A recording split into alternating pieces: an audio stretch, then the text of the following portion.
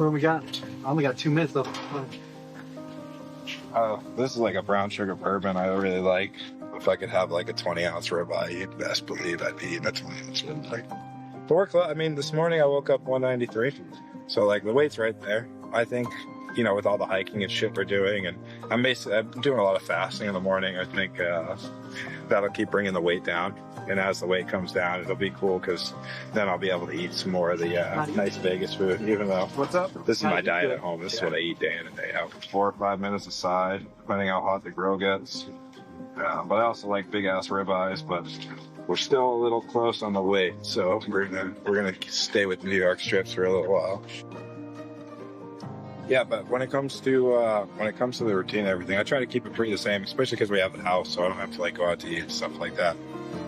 Go out to eat all the time is great. So I try to stay pretty regimented because I think, you know, that's what a proper athlete does in general. But I'm sure there's some wild boys out here doing some shit. I don't know how some of these guys do it because I had to run like a business, have a family, take care of a house. Like the dudes who are out there all over the country, usually they're single, right? They can travel all over the place. They got someone that takes care of it, and you know they go all in. But you know, I've wanted to do it forever. I don't know what it is, man, about having my kid, but like my perspective has just completely changed on what's important. And like these matches, like I want to win them all, but it doesn't really fucking matter. You know what I mean? It does in a way. It's cool. It gives me an opportunity and stuff like that. But like I've already wanted life, so all this shit's just kind of extra. At PGF, which you would feel like should put the most pressure on me with like the cameras, everything's different, you know. I know I have the social media following and stuff like that.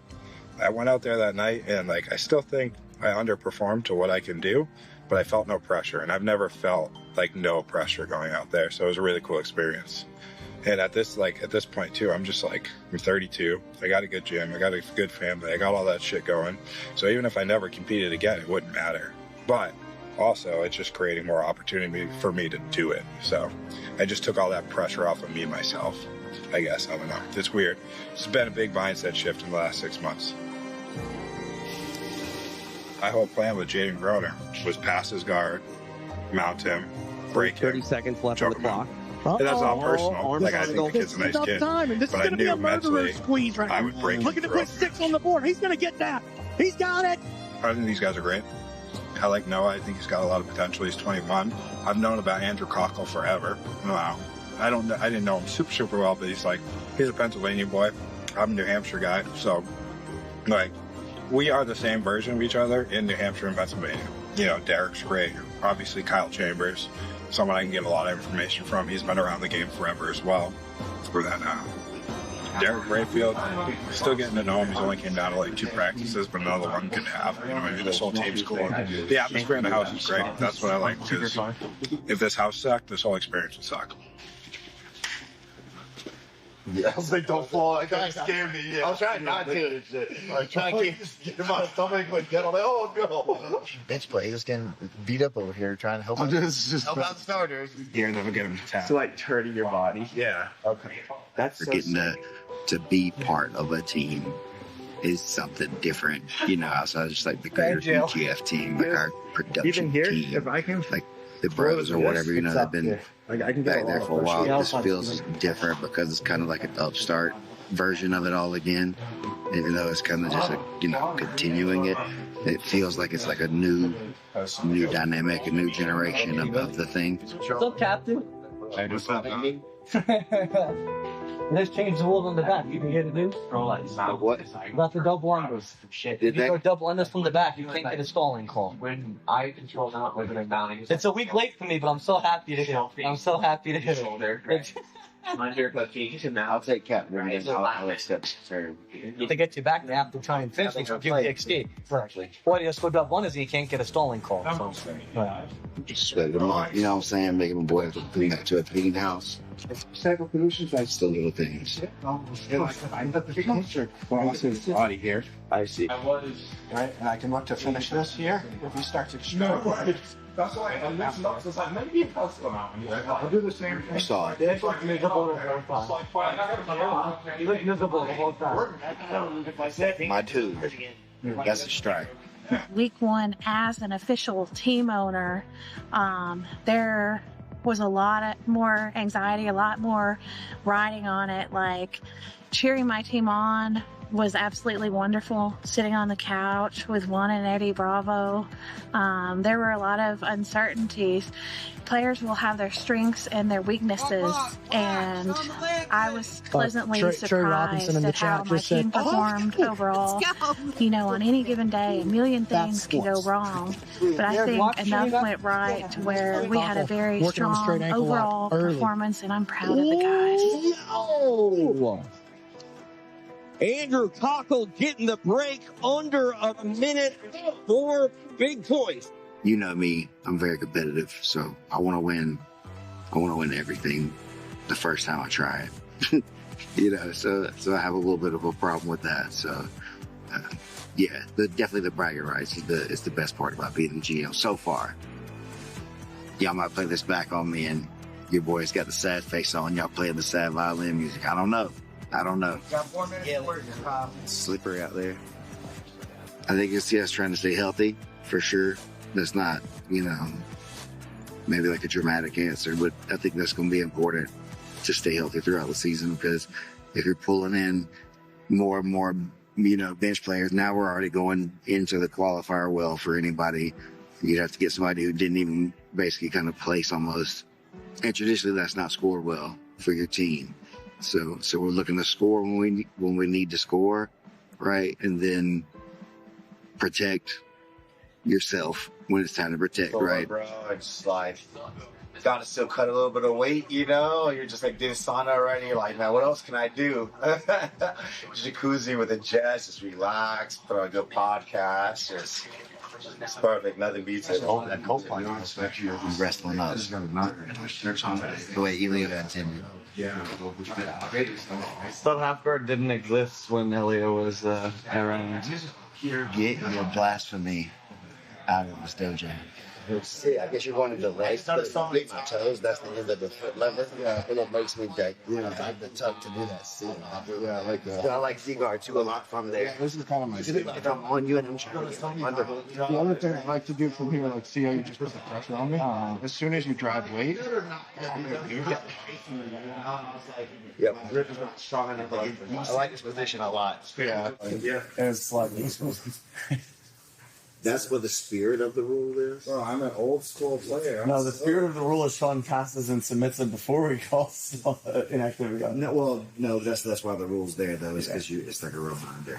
So I do it before stuff. Sitting here like this the entire time, and he figured out that last season we wouldn't turn the shot clock on, or we would turn it off once we turned it on if he was rolling despite doing this. And we realized last season, like, we need your hands to come away from your neck. And so, like, if you're going to be on the back, especially, like, if, you know... I was trying to hand fight with the secondary hand I was trying to stop a choke with. And I had this one hooking there just so I didn't get choked. But I was trying with the one. Yeah, and that's I got to do more. I was just... Now we're slowly, increasing that pressure.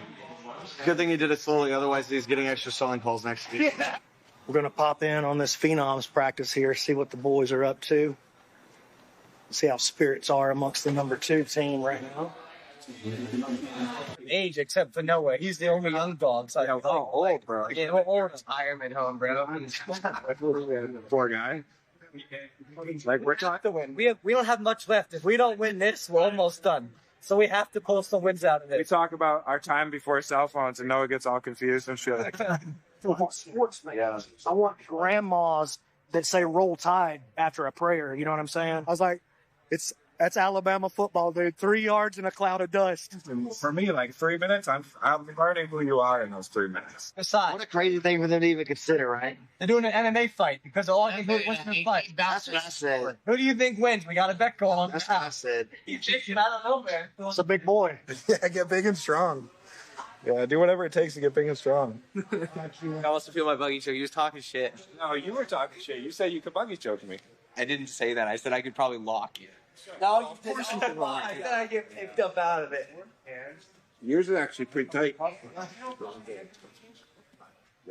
Hey. It's by choice, though. Yeah, also, as soon as you picked that one up. You didn't have to say that. It's good for you. Builds character. It's about to get spicy this season. Well, you got to start with the Las Vegas Kings, the first franchise ever in the Professional Grappling Federation, setting the tone both.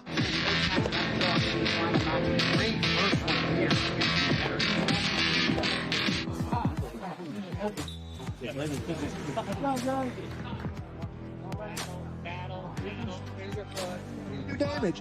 We saw what he did to Grimy last week. Ooh, Hurd gets in trouble.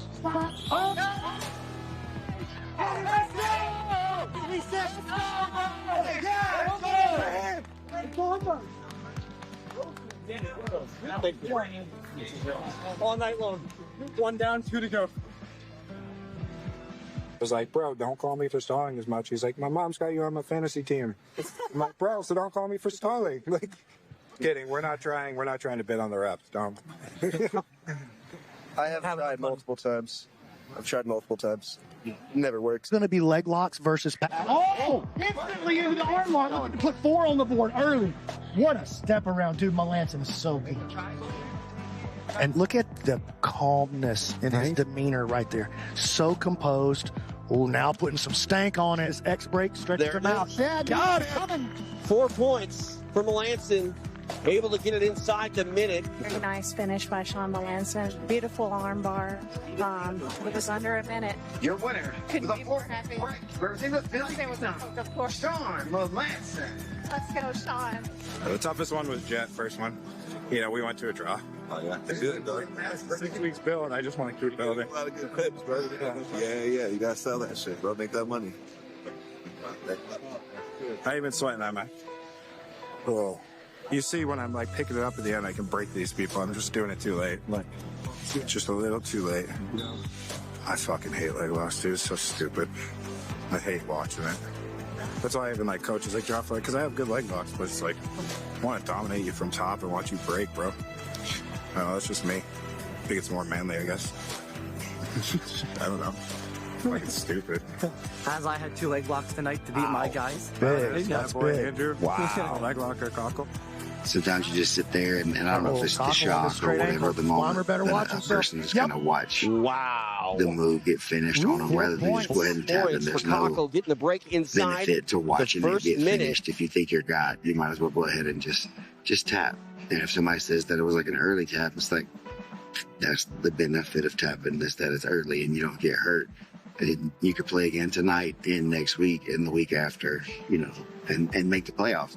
So how many guys have made the playoffs sometimes because everybody dropped out from injury or whatever going into the playoff? They were too broken up to make it to the playoffs. So there's something to be said for just even getting to the finish line at all. Oh man, it's still the beginning of the race right now. We're not even really started, hardly. So nothing's real yet. It's all still subject to change, you know, especially opponents and things like that. So just stick in there with us. We're going to do our thing this season no matter what. And yeah, that's going to take some wins and some losses. So we're going to be there at the end and keep our heads up high no matter what the outcomes are going to be. It sucks, you know. This is not my best performance. This is not what my jiu-jitsu is. Yeah, I'm looking to hopefully put some points on in this next match. If not, I'm going to be coming in hot next week.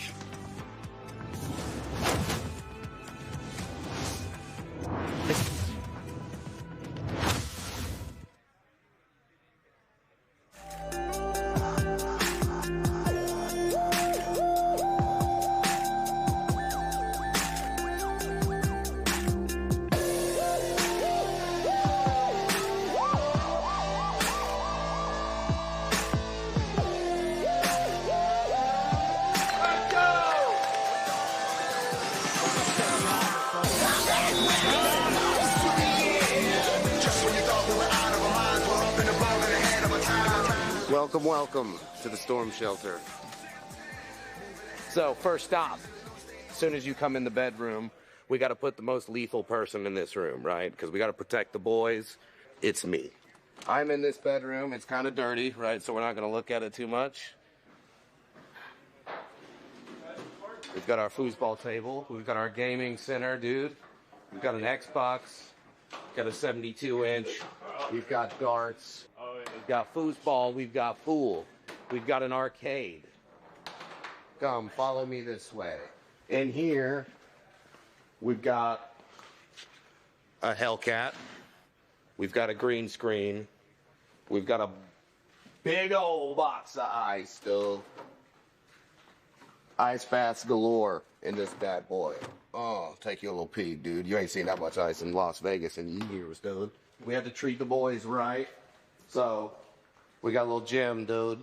Power rack, squat rack, running, cardio's for sissies. I don't do it personally. It's basketball court. We've got mats that are being cleaned and dried right now. So if the boys don't want to go up to the gym, they don't have to, dude. Here at the Twisters, we treat our athletes right. Batting cages. Fun fact, there is a little golf pad out there. Turns out, when you've got arms like this, dude, you hit golf balls, they go right through the net. So, it is what it is. We've got a flat top. We've got a grill, both propane. Yes, because gas is more expensive than charcoal, and we wanted to spend the extra money. We've got a hot tub. Milkshakes will be had in the hot tub. We've got horseshoes, 2 rows. Who knows? I don't know. I mean, I could not tell you the last time I heard of anybody playing horseshoes, but I'm glad we've got it. We've got an outside shower because we don't let Jake Strauss use the inside shower. We've got a wild Zubroni size. In his beanbag, dude. Yes. He claimed that beanbag day one with his royal purple. What up? That beanbag's nice, dude. I'd be sleeping like a little baby.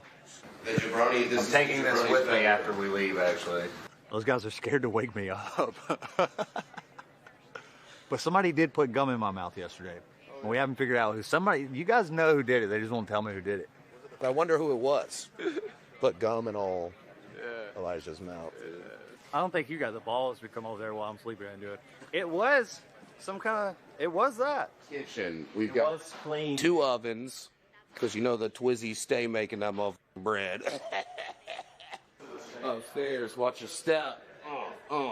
We got the loft. You know we had to splurge a little extra for the Wii. Everything is Prince themed. Epsom salt at the bath. You already know how we do it. Brush, beard oil, Garnier Fructis, leave-in conditioner. Got 10 bedrooms. We could sleep all day.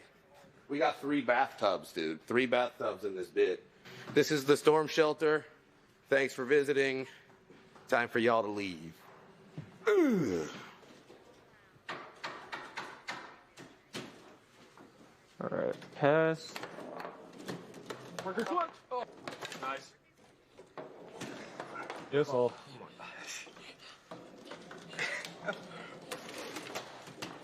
Fuck, I almost headed the other way. Oh, fuck. Today we're about to go to the New York. Ride the roller coasters, see the sights, the bright lights. No, I was definitely about to hit that. I'll tell you that for sure. Still want to get me spinal. Oh, people around the corner here. Look, I'm getting destroyed. I'm still gonna win the. Great jump up, I don't give a fuck, dude. Kevin Buehring was undefeated in chess in the house, dude. I'm not talking about that shit, dude. Jake beat him, our resident caveman. It's like 4-1 though, so I'm not stressing too bad.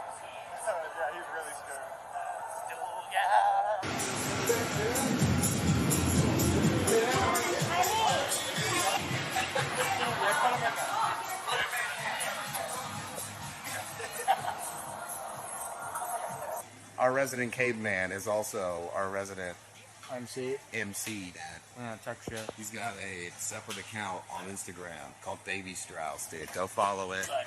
It's got like 1,000 freestyles on it, dude. I actually do hear it. Take shit. He sat down and wrote one the other night, and he didn't even write it. He just found a beat, just freestyled over it, spoken into existence type shit. I'm up this knee. I scuffed. Do we have to? Yeah, we're lifting. Doop. JBA Universe. That's gross, dude. Come here, Parker. That's gross, dude. Feet up. Post down.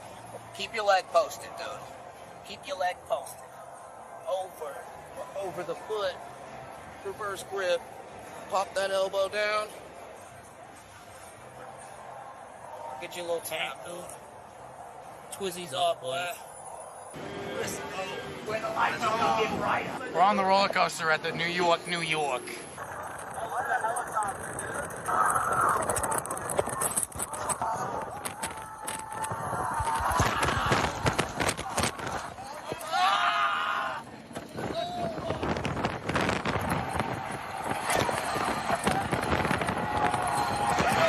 It smells like fried chicken!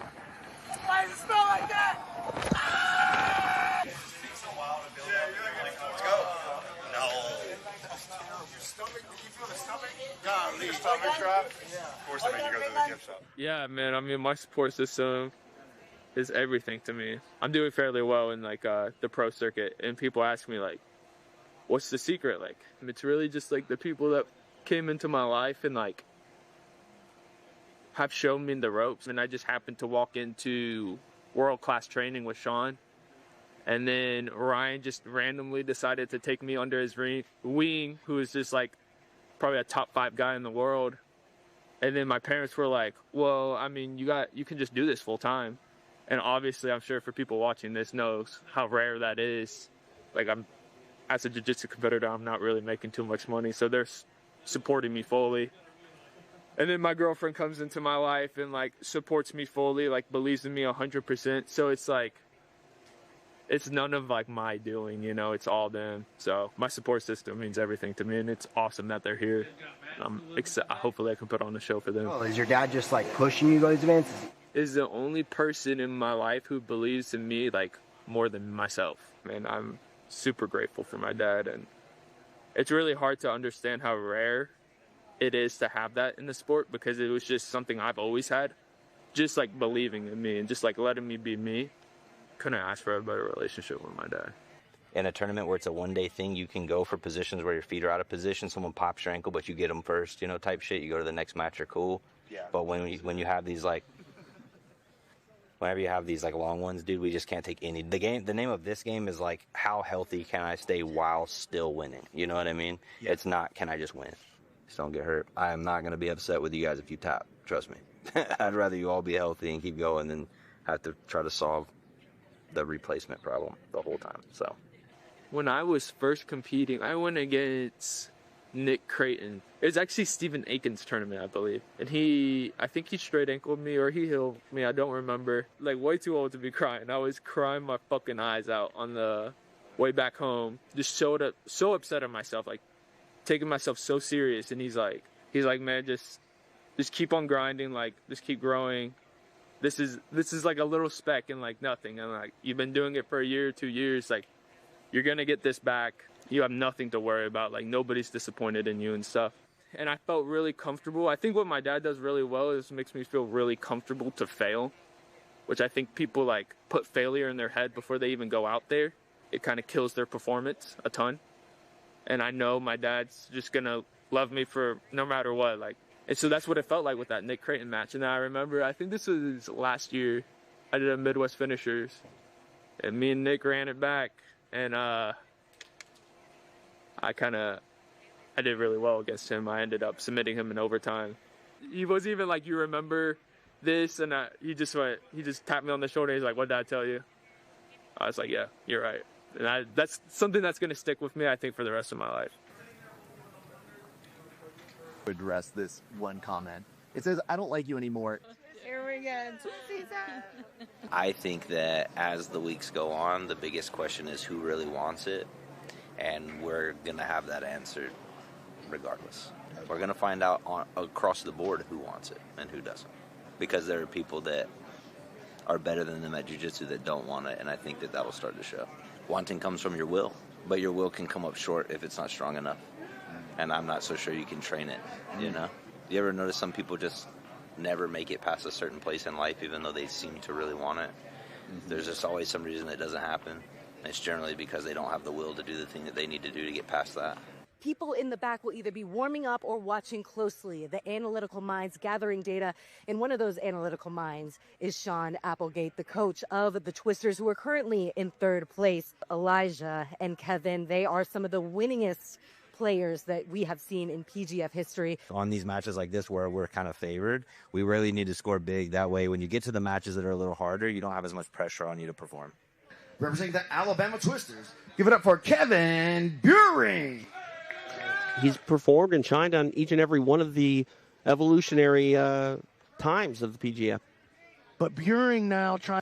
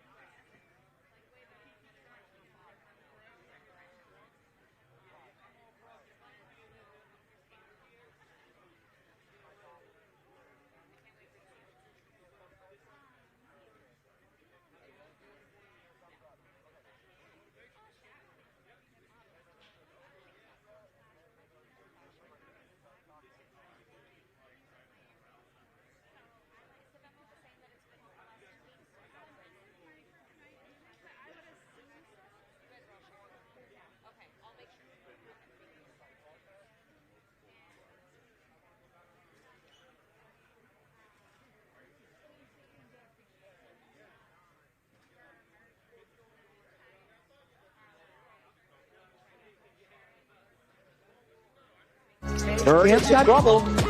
Oh, my goodness.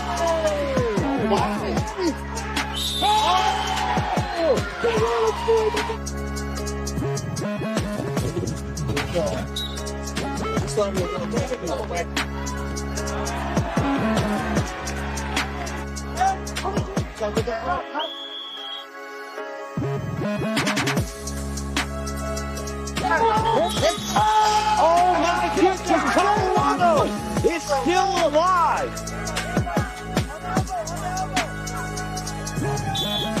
Nice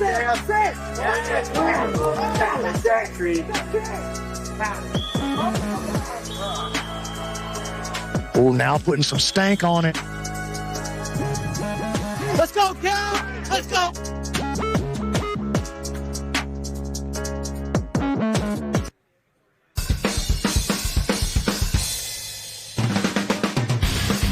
Around the world is the fight capital, but for the third straight week it serves as the backdrop for the Professional Grappling Federation. This is the league with a format that is growing all around the world, one where every submission counts and it could make or break a team's championship dreams. It's all about our teams, and tonight into week 3, every point is very important. The Las Vegas Kings leading the way with 60 points, but the Twisters are hot on their heels, just 7 points behind the league leaders. Tonight, we will mark the halfway point of season number 9. We are live here inside the PGF Arena in Las Vegas, Nevada. It is the site of PGF World.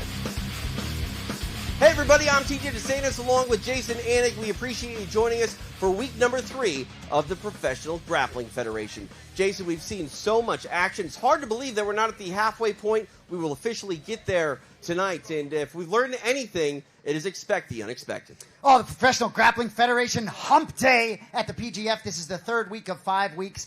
Last week was all about the Alabama Twisters, as you said, on the heels of the Las Vegas Kings. Philadelphia Phenoms got to make some noise, get back in the mix. And Colorado Wolverines flat on the mat. Really feels as though they're on life support here as we enter week 3. Can't wait, brother. If you are new to PGF, fear not. It's never been a better time to jump in there right now. But just for the sake of getting you caught up, let's take a look at some of the action that took place last week here at PGF.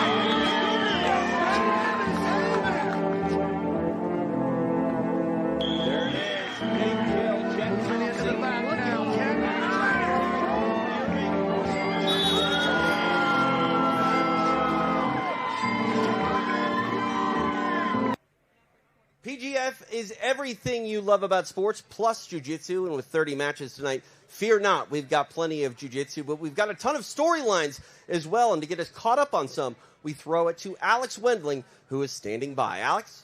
Thank you so much, TJ. It is absolutely insane to think that we are approaching the midway point of the PGF Season 9. There's been plenty of action and plenty of points by your Las Vegas Kings, 15 of them coming by the man who's cementing himself as the breakout athlete of the season. It is Chuy Magana. And you can't forget that he got bidded for $1,000 at draft day, and now he is the athlete with the highest ROI with 5 breaks. So this money bag machine is ready and locked in to take on Derrick Rayfield in his first matchup against the Philly Phenoms, who are the dark horse of this tournament, currently in 3rd place and being head coached by Chris Olivo, who has had plenty of experience in the PGF format. Chris, what is your message to your team based off of the experience you've had in this format?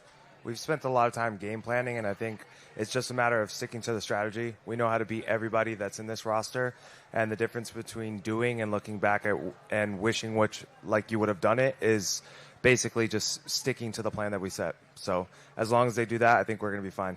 And we've seen some movement in your roster, some injuries, now the alternates. What are you expecting and needing out of your guys to really close the gap and, trail against those Twisters and Las Vegas Kings? I think just because someone's an alternate doesn't mean that they can't be a primary. At the end of the day, everybody's talented. Everybody's super good. All of our alternates have the skills to take out anybody. And I think for them, it's just going to be a matter of showing up the way that they know they can. And when it comes to what you are expecting as a whole, the energy that you feel back there, what do you predict happens with the Philly Phenoms in this first block? I think this first block, we're going to take it. We've had a lot of time to get comfortable, and I think week 3 is when people start to show their true colors a little bit more and kind of get a rhythm for everything, and so I'm excited to see them perform. Week 3 is definitely the time for things to get real. We are not going to make you guys wait any longer. If you were in the Super Chat, don't forget to give tips to your favorite fighters, and we are going to get the Las Vegas Kings and Philly Phenoms underway. PGF Season 9. Week 3, just about ready to go here in Las Vegas, but let's not forget this is a league format, unlike anything else in jiu-jitsu, unlike anything else in combat sports for that matter. So let's take a look at our standings and how they shape up ahead of week number 3. No surprise, the Las Vegas Kings leading the way with 60 points, but after a huge week number 2, the Twisters hot on their heels, just 7 points behind. The Phenoms at 32, and the Colorado Wolverines bringing up the rear at 9 points. Take a look at the individual rankings here at PGF. Kevin Buehring sits atop the board, leading by just 1 point over the PGF champion, Jett Thompson. Austin Oranday at 19 points. Chuy Magana, a breakout star. We'll see if he's got more Mexican magic up his sleeve tonight. He's got 18 points. Elijah Carlton, a name here that has done big things at PGF, coming in at spot number 5. Well, we are here, Matt side, once again, Wednesday nights. It's all about jiu-jitsu. We've seen tons of storylines. We've already talked about Kevin Buehring, and we actually caught up a little bit with the Alabama Twister to see what's going on and how he's doing this PGF season. When I was first competing, I went against Nick Creighton. It was actually Stephen Aiken's tournament, I believe. And I think he straight ankled me or he healed me. I don't remember. Like, way too old to be crying. I was crying my eyes out on the way back home. Just so upset at myself, like taking myself so serious. And he's like, man, just keep on grinding. Like, just keep growing. This is like a little speck and like nothing. And like, you've been doing it for a year, 2 years. Like, you're going to get this back. You have nothing to worry about. Like, nobody's disappointed in you and stuff. And I felt really comfortable. I think what my dad does really well is makes me feel really comfortable to fail, which I think people like put failure in their head before they even go out there. It kind of kills their performance a ton. And I know my dad's just going to love me for no matter what. Like, and so that's what it felt like with that Nick Creighton match. And I remember, I think this was last year, I did a Midwest Finishers. And me and Nick ran it back. And I did really well against him. I ended up submitting him in overtime. He was even like, you remember this? And he just tapped me on the shoulder. He's like, what did I tell you? I was like, yeah, you're right. And that's something that's going to stick with me, I think, for the rest of my life. Yeah. Let's go. Points on the board. So this is the best person in my life. So proud of them. Oh, I love you so much. We're back here, Matt side in Las Vegas. TJ DeSantis, along with Jason Anik, BMAC, the commish, Brandon McCaffrey. It is PGF, and it is everything you love about sports, plus jiu-jitsu. And our resident sports fan, Jason Anik, he's always talking about the X's and O's of PGF, which is interesting because you're not a jiu-jitsu guy, but I do know you're a fantasy guy. Oh, without question. You know, for those that don't know, fantasy, PGF's got everything you love about sports, plus jiu-jitsu. We got a fantasy league. Hit up fantasy.pgf.world right now. Get $7,000 to spend. I had a pretty good week last week, by the way. Illegal lineup in week 1. Different story. But my top 3 guys tonight, Melanson, Haven, and Cochel. Hopefully carrying my squad today. But hit up fantasy.pgf.world. Fascinating. $7,000 budget, 7 athletes. Can't get enough of the fantasy, BMAC.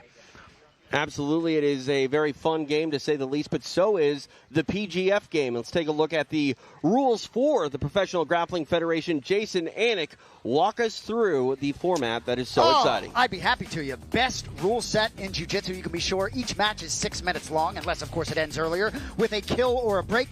kills or chokes worth 6 points. Joint locks or breaks worth 3. Any submission under 1 minute, kill or break, gets an extra point. We call that an elbow genie in the PGF, if you don't know.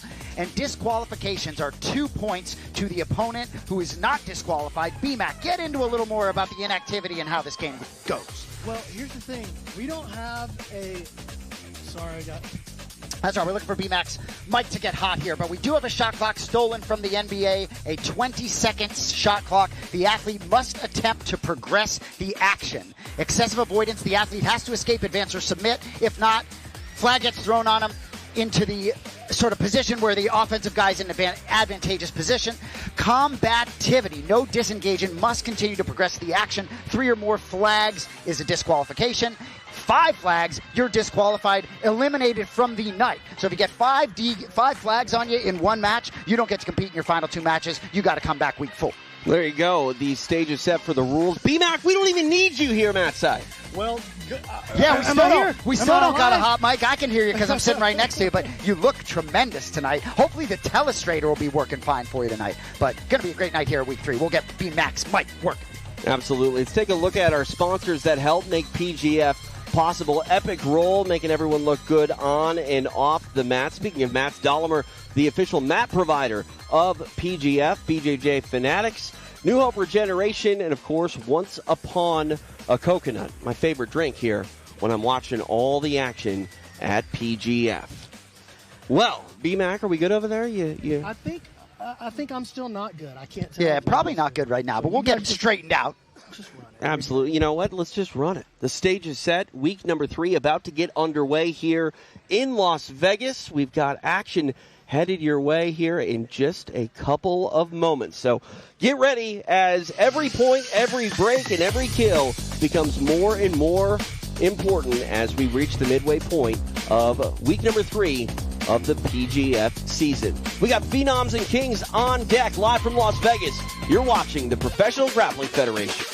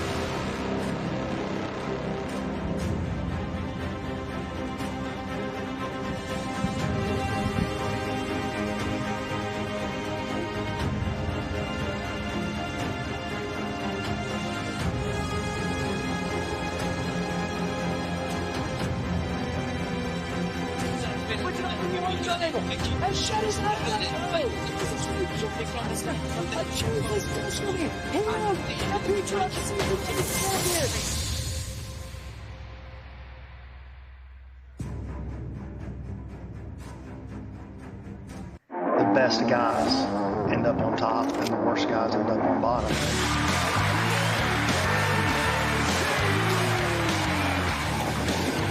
It's just an opportunity to continue to keep myself honest and test my jiu-jitsu. I received therapy 2 different times. And through the therapy, I've seen incredible improvements in chronic inflammation, in immune disorders that I've had my entire life. I've noticed differences in different joints, and specifically my left shoulder. I'm sure most grapplers or submission artists have dealt with the same thing. Through New Hope Regeneration Therapy, I've actually had that go away. Things that I had been told by regular doctors that I would have to go get surgery or there's no way around it, I've seen dramatic improvement, so much so that I brought my family into New Hope Regeneration. I encourage you to go to newhoperegeneration.com and get more information, get a consultation, and see how this can change your life. I'm Ricky Lundell, and I've been working with New Hope Regeneration Therapy for 8 months now. To heal faster, fight harder, compete for longer. Schedule your free consultation at newhoperegeneration.com.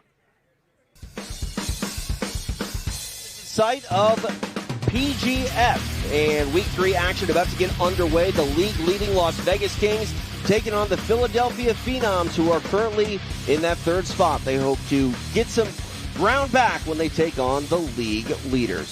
For our first matchup in the Athletes Walk, we go out to Stephen Aiken, who's standing by on the mat. Go ahead, Stephen. Ladies and gentlemen, it's Wednesday. Welcome to Week 3 of the PGF 2026 season. The first athlete making his way to the mat, representing the Vegas Kings. Give it up for Jared Fekete. Here he is, Jared Fekete of the league-leading Las Vegas Kings and the healthiest roster in the Professional Grappling Federation. Fekete rounds out a squad that has been fully healthy the whole way. He had a great moment to begin this 2026 season with a kill over Noah McCauley. Has yet to find the scoreboard since. Got some tough opponents here with Kochel and Elijah Carlton, his first 2 matches of Week 3. And the Kings might be leading in reserved seats. They've got a Kings court of fans over there tonight. Fekete hopes to give him something to cheer about here early. Time for his opponent to walk. We go back out to the mat with Stephen Aiken. And his opponent making his way to the mat, representing the Philly Phenoms. Make some noise for Andrew Kochel! Here he is, Andrew Kochel. Been a great injection into this season 9 of the PGF. Really fun to watch. Love his energy on and off the mat. Has had some really nice moments, a couple quick breaks in under a minute. 2 out of 3 last week. Big wins over Cam Hurd and Clayton Weimer. He's going to have to make a big moment nice and early as he did last week for the Phenoms. Tail the tape for match 1. Fekete with 9 points. Kochel with 12 points for his Philly Phenoms. We'll see what happens here in our first match of the night. TJ DeSantis along with Jason Anik, the commish, BMAC, Brandon McCatherine here as well. Appreciate you joining us here live from Las Vegas. Interesting matchup here between numbers 8 and 9 in the individual standings. So certainly a moment for Fekete to, cut the gap a little bit with Kochel at 8. We talk about 8 and 9. I mean, those positions, we haven't focused too much on standings, but they become all more important here as Fekete gets top position. Now rolling for the neck there. A lot of action here early. Yeah, these boys are scrapping it out early. Hey, I'm here. Hey, nice we to got talk to you guys. McCatherine on the sticks. Attaboy. And Jared getting over into the closed guard on the top of the position of the closed guard pretty early. And check it out, Andrew locking a body triangle. What's the mindset with that, B-Mac? Well, he bailed on it now, but a lot of times it's just, can I make this guy as unhappy and uncomfortable as possible? And, in the closed guard, and we actually had a big moment about this during the rules meeting. In the closed guard, it's always the responsibility of the top player to break that. Here's the problem, though, is that exposes your legs, and now you got Andrew Kochel, who's the number 1 4-point breaker in the league this year. He's got more under 1-minute finishes than anybody in the league right now this season. And there you go. Kochel's an animal. There's the evidence. Minute 12. Andrew Kochel not getting the elbow genie, but if it gets a hold of your leg, more often than not, he takes it home, and he does there to kick off week number 3 here at PGF. To make it official, we go to Stephen Aiken. Your winner with a break, representing the Philly Phenoms, Andrew Kochel. Andrew Kochel opening up the scoring for his Philly Phenoms. That's exactly the way they wanted to start off their night, getting some points off the league-leading Kings. Kochel setting the tone. BMAC, walk us through this replay presented by Dollar. Well, this has been the big surprise move of this season. It's a crossbody straight ankle lock. If you want to take a look back at it, let me see. Let me see if I can rewind this here just a little bit. We'll take another look. Well, maybe not. That's okay. We'll just take a look at Chris. He's dressed really nice. Fresh to death, as usual. That's good. He's got his game face on as well, and so far his Phenoms doing the job they need to, putting points on the board. 3 points for Andrew Kochel and the Philly-based Phenoms. All right, time for our next matchup. We go back out to the mat with Stephen Aiken. Here with Andrew Kochel. Andrew, we spoke earlier today, and you said you wanted to get a chance to get on the mic here after the first match. I said you got to get a win. At the very least to get here, you did that. You said, hey, remember what you said? I did. Here you go. Yeah, I'm away from my family this week. It happens to be my wife's birthday, and she's pregnant. So I just wanted to come out here and get a win for her. So happy birthday, Madison. I love you so much. Thank you, Andrew. Big win. Fast breaks for this season. What can we expect the rest of the night? Same thing. Coming out, getting quick submissions. And I'm just going to be more aggressive each match. I'm feeling good tonight. Appreciate it, Andrew. Andrew Cochel getting it done. I mean, we might need to start calling him Andrew Crackle. He's getting breaks. And he starts the night off quite well. I'm being told that we have a look at that submission if you want to run it back real quick, B-Mac. Okay, well, let's take a look then. I think I have control here. This is the body triangle here, so we definitely need to go way past this. I got a fast forward button. Got all the toys here at PGF. Yeah, we'll get to it later, guys. I don't want to do it right now. I want to hold up the show. Just keep pushing. Don't want to get hit with a shot clock violation here to start the night. All right, back to Stephen Aiken for our next match. Our next athlete making his way to the mat, representing the Vegas Kings. Give it up for Chuy Magana. Here he is, Chuy Magana on a 5-match break winning streak. Had a draw in his first match at PGF. Broken legs 5 straight.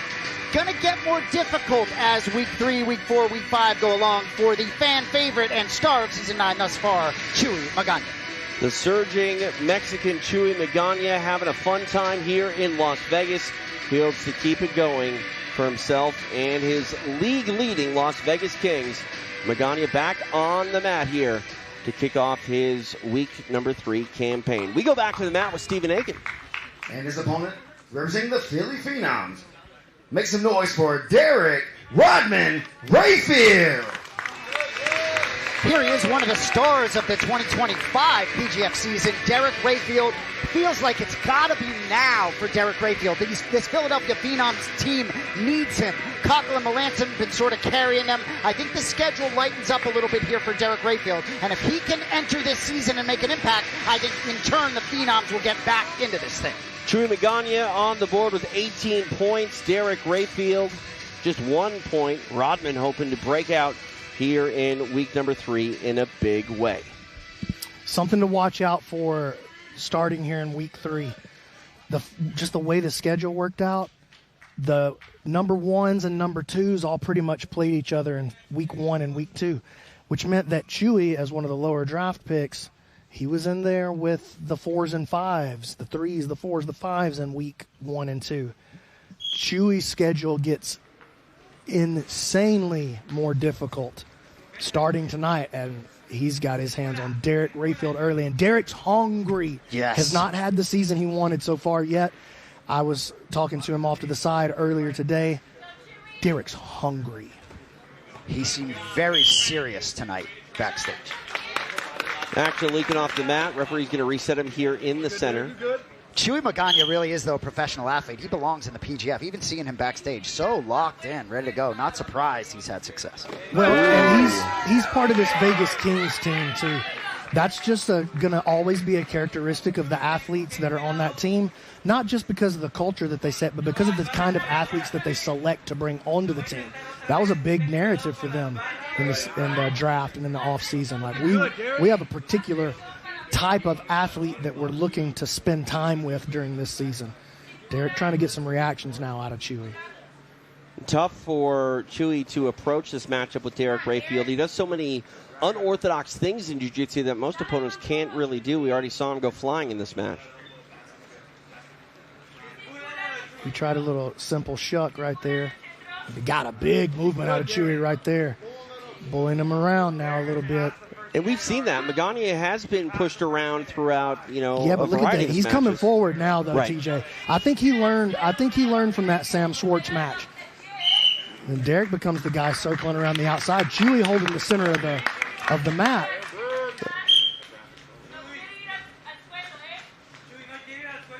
Looking back at Chuy's record, BMAC, it was interesting. We actually had a chance to call him in Combat Jiu-Jitsu Mexico, and in that night, he made it to the tournament finale, and he took on Diego Lopez, a man who we weren't familiar with on that night. He's been out there with some of the best, and here at PGF, he's proven to be more than a worthy opponent, and he's doing all right here on the mat here with Derrick Rayfield. Yeah, man, we've had such a awesome opportunity, you and I, TJ, to deal with those combat jiu-jitsu matches. And I think maybe Eddie and Vic don't get enough love for what they really did to help elevate our sport to the next level, man. Oh, look, a little picture-in-picture down there. Take a look at Coach Ricky Lundell. Coach Ricky. But yeah, I know we're in mid-match, but I want to take this opportunity to really shout out and say thank you on behalf of all the jiu-jitsu community to Eddie Bravo and Vic Davila for what they've done, especially in the no-gi community and then south of the border down in Mexico to really help take our sport to the next level. Yeah, the sport has changed so much here. Magana on the shot clock.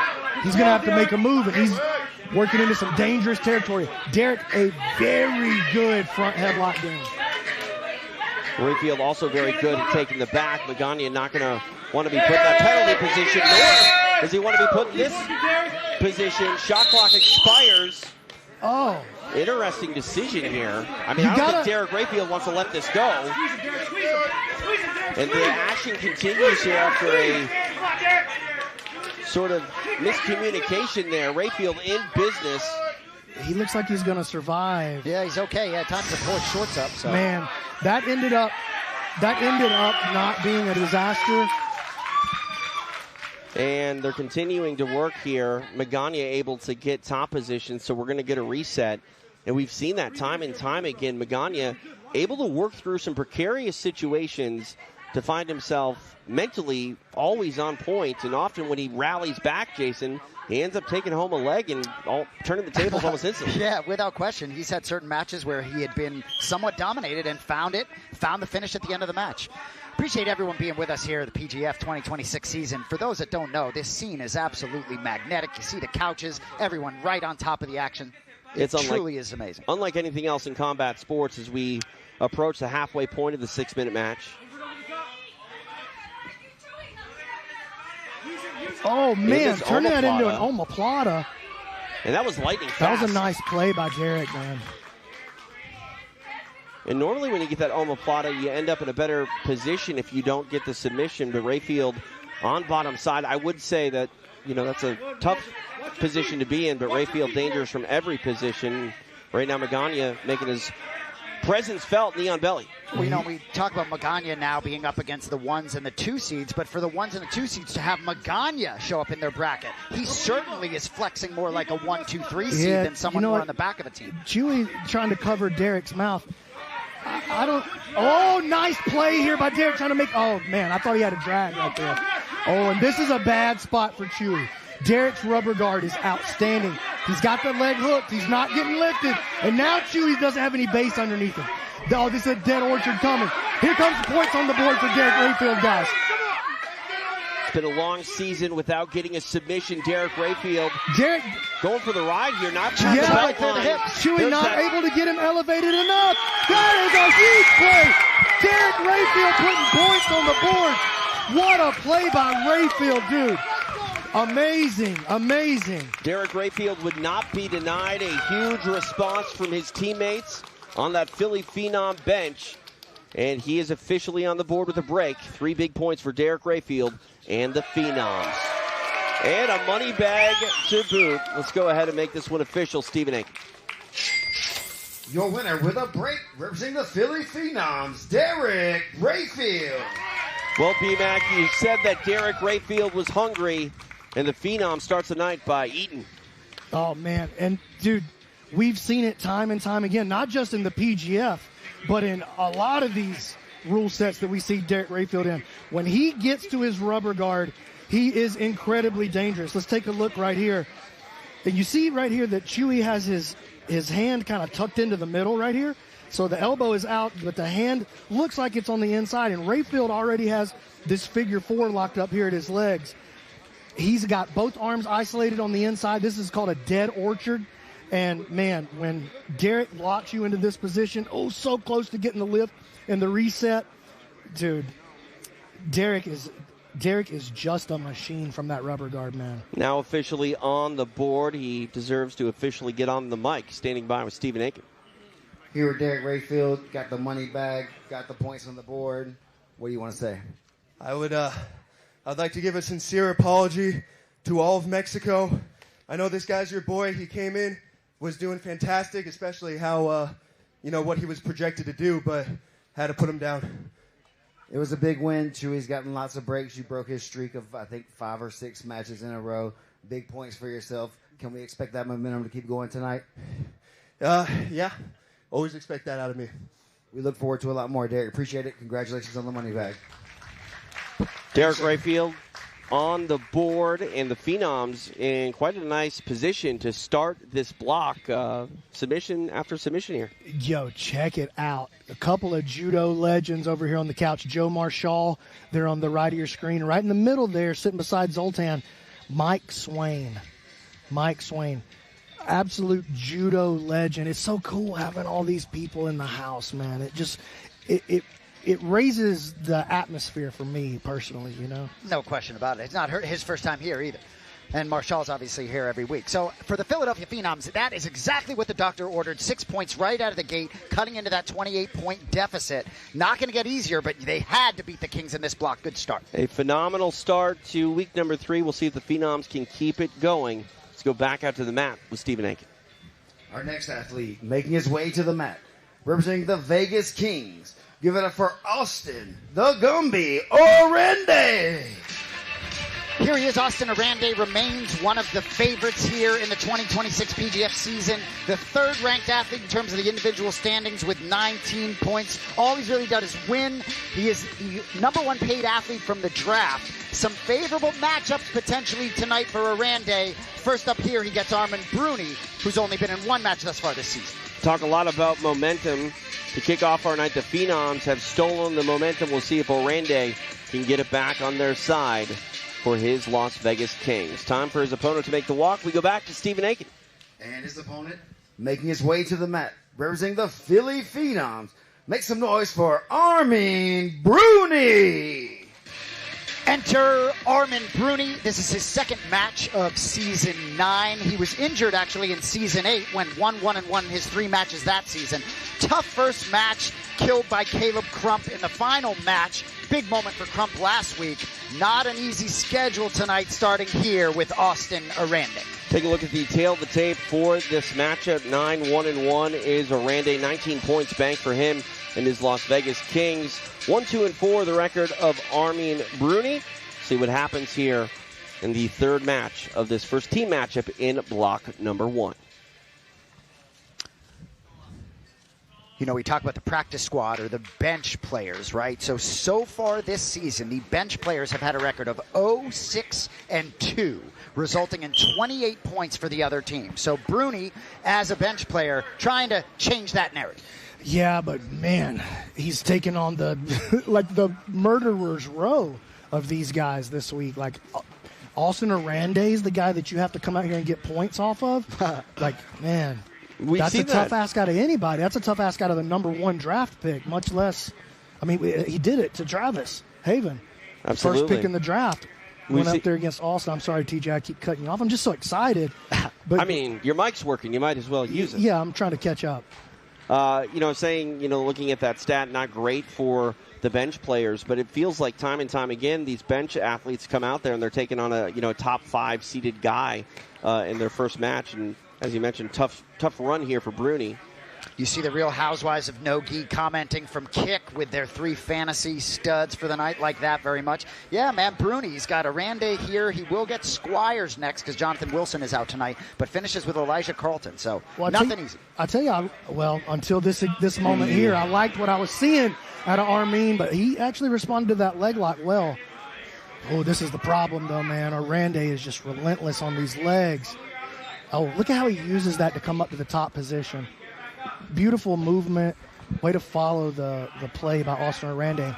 I think Austin's got to be thinking about 6 right here, dude. He wants 6. Be a great way to get momentum on their side and steal it away officially in this first block of the night. You see Coach Ricky Lundell cheering on his Las Vegas Kings. Hey, so far so good for Bruni, though. This is what he's got to avoid. He's getting into this straight ankle position. He got it. Nicely done. Oranday getting the break. 3 points now, pulling ahead of the Phenoms here in this opening block. And what would you expect? Nothing less than that from the highly respected Austin Oranday, getting it done in his first match here of week number 3. Let's go to Steven to make it official. Your winner with a break, representing the Vegas Kings, Austin Oranday. Dude, the Kings are just so deep. They just, it's like, Phenoms, nice start to the block, and then you got Oranday showing up. And now we got Jett Thompson and Cam Hurd. They're two franchise players to close out this first half of the block. Let's take a look at that submission, the break for Oranday, brought to you by Dahlinger. B-Mac, walk us through. Well, you saw that Austin was on the leg hunt the whole time. He takes that bite early, and dude, look how fast Armin had to tap. This is just a straight ankle lock, guys. Just a regular old-school straight ankle lock. You can see the heel is not slipping right there. If it was slipping, we'd call it an Aoki. Armin tries to turn out and run this way, but that's exactly what got him to go belly down right there. Nice win for Austin Oranday. 3 points, pulling ahead of the Phenoms here. B-Mac, let's take a look with the telestrator. All right. I was just saying a second ago that he was getting belly down on it. These days, here's the truth. If you can get to a straight ankle lock, just a bite. You see Armin trying to turn out and run it back this way, but just nothing going for him. Austin able to follow that movement. But if you can get belly down, head to the ground, all you need is 3 points. Head to the ground, 2 knees on the ground, and you're going to be able to do something pretty ferocious, man. Big way to start the night for the Kings. Austin Oranday. All right, our action continues in this first block. We go back to Stephen Aiken. Our next athlete making his way to the mat, representing the Vegas Kings. Make some noise for Jett Thompson. Here he is, the man, Jett Thompson, 4-0-2 thus far this season, just trailing Kevin Beuhring by 1 point in the individual standings. Hotter start to season 9 than season 8 for Jett Thompson. Hard to believe he won't continue tonight against Atkins, Ortiz, and Schwartzapfel. All right, Jett Thompson ready to get his night started. For his opponent's walk, we go back to Stephen Aiken. And his opponent making his way to the mat, representing the Philly Phenoms. Give it up for Derrick Adkins. Here he is, Derrick Adkins, making his Professional Grappling Federation debut in this 2026 season. Hails from Edmond, Oklahoma, a black belt under the legend Carlos Machado. This guy, one of the older guys on the roster at 36 years old, has a lot of coaching experience. In tonight for Chambers. Kyle Chambers is out tonight, so Chambers was 1-0-5, so maybe an opportunity here for Atkins to solidify the back end of this Phenoms roster. Atkins might be older, but he steps on the mat with the man here at PGF. Take a look at the tail of the tape. 23 points racked up for Jett Thompson. We'll see what he can do as he starts his night against a bench player. B-Mac, besides this mustache that's incredible, talk to me about Derrick Adkins. Well, 2 Oklahoma boys out here right now, to be honest. That's a big part of it.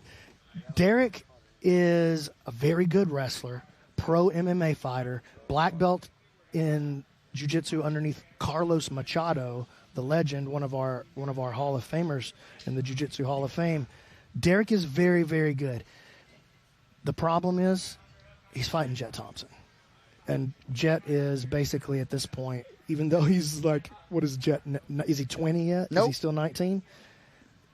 How do you call him anything but a legend in the PGF at 19 years old? I'm with you. There's just an explosivity to the way in which Thompson grapples that really puts him in a class of his own. Yeah, he's vicious, and he's vicious from every position, dictating the pace here on bottom from this closed guard. You saw our guy Raph from the Grappling Hour comment, and 3 fights, 3 finishes, just how we like it here at the PGF. Yeah, well, that's what I think is going to be the story of weeks 3, 4, and 5, to be honest with you. I think because all of the top seeds played each other in weeks 1 and 2, we already had a well over 60%. Oh, there's a shot clock on Atkins. We already had a well over 60% finish rate, which is insane compared to every other jiu-jitsu event on the planet.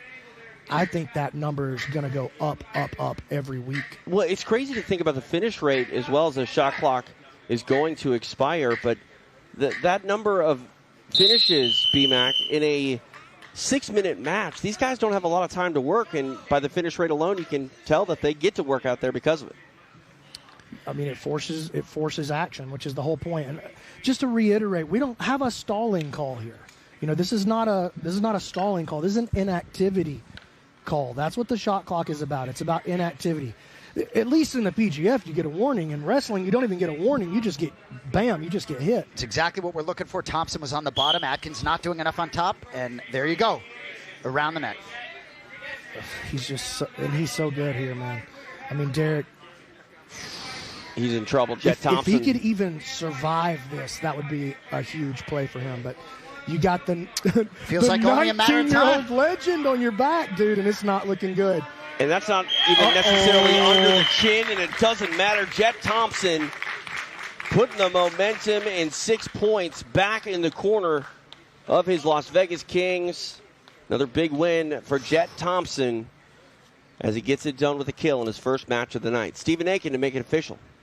Your winner with a kill, representing the Vegas Kings, Jett Thompson. So many things factor in here, right? Got a guy like Kyle Chambers who's never been finished in the PGF. The practice squad player that gets inserted gives up a big 6-pointer. That's huge for the Phenoms, who got off to a great start in this block. Replay here brought to you by Dahlinger. Jett Thompson, not even all the way under the chin, B-Mac, but it doesn't matter. He'll squeeze right through your face. It doesn't matter. And if you do it well, you still get the arteries, even if and he did end up getting under the chin. Derrick felt that he had to lift that chin just to stay alive right there. Oh, and, appreciate everyone watching all around the world, and including our viewers on Kick. Yeah, and I want to make a major shout out to everybody watching on Kick. Fighting Sloth in there, CJ Nola, JB, all these guys watching on Kick. We're making our move to Kick for the first time, and so this is a big deal for us that you guys are watching. Thank you very much. And who's next grappling? That's our boy in Australia, yes, it not? It is. Yes, it is. More news on that coming later in the season. All right, more action to be had on the PGF mat. We go back out to Stephen Aiken. Our next athlete making his way to the mat, representing the Vegas Kings. Make some noise for Cam Hurd. All right, here is one of the two franchise players on the Las Vegas Kings. Had a great start to this season with a break over Derrick Rayfield. First match of week 1, has yet to find the scoreboard since. Tough night ahead. Melanson coming up here, and then Haven and Groner to round it out here for Hurd tonight. Cam Hurd always improving on the mat. We'll see if he can improve his campaign here as he gets week number 3 started for himself as the Las Vegas Kings take on the Phenoms. Let's go back out to Stephen Aiken. And his opponent making his way to the mat, representing the Philly Phenoms. Make some noise for Shawn Melanson. Here he is, been an absolute star of the 2026 season. Shawn Melanson finds himself absolutely in the playoff picture. Began the night in the 6th spot. He'll have to do it again, kind of put this Philly team on his back. Despite Rayfield and Cochel getting on the board, they trail here in the block. 14 points already banked up for Shawn Melanson, 6 on the board for Cam Hurd. And our matchup between the Kings and Phenoms continue here in Las Vegas. TJ DeSantis along with Jason Anik, B-Mac, Brandon McCaffrey. He's the commish. Appreciate you joining us for PGF. Get your money bags ready, boys. I picked this as match of the night way ahead of time. As soon as I saw this one pop up on the schedule, Shawn's been looking for somebody that'll stand up and be a man with him. Cam Hurd will raise his hand. Guarantee it. Talk about getting stretched, broken, and killed here on this PGF mat. I mean, both of these guys stretching out their rash guards. They bring that horsepower. These boys are going to knock heads. In terms of the block, B-Mac, I believe Kings 9, Philly 6. So block still could be had. God, look, Shawn had to acknowledge it. He gives a little smile, a little nod. Melanson, a newcomer to this PGF format. He's been vocal about his experience on the mat, and it's been interesting to see how these athletes, adapt and grow and evolve as this PGF season continues. And Melanson's, I think his view on this format has changed week to week. Yeah, Shawn was talking about how he wants to get out here and scrap on the feet. He wants to get out here and wrestle. Cam wrestled at Virginia Tech, boys. This is not that's not like some run-of-the-mill little rando college play. Like, he wrestled Virginia Tech. Like, this guy can really bring it, and we've seen it over and over again here at the PGF. Cam knows how to really push the pace in every match that he's in. And that's the thing, you were talking about money bags. That's not a submission bonus. The money bag can happen from, a high amplitude throw or good takedown. And like you said, get your money bags ready. These guys could do something big at any second. Yeah, I think maybe that's a misconception and it's out there about the money bags, is that it's a submission bonus. It's not a submission bonus. It's a who made your boy holler bonus. Like it's a who made the chat pop off bonus. Like if you make the chat pop off, you're getting money, dude. Shot clock was on for Cam Hurd. We get a reset here in the center of the mat. Okay. You saw Melanson's physical maturity last week against Anthony Salisbury, then had the man versus boy comment on the microphone. There's the shot. That's enough. That'll reset it. That was a nice deep shot onto the single leg by Cam. That was enough to get the shot clock turned off. And I think, on the feet here with the shot clock, it's all about taking that step backwards, B-Mac. And while Cam Hurd didn't get that takedown, he definitely took a giant step forward in trying to progress the match. Yeah, 100%. And he made a real penetration under the single leg right there, and that's what made it happen. Andrew Punch asking if any drinks have been spilled yet. These guys will make you clutch your pearls if you're in that splash zone. And shout out to Linda for the sub on kick. Melanson now here on bottom. Did Melanson pull guard? Did I see that? He did. Okay. Well, I mean, we already know Shawn is very well-rounded. He's going to have an excellent guard. Cam going to have a hard time trying to pass this thing, but Cam is a absolute pace specialist. Once he senses and feels guard player, he changes side to side, in and out so fast, such an incredible pace. Melanson can't keep the smile off his face. This matchup just seems to have some offsetting tendencies. Melanson back to his feet. Melanson doesn't like those draws, though. Probably pulling guard because he wants to, to initiate the action. Hurd back on the shot clock. Oh! Triangle attempt by Melanson. And now Cam's got to really push right here. He decides to pull guard. He changes his attack to try to get onto the legs. And gets off the clock. And exactly, he changed his approach, and that's in the rules. That's a big part of it. Like, you got to be willing to change something that's not maybe going your way, or it's not really producing the results. And here comes Shawn now into the game that he wants. He wants to get on top, smash, body lock, knee cut, crush, suffer, destroy. That's all he's thinking about. Inside the final 2 minutes of the match. Cam, watch out. There's the same arm lock that Shawn stepped around with against TV Dinner. He's got Cam in a bad spot here. See if Hurd can navigate this. And check out the way Shawn has that left leg woven through under the arm on the other side. That's keeping Cam from doing the escape that he wants. Cam pushing it around, though. He's going to get some gravity on his side here. He may be able to survive this. We have seen him armbar before. Nicely done. Cam Hurd able to get out of danger. Cam takes a peek at the clock. $1:15 to go. And he's taking a peek at the clock to find out how much more time he's got to push, not how much time he has to survive.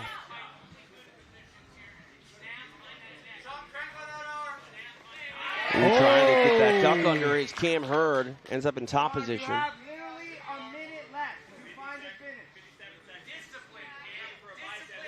Very important points up for grabs here. Phenoms started this team matchup by scoring some big points. Kings rallied, and now the Kings lead.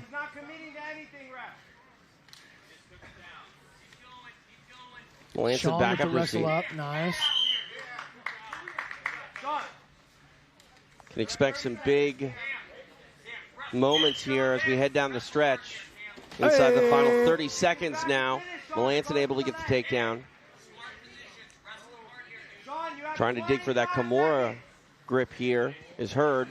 Tried to turn it into an armbar. It's nothing going, though. He's going to have to jump on that head, man. Certainly more offense out of Melanson, but he doesn't find the finish. I don't want to say too little, but too late, really. Hurd trying to take that leg home in the final moments of the match. It's going to be hard to do, though.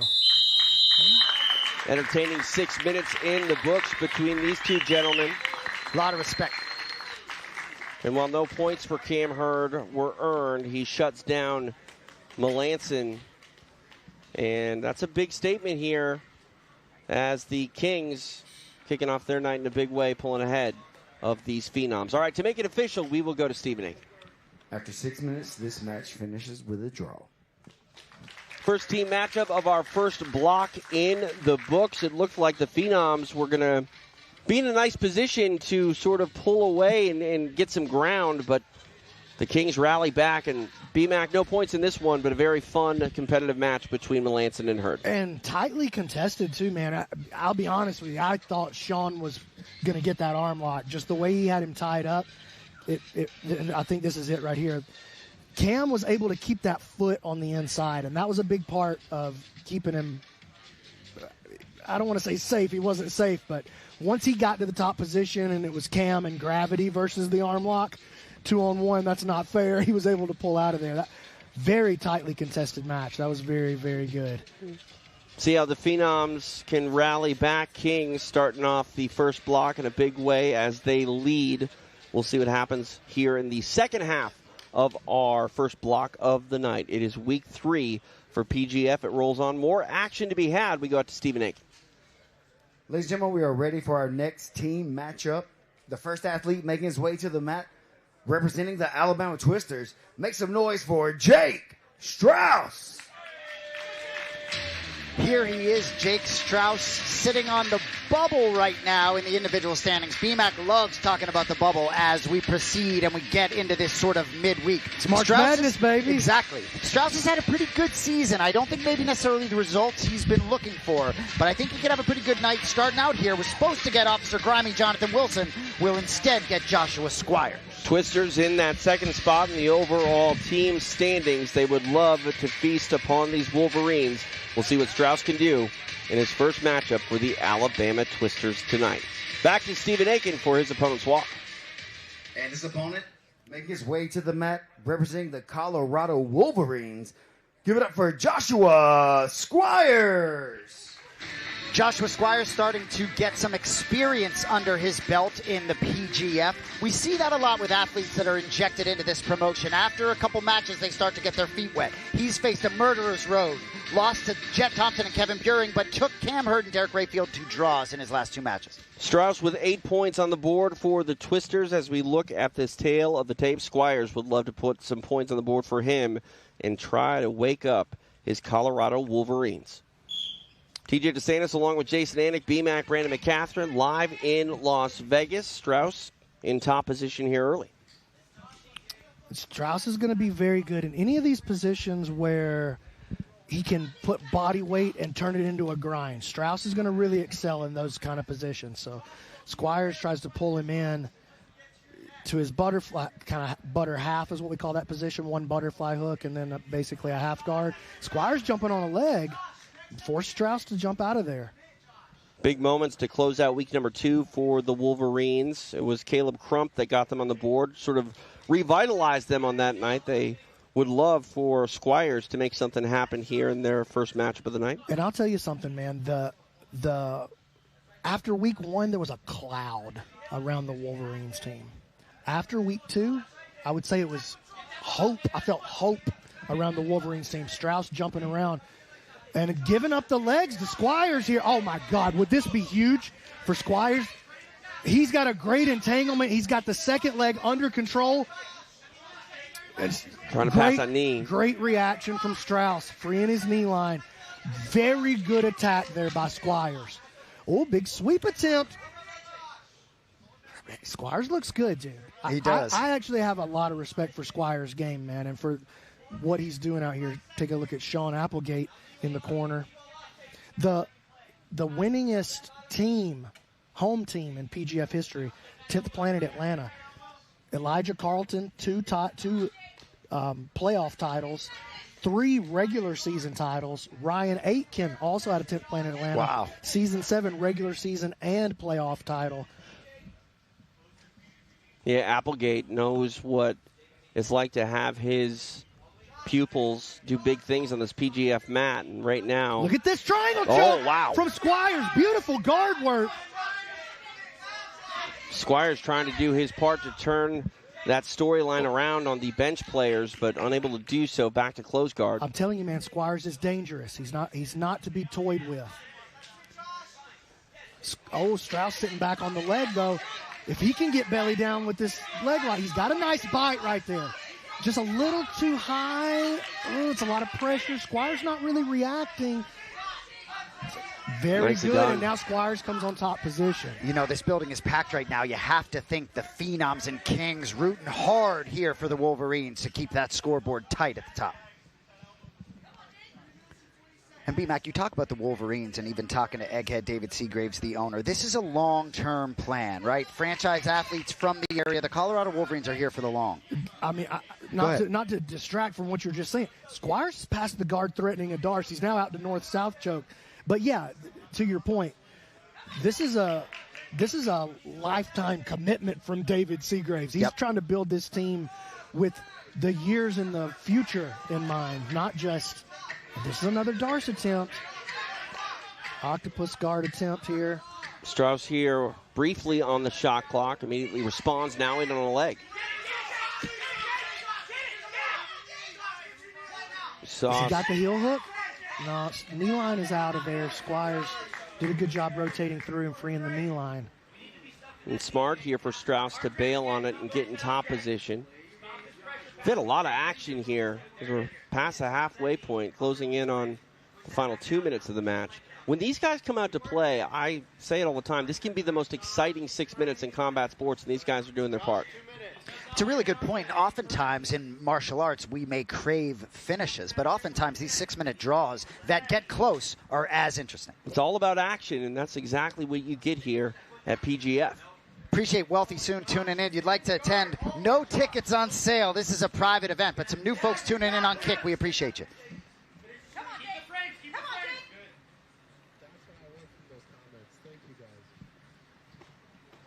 Arm drag on the far side here by Squires. He's got a nice shot.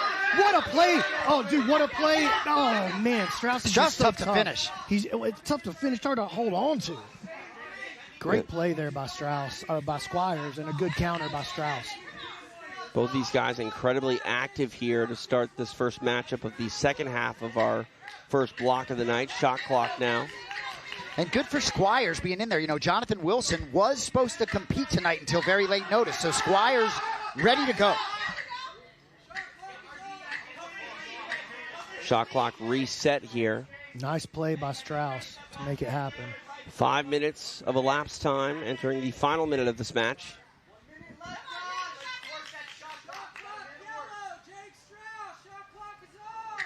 Shot clock comes in again, this time on Strauss.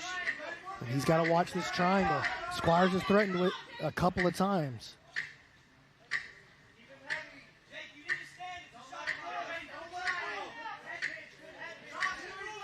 Twister's corner urging Strauss to stand. Easier said than done. There's the flag. Shot clock expires. We're going to restart here in the penalty position. 29 seconds left on the clock. Big opportunity here for the Wolverines. And dude, look at the scene in here. Come on.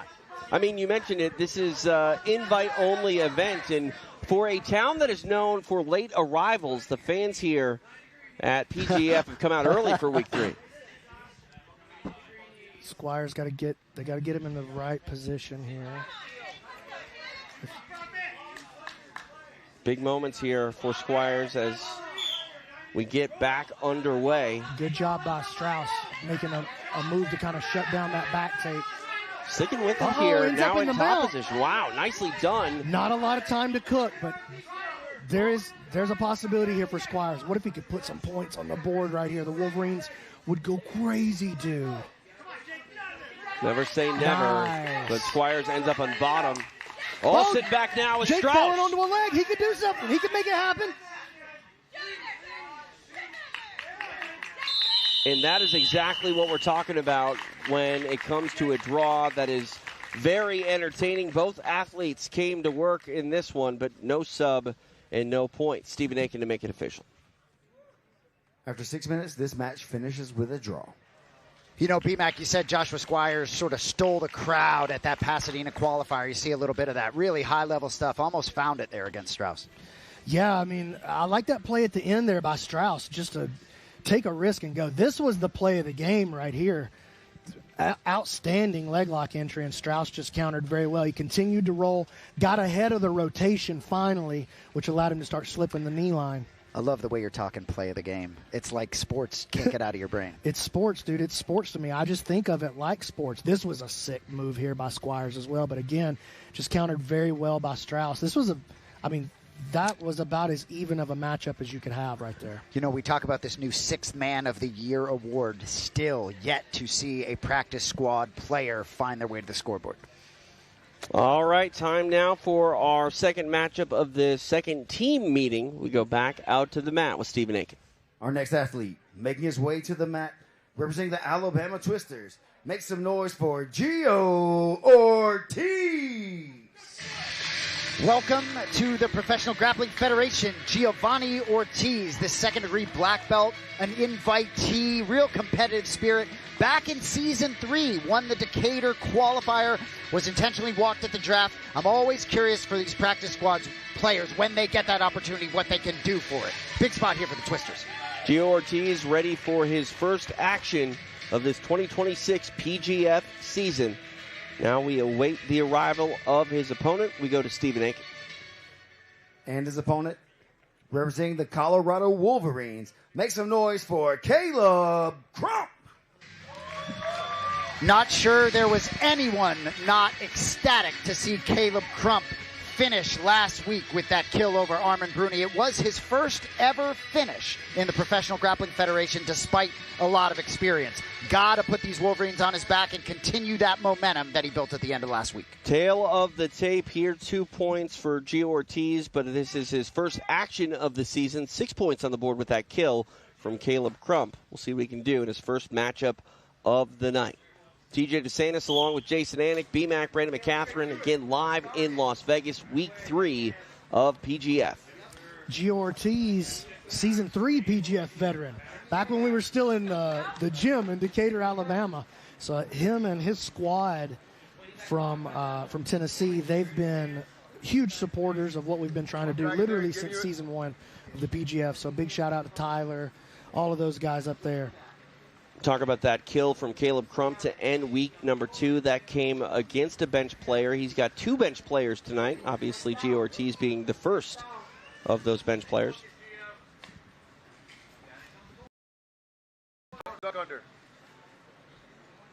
Jason, you talked about Crump having some experience here on the PGF mat, coming off his first submission victory. He said that really secured the feeling of being a professional jiu-jitsu player and went for that takedown, and he's in top position now. Well, you know, we did see last season the basement-dwelling Tropic Thunders, dare I say it, sorry, Egghead, but that team really brought it every week and really developed as a team despite maybe not being in it. So I do believe the Wolverines can continue to build momentum, even if it's a little bit toward next season. The Wolverines led by the legendary wrestler Kenny Johnson, who you see in the coach's corner. Crump talked about the tutelage that Kenny passes on, he being a jiu-jitsu player that comes from a wrestling base. He has been picking the brain of Kenny Johnson. You got to believe maybe the points aren't necessarily on the board the way the Wolverines wanted, but the knowledge they can take forward definitely there time and time again when they hit practice. Pass from the outside now. Let's go juke pass from the outside.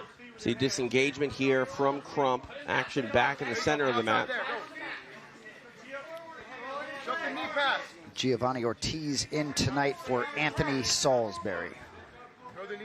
And, you know, even Geo's a bench player, you know, with respect to Salisbury. Salisbury, a little young, 0-4-2 this season, so an opportunity perhaps to have a little spark off the bench. Shot clock on here. Appreciate everyone watching on Quick.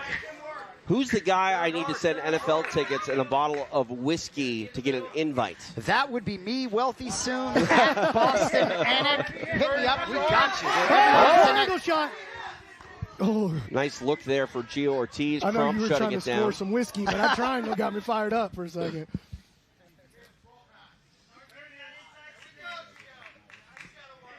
You know, Ortiz definitely here to play. He gets closed guard now. Yeah, and Crump's going to have to – the onus is totally on the top guy in the closed guard to try to break this thing because there's really nothing to submit or – like he can't put the bottom guy in danger from the top closed guard. It's all on him to pop this thing open. Shot clock here, halfway through. It is on Caleb Crump. And you see when in this rule set, when there are sort of inactive moments, we don't let it happen. Now working on this leg here is Ortiz. Able to navigate it as Crump. That got the shot clock turned off. I actually thought he was going to end up stuck on the shot clock right there because the action that was coming was Ortiz action. So yeah, I was, you know, I don't actually think that was a bad call. I would prefer no penalties. You know what I'm saying? So Crump back on the shot clock once again. But they're a little quicker on the trigger that time. You see, Caleb's going to have to make some forward, not just movement, but progress. And he's up. He's moving around the outside, but that's not going to do it. Ooh, nicely done there by Crump. That will turn off the shot clock. Yeah, bigger risk.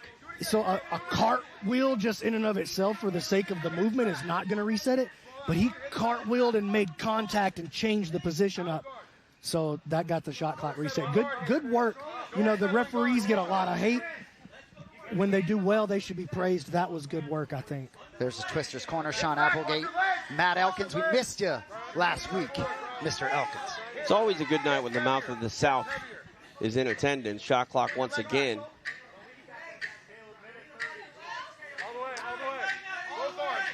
You know, despite Geo making his debut in this season this week, he's been working with Applegate and the boys for weeks. And, you know, a lot of these guys from the Twisters team, they're all very familiar with one another.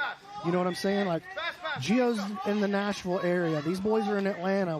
All the Twisters are down there in Alabama, the ownership group. So all of those boys have been seeing each other for well over a decade. They've known each other. And so I think Elijah, Carlton, and Jeo Ortiz probably had 15 or 20 matches against each other over the years on the come up. You know, you always like a team to, you know, really represent where they're based, and safe to say the Twisters, they got a little southern drawl when they talk to one another. Crump keeps getting put on the clock. He keeps finding a way to shut it off, but there you go. This is a nice play here by Crump. Starting to get around the corner now. Nice play by Crump. Ooh. Oh, man, is he going to dig one out here at the end? Oh, Ortiz, dangerous here working on omoplata.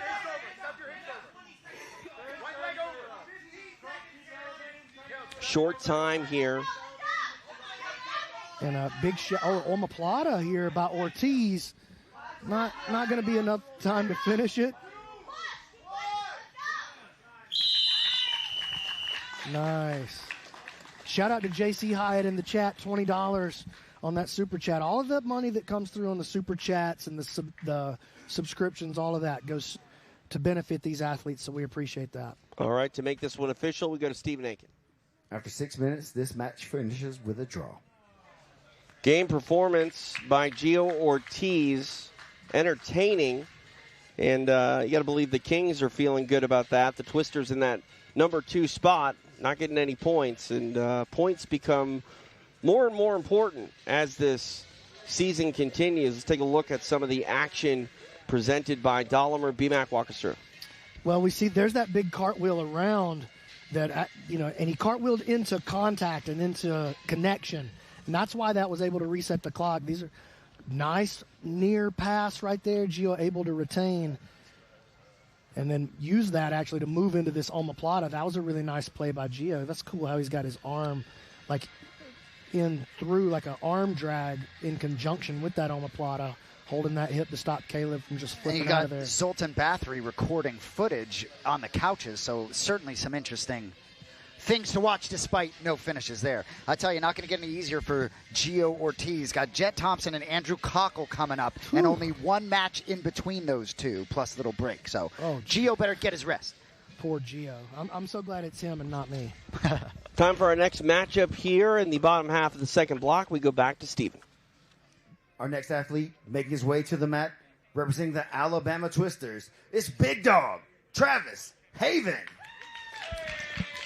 Has not been in a match that has not been interesting. Every time he steps on the mat, it's must-see TV with this kid, Travis Haven. Love the interjection into this league of Travis Haven. Big spot here against bulletproof Brett Moyer. Travis Haven, I think, pulled off the first noogie in PGF history. Came against Jett Thompson, and yeah, we'll talk about the noogie on behalf of Travis Haven instead of how the rest of that match went. We'll see what he can do here to kick off week number 3 for himself here at PGF. Time for his opponent to make the walk back to Stephen Aiken. And his opponent making his way to the mat, representing the Colorado Wolverines, bulletproof Brett Moyer. So here is bulletproof. He did have that big moment for the Wolverines at the end of week 1 with the break over Fekete. Not as good a week for him last week. Didn't find his way onto the scoreboard. Tough draw tonight. Haven here, followed up by Melanson and Oranday for bulletproof Brett Moyer. Take a look at the tail of the tape for this Block 1 matchup. Travis Haven with 14 points on the board for himself and the Alabama Twisters. Brett Moyer, the first man to score points for this Colorado team. He's there with 3. Oh, dude, in the chat, Earthstrong on the YouTube chat, when we showed Fleroy Brown on the broadcast, he said, "Fence Post Malone."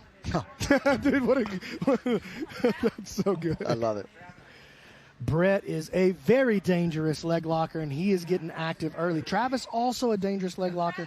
None of this is going to be surprising to him, but he may be surprised to find out how good Brett actually is on the legs. I don't think Brett has really shown the level that he's capable of just yet. Travis has shown us that he is very special.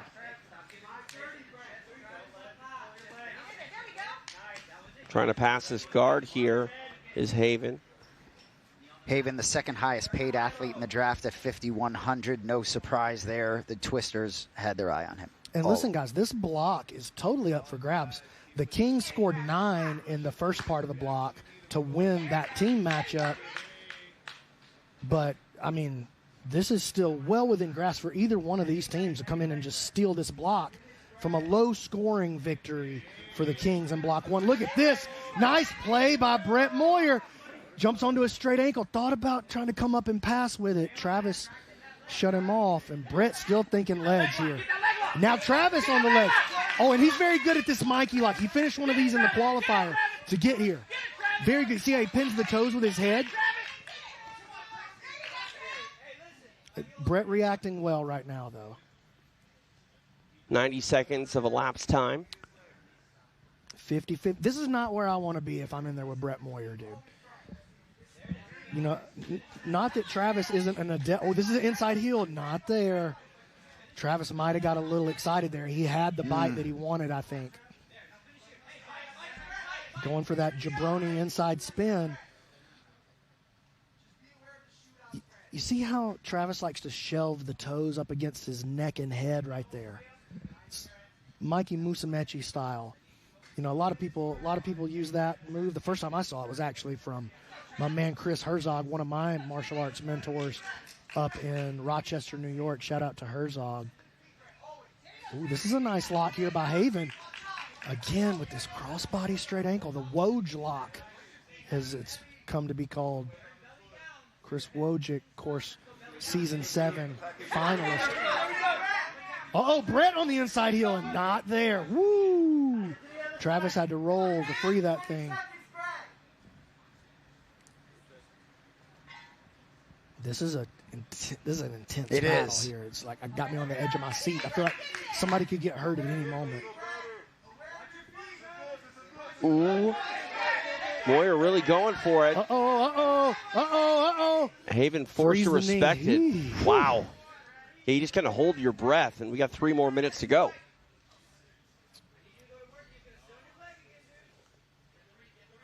These Wolverines have yet to score points tonight. They've been hard to come by, but all 3 of their athletes thus far have been very game, trying to make things happen here to start out week number 3.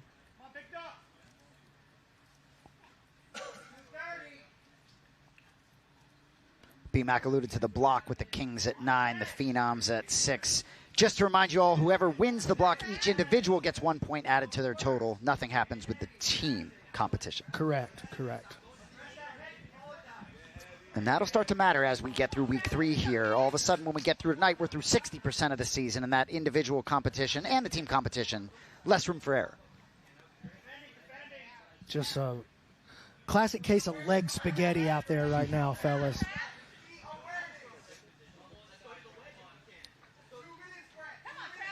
Uh-oh. He could have something cooking on this outside heel hook right here. Brett, you see how he brings around that back leg to try to protect. He crosses his ankles on the backside. I know you guys can't see that. I got the angle here. Brett trying to secure a straight ankle lock. Oh, and now both of them with a heel hook. Uh-oh, got a grimace out of Moyer. Yeah. Oh, I thought he was about to put it out right there. I mean, my head is moving 100 miles an hour looking at who's got the better leg attack. Yeah, dude, I'm just sitting here like legs bouncing up and down.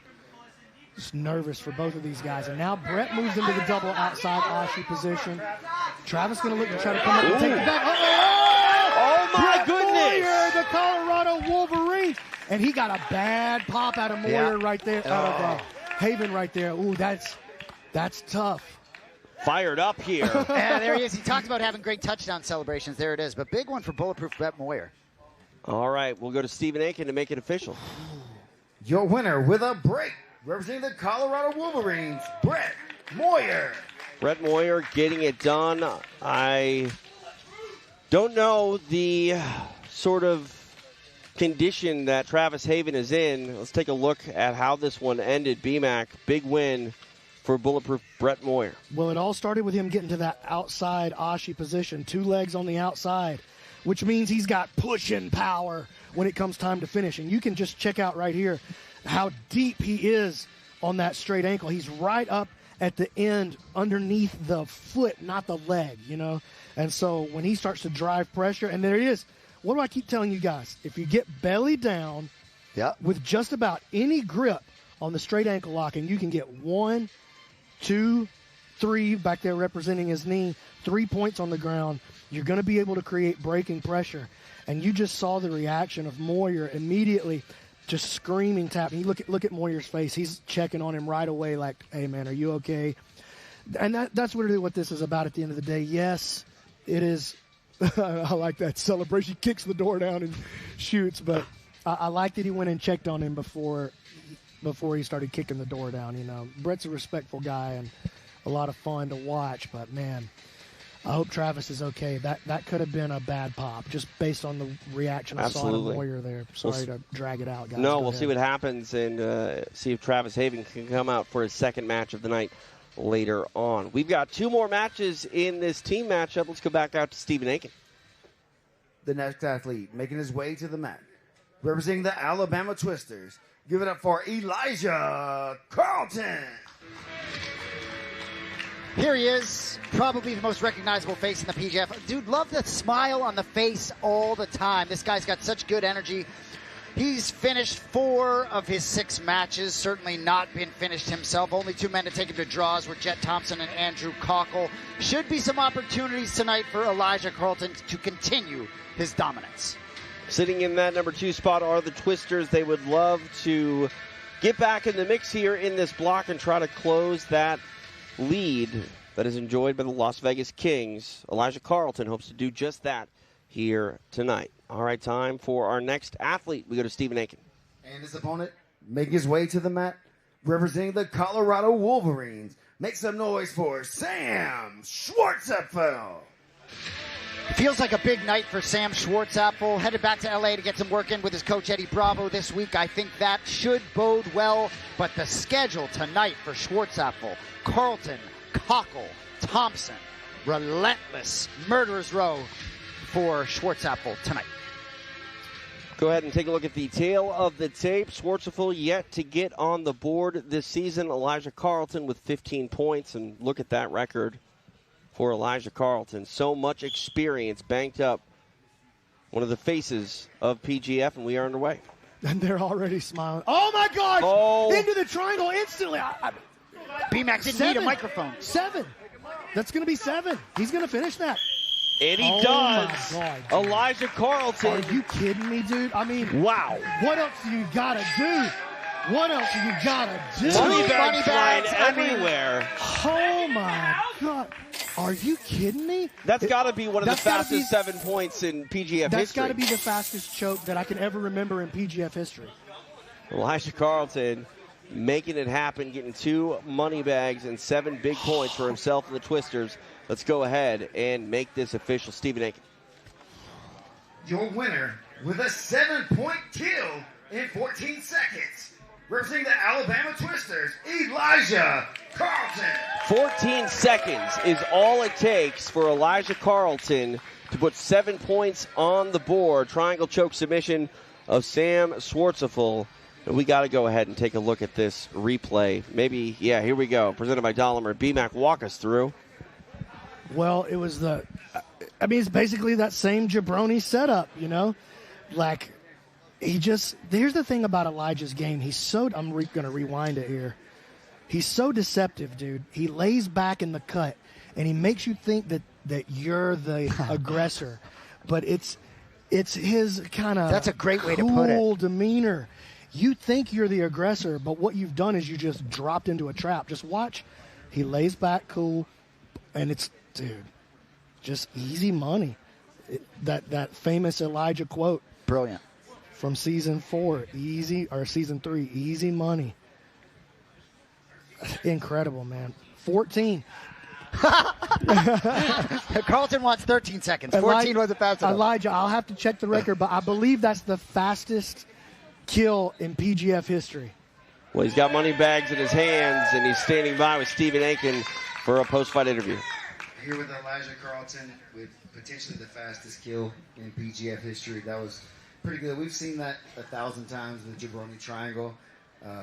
Everybody knows it's there, but just keep walking into it. What do you think about that? Sam did a jabroni dive into that one. So, thank you, Sam. Yeah, I think the fear of everything else, not necessarily afraid of you, but just the game that you bring and stuff. You kind of walk into stuff sometimes that you're not expecting. That's 7 points for your team. What else can we expect tonight from you? Man, Sam always brings it in. He's one of my closest friends. It's not easy coming out here and having to face your close friends, but, we got to do what we got to do. And fastest kill in PGF history. Let's go. It's good times, and definitely Sam's a dog. We appreciate him. We appreciate you, Elijah. You want to share some of these with me? I'm going to split it with Sam. You split it with Sam? All right. I owe Sam money, so. Okay, that's fair. That's fair. Here, I will get these back. Elijah Carlton, everybody.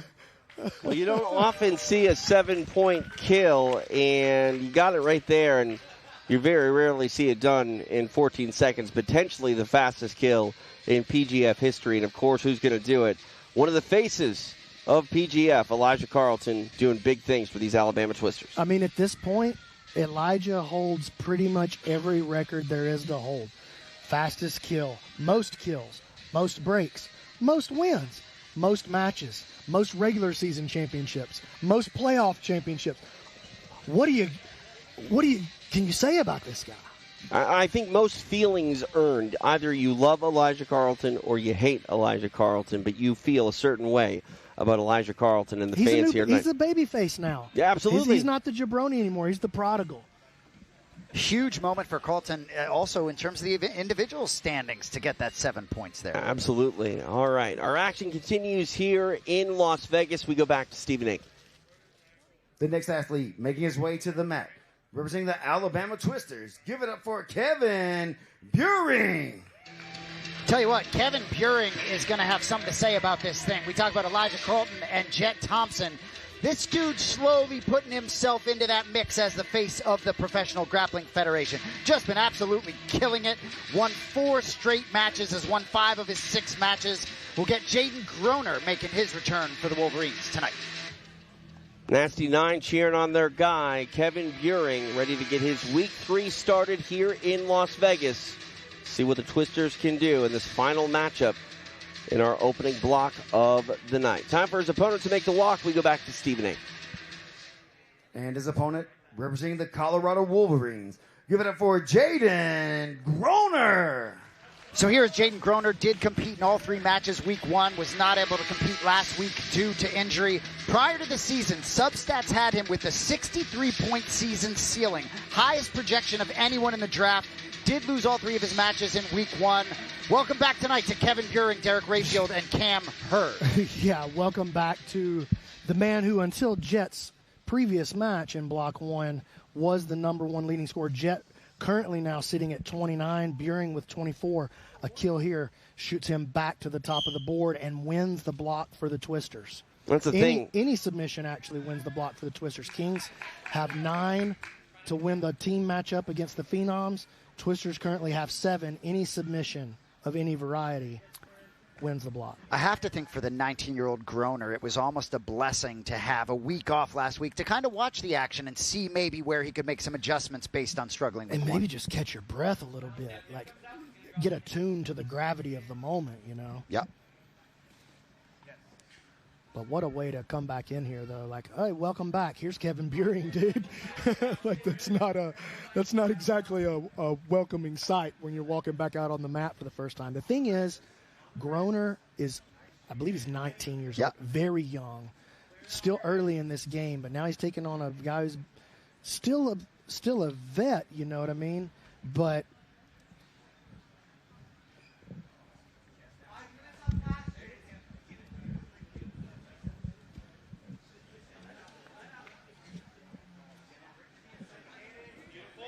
working this leg attack here is Groner. Buehring on the run here a little bit. Oh, that's deep. That's deeper than you think. Buehring got a lot of flexibility on those ankles, but that's a nice cross-body straight. He's got a lot of bend on the foot here. Buehring navigating it for the time being. He's got 2 elbow. He's got that double elbow grip. Buehring not stressing it right now, but it could get stressful real quick. Groner going to have to protect his own feet in this process. Nice job. Buehring survives it, and now he's going to smash those knees together and look to pass the guard. Groner very good with his buggy chokes, though. Kevin doing a good job defending that. Groner's stiff arm on the hip. Buehring all the way past the guard now. Nice Nicely work. done. Just systematically breaking Groner down. And incredibly patient was Buehring. You know, he's a guy who sits atop the leaderboard trying to get back in that #1 position. You know, he's got a lot to lose if he tries to hang out in a leg lock for too long. But he navigates it here trying to secure a top position. Nice But play Groner, by Groner. Buehring reverses it. I like that play off the bottom by Groner. Buehring past the guard again. They'll bring him back to the center here. PJ Montano going to check him out, make sure they put him in the correct position here.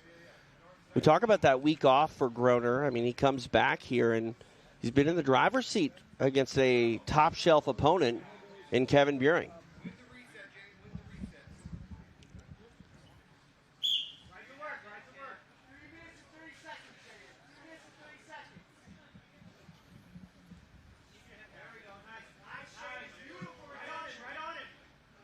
Trying to clear this guard.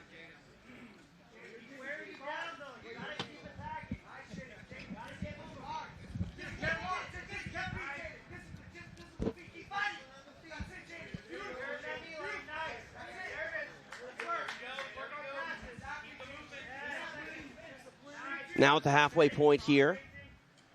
Groner in top position.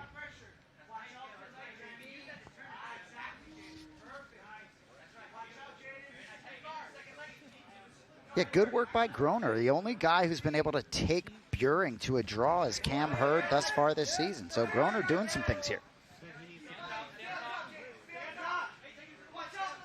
Now trying to go on offense here is Buehring. Ooh, nice look here. Oh, he gets it nicely done. Kevin Buehring forced to be defensive. But as the match goes on, he gets back in the driver's seat. Buehring's so good. 3 points for Kevin Buehring. And again, every point block. matters. Wins the block for his team. That's huge for the Alabama Twisters. Stephen Aiken to make it official. Your winner with a break, representing the Alabama Twisters, Kevin Buehring.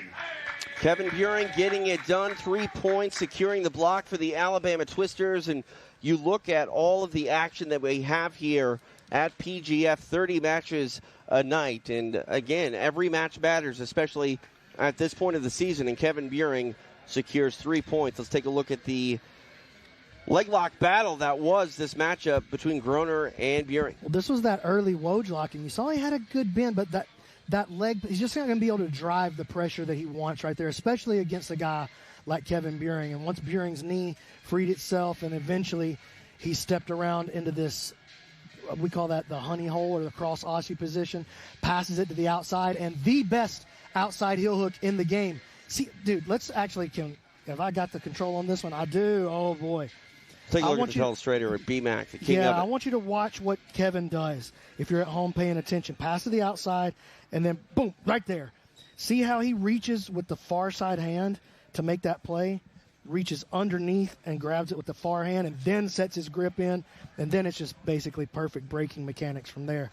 Outstanding work by Kevin Buehring. He's a G, man. Credit to Buehring for staying patient. He was in some trouble, and as I mentioned, you don't want to hang out in the leg lock game for too long, especially when you're at the top of the leaderboard. Buehring solidifying his spot there, B-Mac? Does he jump back in front of Jett Thompson? No, I don't think that was enough to get him back in front. It was a 4-point separation, but I think that by virtue of the Twisters winning the block, that'll be a 4-pointer in effect, and so that should tie them at the top, if my math is correct. I'm not looking at it right now, and a lot of moving parts here. To be honest, I don't know how to do math, and so that's okay.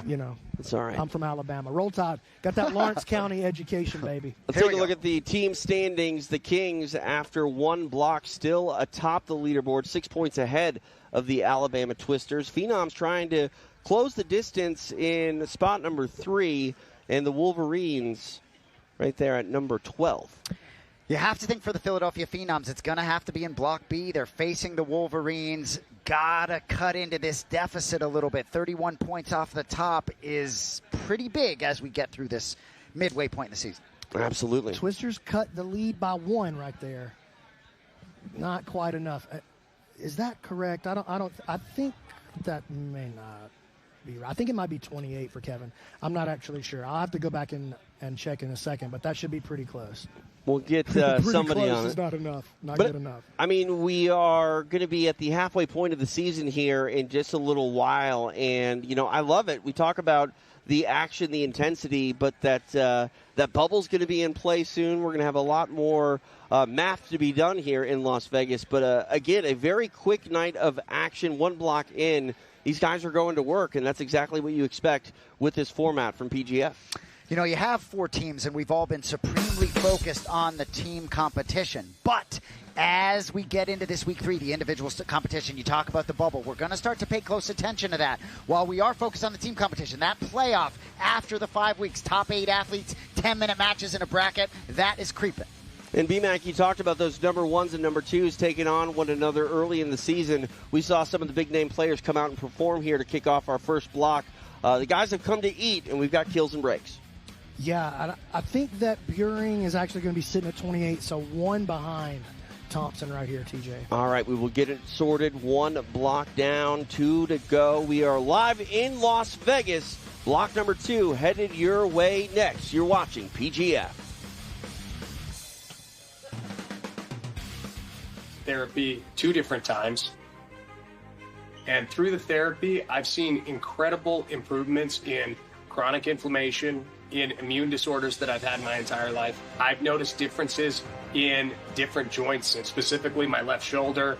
I'm sure most grapplers or submission artists have dealt with the same thing. Through New Hope Regeneration Therapy, I've actually had that go away. Things that I had been told by regular doctors that I would have to go get surgery or there's no way around it, I've seen dramatic improvements, so much so that I brought my family into New Hope Regeneration.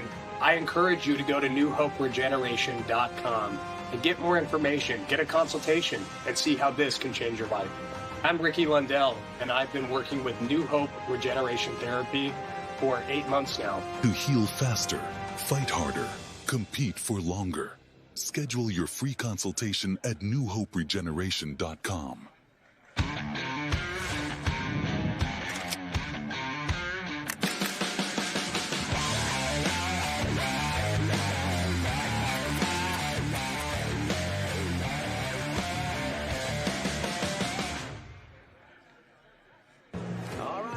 welcome, ladies and gentlemen. We are live from Humble, Texas. I love to see it. I love to see it for the score. That's going to be it. That is it. TKO victory here. Applause for these ladies in the ring. So if you haven't bought your tickets now, go buy it. You're now 25. Clear Life Media, we're at the HQ here in League City. Making sure everyone's seen, heard, and connected. It's been one hell of a fight, gentlemen, I'll tell you that much. Brett Kelly looking for a rear naked choke submission right here. Brett Kelly with the rear naked choke. I'm not even a special potato, I'm just a commentator. She's looking for that uppercut again. There's that right elbow. We see some of the replays here. Watch the power on these shots. The ball's going to be caught. Touchdown. We're also going to be able to help people in Galveston County and Houston area and Texas in a way that we weren't able to offer before. Live from sunny Santa Fe, Texas, the Clear Life Media Game of the Week. I'm at the Christmas parade. Oh my goodness. Watch on Clear Life. We're coming from you.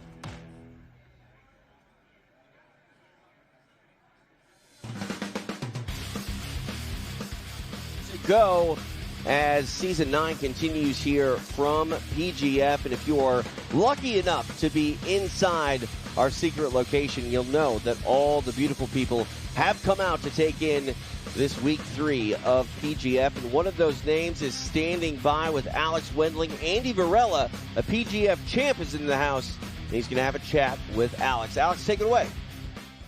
That's right. It is the PGF Season 6 champ and the head coach of the championship team last season. So now we've seen some money bags be thrown. One of them from your students, Derrick Rayfield. What was the immediate reaction? I'm just really excited. He's getting going. You know, he needs that for his confidence. And Chuy was doing really good. So to see him get that dub, it almost made me cry. When we had you at PGF Season 6, it was the week-long gauntlet, and there was no money bags then. Do you feel like you would have made it rain money bags in your season? Yeah, of course. I feel like they did that on purpose because I knew I would have took all their money. So, you know what I'm saying?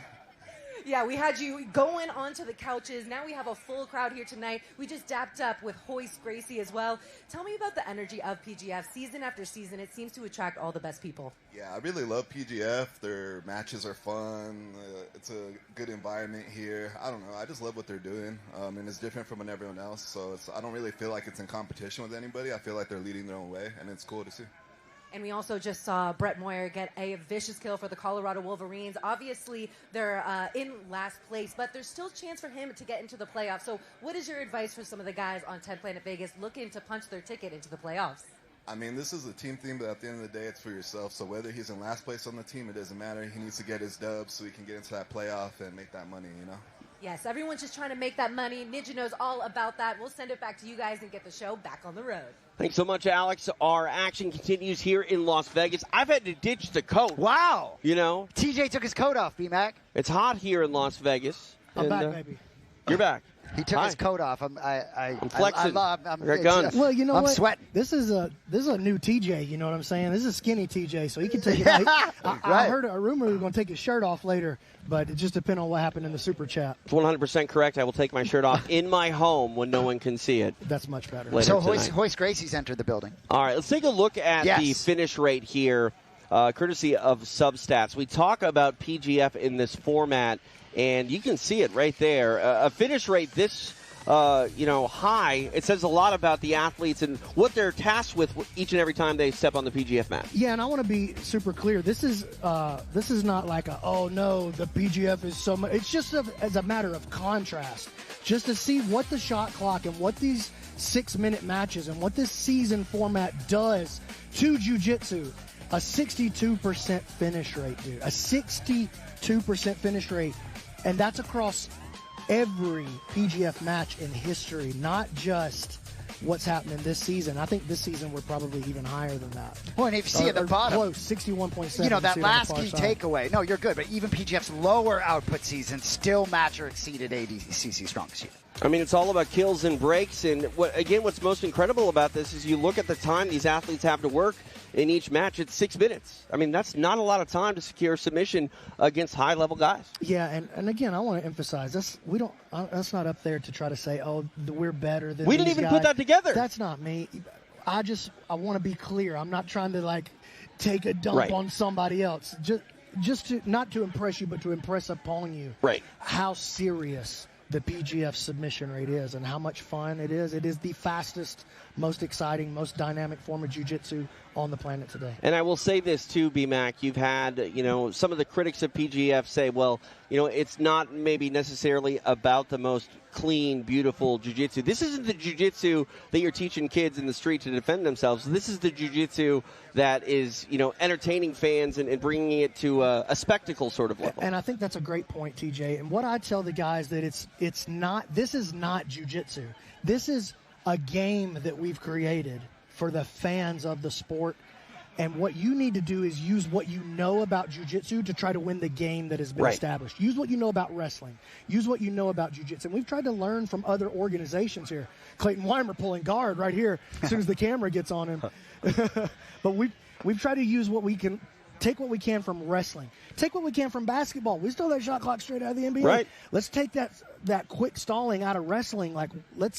The things that work and make other sports exciting, we want to adopt those things and put them into grappling so that we can have something that can really set a foothold and create like an ecosystem to move the sport to oh my gosh.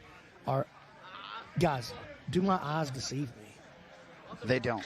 Is that Royce Gracie that just walked in the building?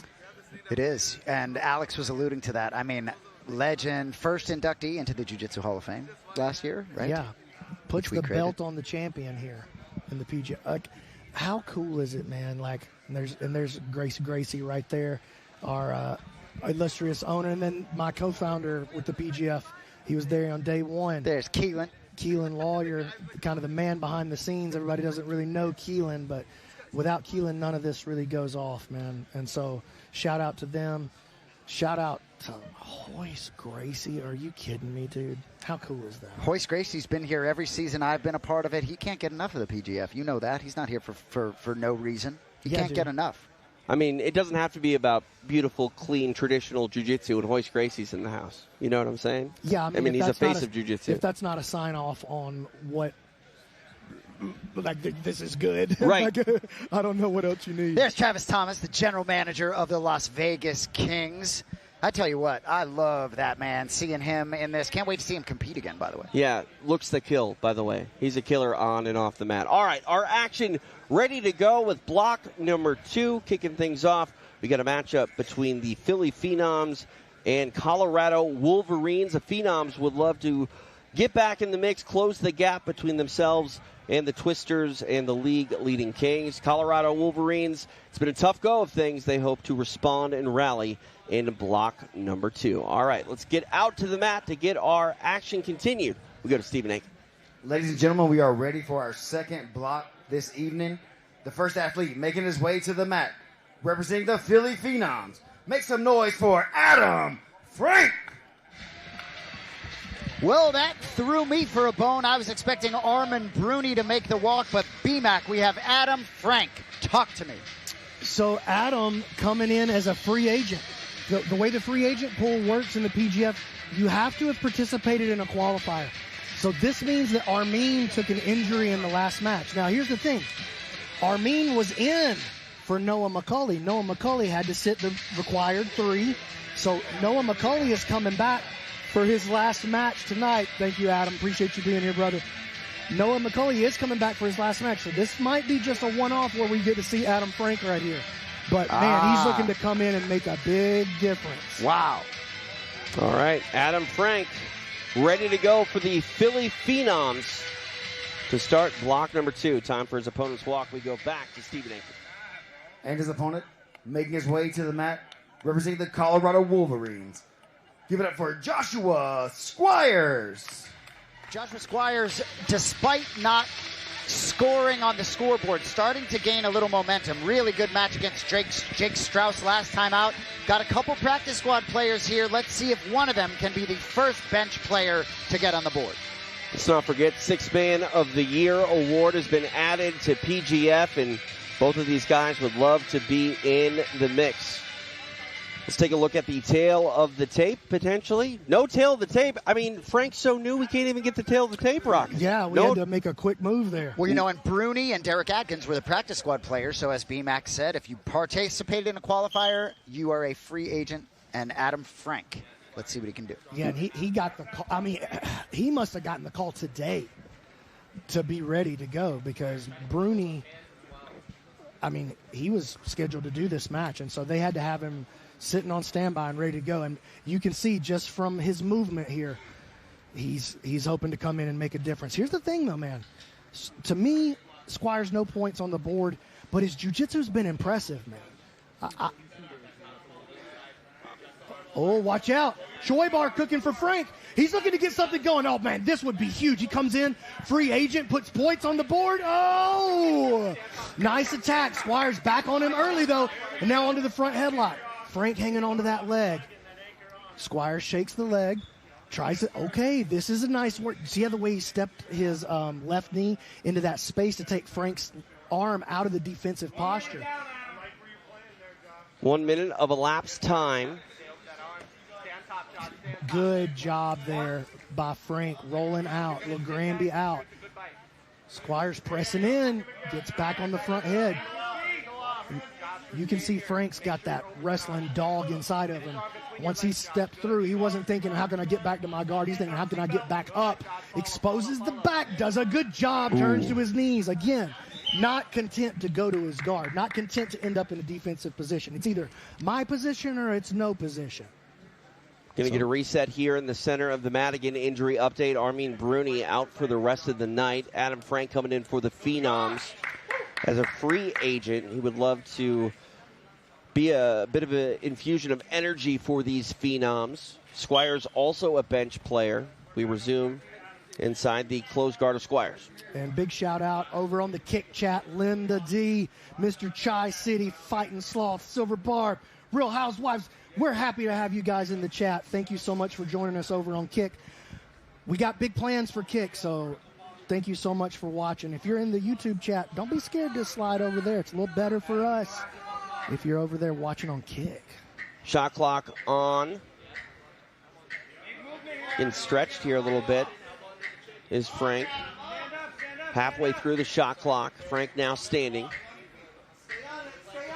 And a nice work there by Frank. Stands and turns that shot clock off. Oh, he's thinking about a backflip. He's just emoting out there. I mean, Frank, he's got that energy, and he wants to try to impress and make the Phenoms. Well, I like that. I like that by Frank. He kicked the leg all the way around the guard and kind of almost like a Marcelo Garcia style D3 pass. Trying to Nothing secure. to lose, right? Talk about potentially McCauley coming in, so it could be one and done here. Frank might as well leave it all out on the mat. Onto the front head, man, this would be massive, dude. This would be massive, not just for Frank, but for the Phenoms team. They're just clawing to get back into the hunt for that team title. Nice roll through, back and a good counter here by Squires, and now he's on the leg. Halfway point of the match. And guys, I believe this is a rematch actually from the Pasadena qualifier, if I recall correctly. And I think that match ended up going to a decision, which we don't have a decision here in the regular season, but in the qualifiers we do, because we have to advance somebody since it's an actual bracket. That was, if I recall correctly, that was a pretty controversial match, if it's the one I'm thinking about. I was about to say, Squires might have the bite.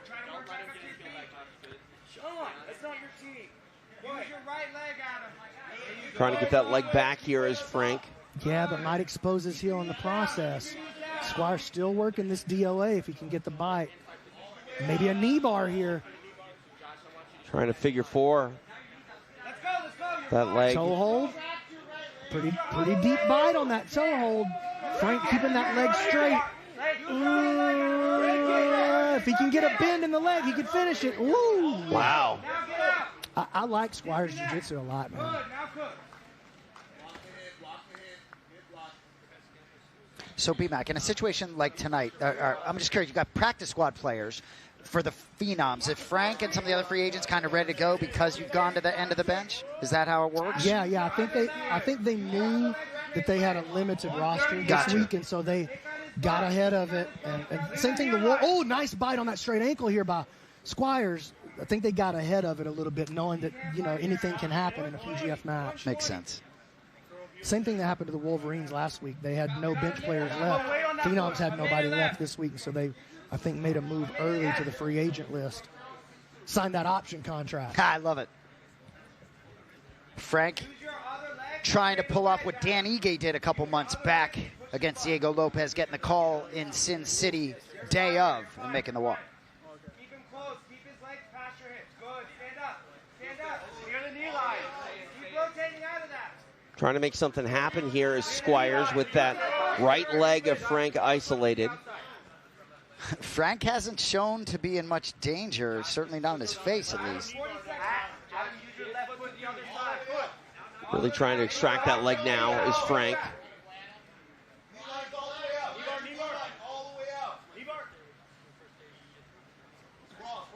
Nicely done here by Frank, able to elude any danger. Shout out to Adam Frank too, man. Coming in ice cold off the bench in a big moment for the team here. He's done well, man. And that's the thing too, B-Mac. We talk about the qualifier. This is almost an incentive for athletes to go that route, because even if the qualifier doesn't work out, if you go out there and put on a show and be entertaining and prove that you could be a factor here, you might still end up getting the call. Yeah, and show out in those qualifiers, man. They're important to the overall story of the season. This is a nice play here. Not a lot of time. Short time here, Frank trying to make something happen. Not enough time to get it. Not enough time to get it. What a performance, despite it going to the draw by both men. Adam Frank, Joshua Squires. Fun 6 minutes turned in, but again, no points will be awarded. Stephen Aiken to make it official. After 6 minutes, this match finishes with a draw. Nicely done by both gentlemen. And I mean, BMAC, we've seen a lot of firsts here at PGF. I don't know if I've ever seen an emote, and I almost emoted myself here as Frank tried to get this armbar in the closing moments, and this is action from all over the mat. That was great. The coolest play of the game right there, I thought. Just the way he kicked that leg all the way over. Shades of Marcelo Garcia and just the strategy. That was a lot of bend on the foot right there. Frank never said a mumbling word, though. Here was that armbar play. Too little, too late, but Frank was trying to take that arm home. Yeah, I mean, with a little more time to work there, he could have probably gotten something done with that. That was a nice bite. I know you're analyzing the jiu-jitsu. Is that like a tattoo of like a ribeye steak on Frank's thigh, by the way? What do you got? Yeah, it looked good. Whatever it was, making me hungry. Roberto Jimenez out here in the audience. One of the greatest jiu-jitsu players on the planet right now. Fantastic. This is not his weight class, but we would love to see Roberto get out here and do the thing with us. All right, our action continues here in Las Vegas. Our first team matchup of this second block. Time to get to it. We go back to Stephen Aiken. The next athlete making his way to the mat, representing the Philly Phenom. Give it up for Derrick Adkins. Well, Derrick Adkins made his Season 9 debut earlier tonight against Jett Thompson. Didn't go so well. The kill scored by Jett Thompson. Not going to get too much easier here going against the franchise player from the Wolverines, Caleb Crump. Another bench player called to the mat for the Philly Phenoms. Again, the Phenoms currently sitting in third position. I'd love to score some points here against these Colorado Wolverines in the top half of our second block. Let's go back out to Stephen Aiken. And his opponent, representing the Colorado Wolverines, make some noise for Caleb Crump. Caleb Crump continues to lead this Colorado team and continues to really be must-see television every time he's on the mat. Gonna have to start putting up some points on the board, though. Did have that kill last week of Armin Bruni, his only finish in the PGF. I got a stat coming in to me on the hotline here from Substats. Let's hear it. Fastest kill in PGF history, 12 seconds. Oh. Matt Elkins. Ha ha! Matt Elkins, Matt really? Elkins, the owner, the president of the Alabama Twisters, who Elijah Carlton plays for. Something tells me Elkins is going to remind Elijah that later tonight. Oh, I'm sure. And I'm sure Elijah will remind him that he's tapped Elkins in competition multiple times in the PGF. Those boys like to go. I'm sure you guys can imagine. This is a banger match, dude. Both these guys very strong wrestlers, both MMA fighters, pro MMA fighters. Oh, yeah, see that? Derrick wants to get it going, dude. Yeah, they're working for it on the feet. Really important block for Philadelphia as they look up at the Twisters and Kings on the scoreboard.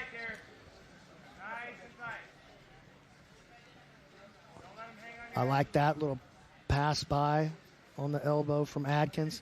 He comes in head-to-head. Yeah, you can see the posture here from Atkins. He's going for it on the feet. And he's looking for a duck under. You can see it right away. Look, you see that reaction? He just tried to get out of Crump. He tried to pull him down. He wants to hit this duck. You see what I'm saying, fellas? It's almost like you know what you're talking about, B-Man. Well, I must confess, I don't know as much about wrestling as I do about jiu-jitsu, but it's not my first day in the office. You know what I'm saying? I like that. I like Derrick's movement and his feints, his attempts here. He's creating opportunities for himself. He hasn't been able to capitalize yet, but I do like what I see out of Derrick here on the feet. Caleb comes in hard with those collar ties, don't he? You see how Derrick posts that left hand on the back of the elbow? Hey, nice work here. Derrick moving around towards the back. They're going to pause him here. PJ making sure that he's like, I got to make sure we get this correct here.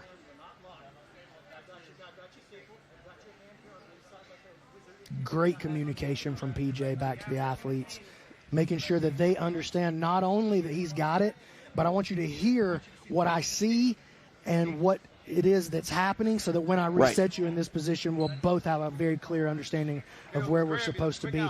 Excellent refereeing right there by PJ Montano. Again, referees don't always get a lot of love, but when they do a great job, I think it's important to shout them out. I mean, my favorite action from PJ is when he sacrifices his body to make sure these guys don't go 100%. Jits Nerd 88 in the chat saying it's nice to see Doc Holliday made an appearance out here. Action back on the feet. And Atkins really coming forward here, trying to put the pressure. Aggressive. He looks like he belongs, doesn't he? 100%. Yeah. Atkins belongs out here. He's been itching to get out there, dude. He's not satisfied with being on the bench. He wants game time. And as we've seen here, these bench players can be very impactful for a team. You don't know when you're going to get the call, but when you do, you want to make the most of it. Atkins trying to do just that. Well, the Kings, who've been completely healthy, got a couple guys in J.J. Bowers and C.J. Murdoch dying to get in the match. Certainly not rooting any ill will against their teammates. Look at the owner, David Seagraves of the Colorado Wolverines, looking on. Crump on the shot clock here. Oh, that wasn't a deep enough shot to reset it, I don't think. Closing moments of the shot clock. Big There's a deep shot. attempt. That ought to do it right there. Ended up with him in a bad position. And that does turn off the shot clock. Hey, let me tell you something. Derrick Adkins has a professional guillotine. Trust me, I've rolled with this dude. His guillotine is seriously high level. Caleb doing a great job getting back to his feet. He wants to shuck this. Yeah, Olivo screaming to Atkins to bring it down.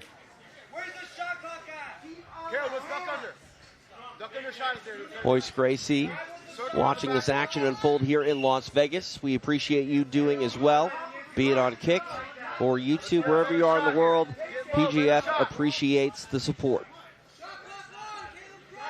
Crump back on the shot clock once again. Snap him down. Let's go. Giving you the drag. Extended his arm. Drag is there. We'll see how aggressive Crump gets here with the shot clock on. There's a deep shot. I mean, that'll reset it right there. I mean, it's deep enough to put him in trouble. Yep. Oh, and he might be in trouble. Oh, and this is that 10-finger guillotine right here.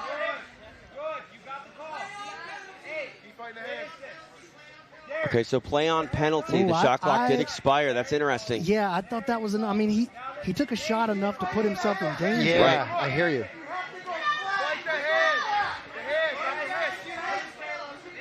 Crump defending this attack here from Atkins.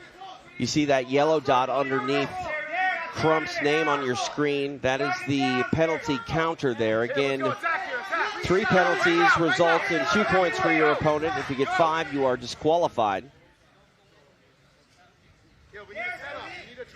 Now inside the final 2 minutes of the match. You see any frustration here, B-Mac, on the face of Caleb Crump? He's thrown some hard collar ties. They haven't really necessarily made contact, but no, he always throws hard collar ties. I think this is just the way he lives his life. You know what I'm saying? Nice. And honestly, I do see some frustration from Crump often when I watch him compete here because he has struggled to find finishes. Right. I don't think it's because he's struggling to find finishes. I think it's because he has just such a high standard that he holds himself to. And when you expect so much of yourself, you're almost being unfair to yourself, you know. Oh, this is nice work here. Ooh. Crump coming off week 2 where he got his first submission in PGF competition and talked about what that meant to him. You know, he talks about this league being an opportunity to be a professional jiu-jitsu player, and he said he finally sort of felt like a professional jiu-jitsu player after getting a kill on the PGF mat. These guys going to have to get something going. They go head-to-head out in the center of the mat. And you see how Crump just almost swings his way out of those. This is a scrap, man. I like this. Nice shot here, Crump, though. And he puts himself into that 10-finger guillotine again. This is where Derrick finishes this play from. Let's see what he can make happen. 30 seconds to go. Crump doing a good job underneath there. He's fighting the hands. But you see how this is good. This is good. Nice work by Crump. Immediately attacks back with his own front headlock. Going to get a reset here in the center. 21 seconds remain. Royce Gracie's got a front row seat. Dude, how cool is that, dude? You're scrapping in front of Royce. Not just in front of him like he's in his lap. Yeah. But you're in his lap, dude. That's crazy. That's just crazy. I mean, PGF is unlike any other experience in combat sports. If you get a couch seat, life is good, and I promise you no one's taking that seat away from Royce Gracie. We know Crump has a good front headlock game if he can get to his position. He's in his position. What can he do with it? Can he find something? Ooh. No, not there. Atkins got super active as soon as he felt Crump making any kind of move. Well, these guys are going to battle their way to the bell.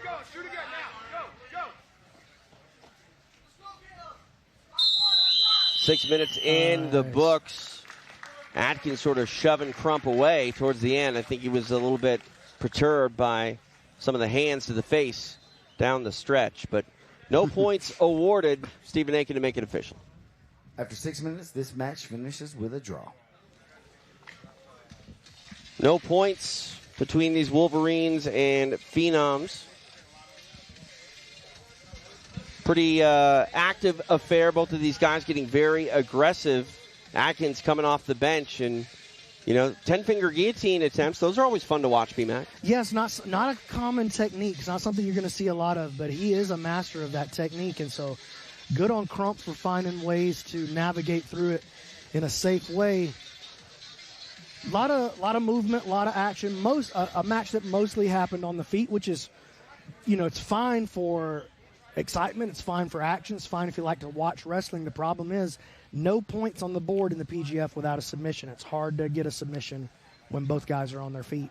For the Philadelphia Phenoms, has to be now. You got Melanson, Kochel, and Rayfield in this block closing out against the Wolverines. They got to make up some ground. I think it's got to be now. It's getting late early for Philadelphia here in week 3. Yeah, no doubt. No doubt. All right, let's get back to the action. Stephen Aiken ready to welcome our next athlete. The next athlete making his way to the mat, representing the Philly Phenoms. Make some noise for Shawn Melanson. Here he is, the leader of the Philadelphia Phenoms, Shawn Melanson. Did have a draw in a tough match against Cam Hurd earlier tonight. You can be sure Melanson is anxious to get back on the scoreboard where he likes to operate. Shawn Melanson ready to go for his second match of the night here in Las Vegas. He represents the Philadelphia Phenoms. Time for his opponent's walk. Back to Stephen Aiken. And his opponent making his way to the mat, representing the Colorado Wolverines.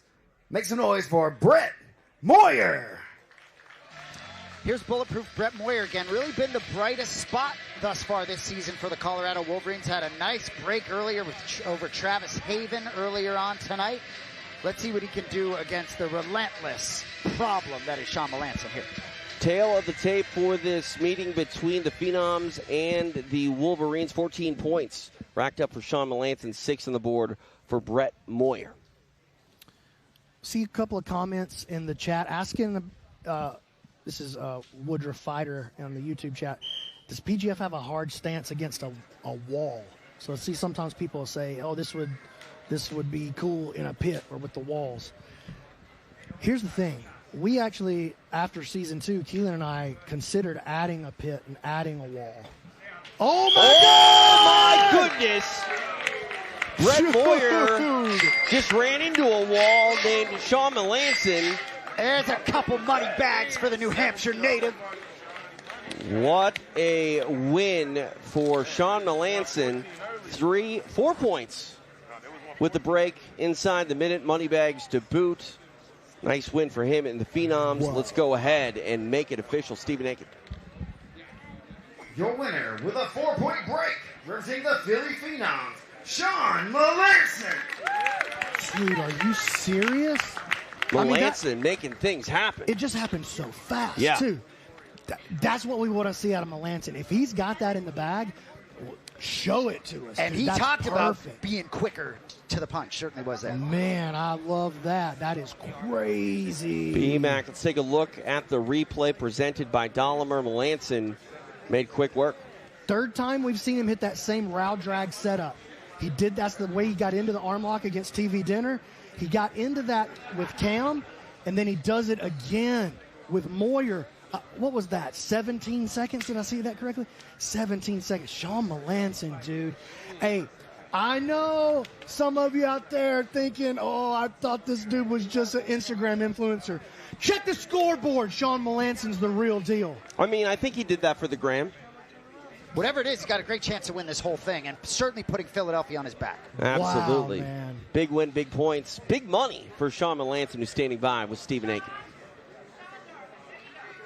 Oh, even more. The rich get richer. Big money. Shawn Melanson in here. 3 money bags, quick finish. We know you wanted that. The team needed it. Tell me what you're thinking. I'm just happy about it, man. I was just telling Chris, all I got to do is believe in myself, and I can probably take anyone out. Put yourself high up on the scoreboard. Put the team back in the hunt. What else can we expect from you the rest of the season? Hopefully more submissions. More submissions. Hopefully more money bags. We appreciate you, Shawn. Yeah, I just got to complain online a little bit more. Complain online, Shawn Melanson. Shawn Melanson alluding to some comments he made. And, I mean, positive experience for him there. 3 money bags. Have we seen that yet this season? Actually, I think we've never seen 3 money bags in one match before. I think it's the first time in PGF history that somebody snatches up 3 money bags in one match. Normally when we see 2, it's 1 for each guy. Right. You know, it's not normally 2 for one guy. That was 3 for one guy. Keelan threw a money bag. Dude, that's what we're all about. Even Keelan throwing money? When Keelan starts throwing the money bags, you know it's serious, dude. I mean, money bags Melanson over here getting it done, and did so in a big way. And Royce Gracie's actually tweeting about it right now. That's why he was on his phone. While we're waiting on that next match, I'll finish what I was saying about why we chose not to go with the sloped wall. Right. So after season 2, Keelan and I we're still in Decatur. Right. You know, nobody's even seen the PGF yet. It's just me and Keelan and our friends that have seen it so far. And we actually went to an event. I won't name a name, but we went to an event that had the sloped wall, and we had VIP access. So we had literally the best seats in the house. And we ended up moving into general admission so we could see. Right, yeah. For the in-house audience, it's not the optimal experience unless you're in a giant arena. We want this to feel exclusive. It would be very hard to do what we're doing with the PGF for the in-house spectators with the angled wall. And so that was the decision that we made. And so we decided we're going to make a people pit. We're going to make a couch pit. And so that's what this is all about. And I think the couch it's an aesthetic unlike any other in combat sports. Yeah, and even if you're like, oh, the couches are stupid, even if that's what you're thinking, when you see the PGF online, there's no question about what event you're watching. 100%. You don't need a pit, especially if you have PJ Montano, right? If you have him protecting the crowd. PJ pit. That's all you need. I mean, I think he's trying out for the Secret Service with the way that he's diving all over the place, PJ. All right, our action continues here inside our first team matchup of the second block. We're going to go back out to Stephen Aiken. The next athlete, making his way to the mat, representing the Philly Phenoms. Give it up for Andrew Kochel. Dude, Andrew Cochel is him. He's had a great season so far. 4 breaks on the season. Had a nice break over Fekete earlier tonight. You know, he and Melanson really have put this team on their back with Rayfield sort of early struggles, but feels like every moment is important as they look up at the Twisters and Kings. Andrew Cochel will make your joints crackle, and we'll see if he can do it once again in his second matchup here in week number 3 for the Philly Phenoms. Time for his opponent's walk. We go back to Stephen Aiken. And his opponent, making his way to the mat, representing the Colorado Wolverines. Make some noise for Sam Schwartzapfel. You know, I love me some Sam Schwartzapfel, but been a tough year, you know. Egghead, Dave Seagrave's owner of the Colorado Wolverines, and his son, general manager CJ, both thought Sam had a great chance to win this thing. Kind of a disjointed season so far at 0-3-4. Doesn't get any easier here with Cochel. Tail the tape for this matchup. Cochel with 15 points on the board. Sam Schwartzapfel still trying to secure his first points of this PGF season.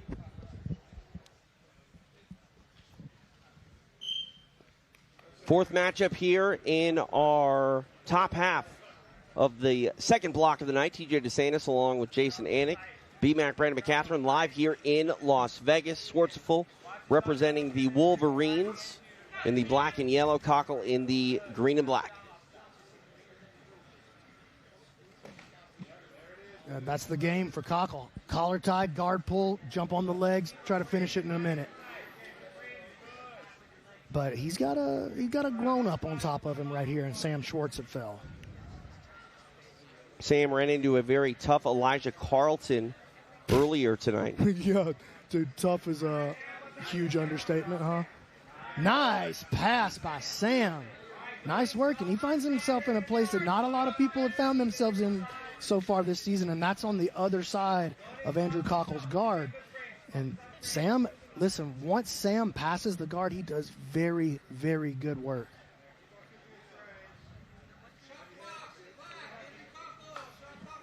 Cochel on the shot clock for the first time in this match. Yeah, and if you're like, why? Why is that shot clock on Cochel? It's always on the guy who's got his guard passed, always on the bottom player. That's just the way the PGF works.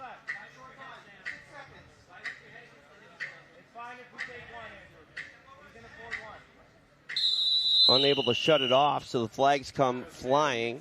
Get a restart here in the penalty position. Vanessa Demopoulos in the house tonight.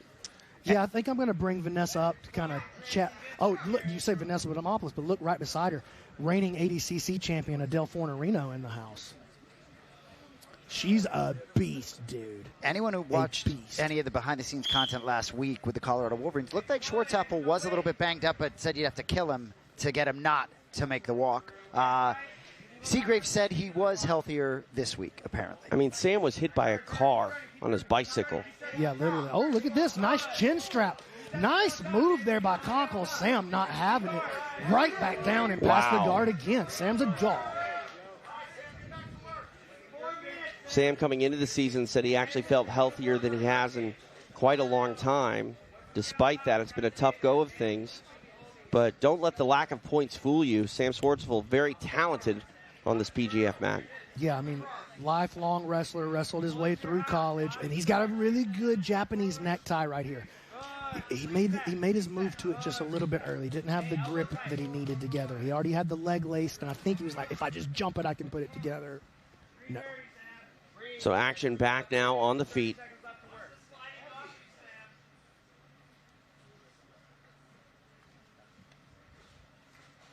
Watch how far you're leaning, Sam. Andrew. We talk about the shot clock. You know, that is always in play, and the lamp taking the brunt of that. Uh-oh. And the mat here. Clean up on aisle Travis. Yeah, we've seen Schwartzapfel got a little aggressive with Chuy back in week 1 as well. Cochel jumps, and Sam does so as well, almost out of a mocking sort of. Yeah, that's Sam's move, is mocking, dude. He's the best at that.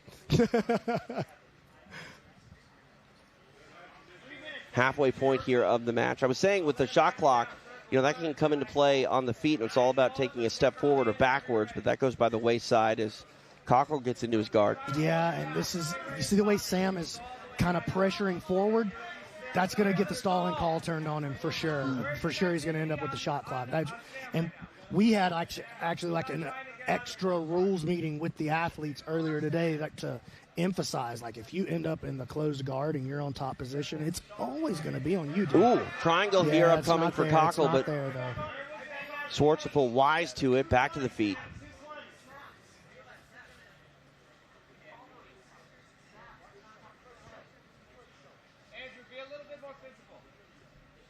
That's something, B-Mac, we don't see a ton of guard work in these sub-only sort of formats. I like the idea that if you get the closed guard, the impetus is on your opponent to maybe get aggressive, and that opens up opportunities. Yeah, and really the closed guard is the only spot where it's always stalling on the top guy. Right. Like, if you're past the guard, stalling's always on the bottom guy. Oh, this wow. is nice. He's so good. Oh, He's my so goodness. good when he grabs your leg. He's Cochel so gets good when he it done. grabs your leg. Money bags flying. Phenoms getting 3 points. I'm telling you. Dude, he's unstoppable once he grabs the leg, dude. I'm telling you, he's got such a nasty bite. Cochel will make you crackle. No?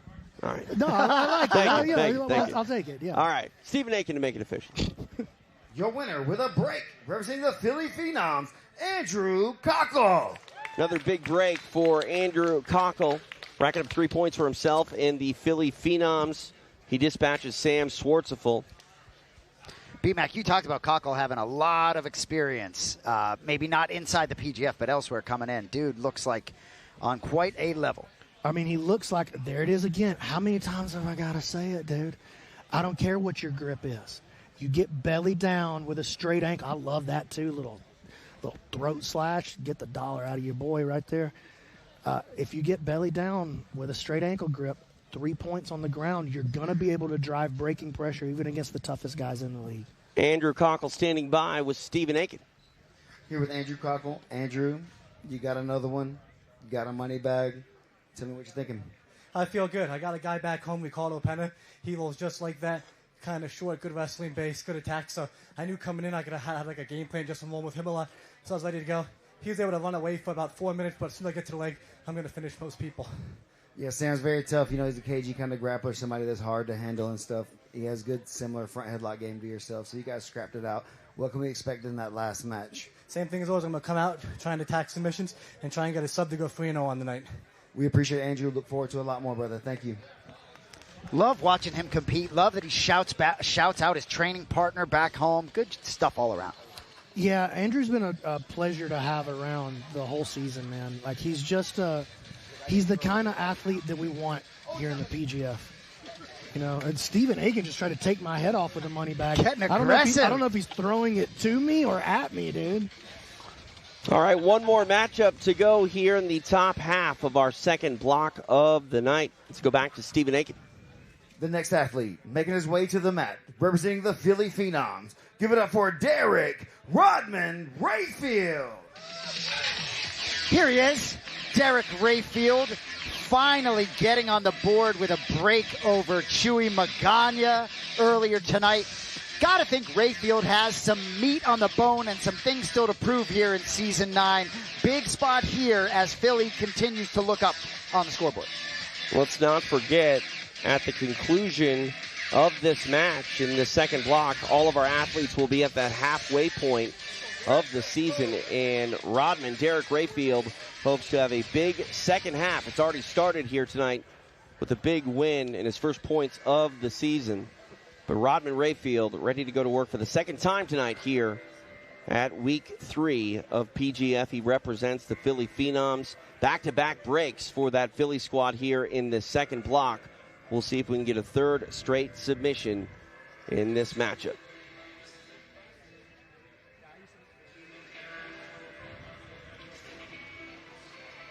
And his opponent, Making his way to the mat, representing the Colorado Wolverines. Give it up for Jayden Groner. Here's Jayden Groner. Lost all 4 of his matches thus far this season, but did some things in that first match of the night tonight against Kevin Buehring. Ultimately, Buehring was just too much. And Buehring, one of the leaders here at PGF, so maybe some morale boost for Groner, who represents the Wolverines. No points for him, 4 points for Rayfield. Final matchup in this team meeting, halfway point for these gentlemen here at the 2026 season of PGF. We are underway. Should be an exciting match here. It should be exciting, and I'll tell you what, man, if you're Jayden Groner, this is just another tough day at the office for you, man. Having Rayfield, like after you just took a loss, you had a tough week 1, very tough week 2 on the sideline, and now you got Derrick Rayfield. A fired up Derrick Rayfield. Yeah, Rayfield's fired up in a new way this week. And Groner smiling at him. I think these guys are going to have fun together. And it's interesting. Rayfield's always been a young man in this sport. He's taken on a young man in Jayden Groner, and Groner's up to the task here early, close guard. Yeah, it's wild thinking about Rayfield as like the grizzled old veteran, right? But Groner, just 19, making his PGF debut after winning the Philadelphia qualifier in, I'll be honest with you, completely dominating fashion in Philadelphia. And had some serious dudes in his bracket. Shout out to Tim Bova, who was another big standout from that Philly bracket, a guy that I expect to see in the PGF one of these days. But Groner just ran him over. Yeah, 5-0, 3 finishes, all 3 at the average. This is nice. This is nice. You can pick something up here. Rayfield also on the shot clock Got here. an Aoki lock, maybe. Oh, this is nice. This is nice. This would be something for Groner. Nice. Oh, trips him. Rayfield out of there. And I think that got the shot clock reset. Woo, that was close.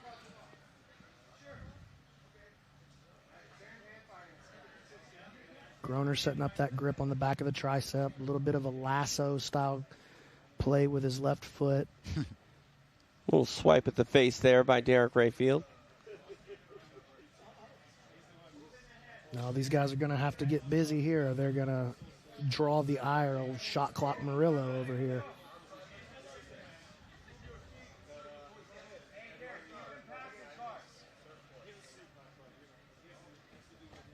Beautiful.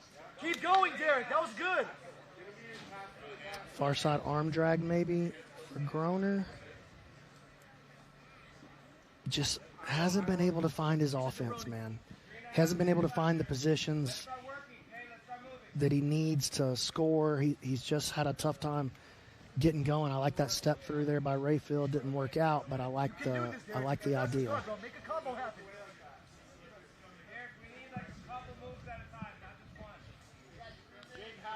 Here we are at the halfway point of the match. 3 down, 3 to go.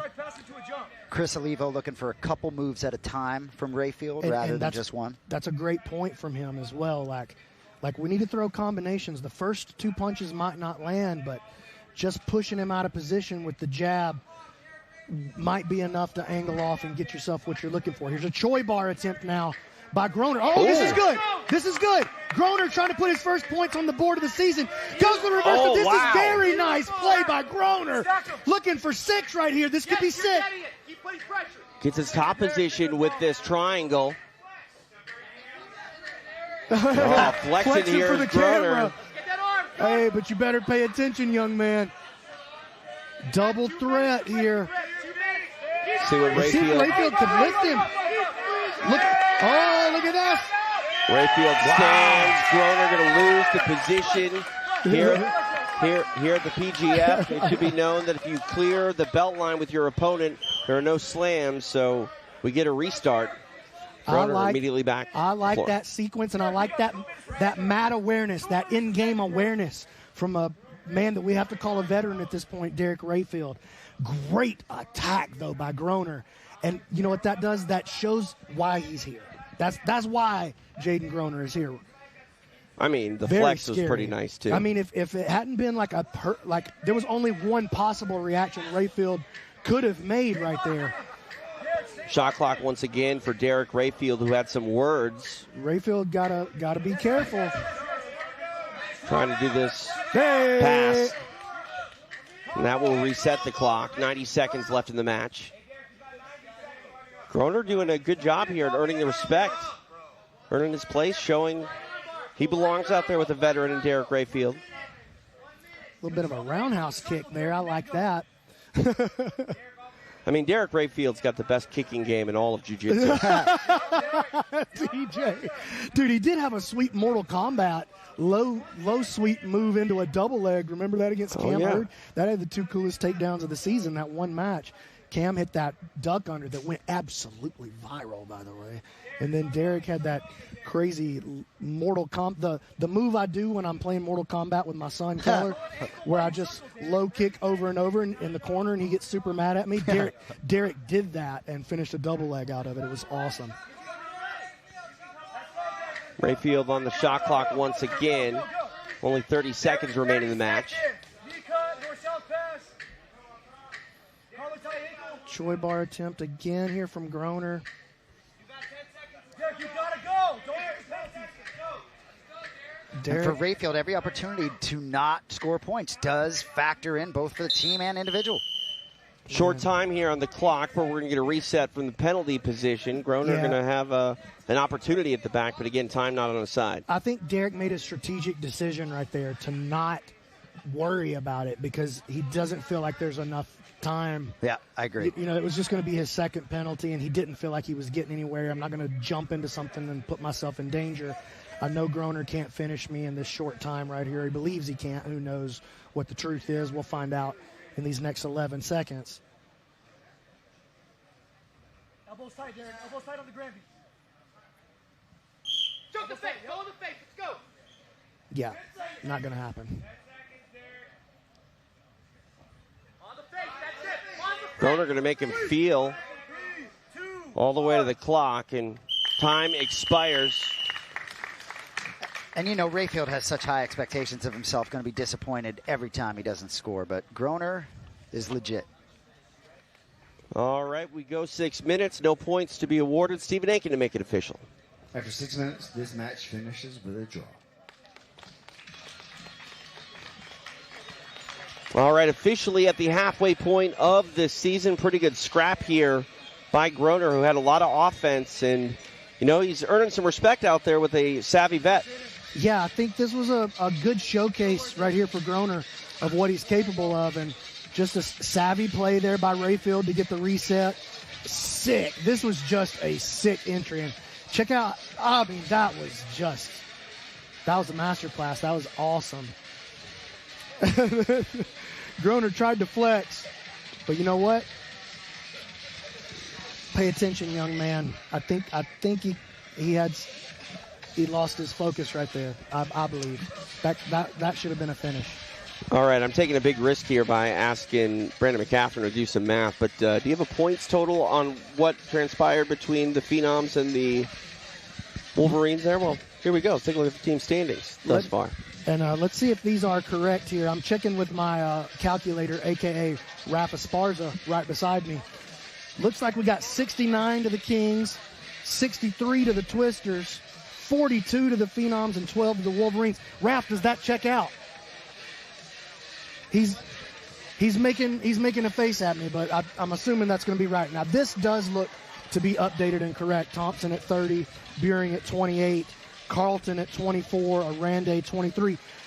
Getting kind of crowded there at the top. I'd actually like to see that bubble. I know it's not quite bubble time yet. It's not quite bubble time, but you know how I feel about the bubble. Well, and I think there are a lot of guys still on the bubble. Even as we saw coming into the night, guys with 8-6 points, it's still wide open. The kills can add up really quickly. And what we saw last season, as that sort of playoff bracket was forming, it got very tight as things went along. And that bubble is going to pique your interest, B-Mac, because it's going to go on till week 4, week 5. The individual thing is not going to come into real clarity until we get a little further along. Yeah, and the wheat sort of starting to separate from the chaff a little bit on the leaderboard. You know what I'm saying? Like Thompson, Buehring, Carlton, Oranday, kind of separating themselves, particularly Thompson and Buehring, those gaps start to get really hard to close. You want to talk about separation? We've got an opportunity here for the Kings to separate while the Twisters hope to close the gap. It is Team Las Vegas who's in that number 1 spot, taking on the team from Alabama and the Twisters. All right, action continues here in our second block of Week 3. Let's go out to the mat with Stephen Aiken. Our next athlete making his way to the mat, representing the Vegas Kings. Give it up for Austin, the Gumby, Oranday. Austin Oranday proving to be a really tough out in the Professional Grappling Federation. Lost his first match of the season and now has won 5 of his last 6. Continues to be a stalwart for this talented Vegas Kings squad. I love how the walks evolve as the season continues, and Austin Oranday taking his hat off and putting it on Coach Ricky Lundell might be one of my favorite walks you like that? Of the season. I still shout out to Handsome Kevin. He still got my favorite walk ever, the way he would just flip the hair and wink at the camera. Austin Oranday ready to go to work here for a second match of week number 3 at PGF. All right, time for his opponent to make the walk back to Stephen. And his opponent making his way to the mat, representing the Alabama Twisters. Make some noise for Jake Strauss. Here is Jake Strauss with a smile on his face. You can be sure he's happy to be in the PGF. Big couple matches closing out the night here for Strauss against Oranday and Melanson. Tail of the tape for this first meeting of the second block for the Kings and Twisters. Oranday on the board with 22 points, 8 for the Twisters. Jake Strauss. You know, Jake Strauss is low-key the funniest guy in the PGF this season. Didn't see that coming. I thought he was going to be like a stone-faced, like, hard-nosed animal. No. He is an animal. He is a caveman. But he is funny, dude. And a freestyle rapper, from what I'm told. Really? He has his own Instagram where he just posts freestyle. He's got a Finsta where he just posts freestyle raps. Yeah, I'll give you the secret deets later. Dude. I'll tell you what, like the way he's getting into this body lock passing right here, Oranday. Okay, I like this. This is a nice response here. Nice work, man. Nice passing. Heavy pressure from Strauss.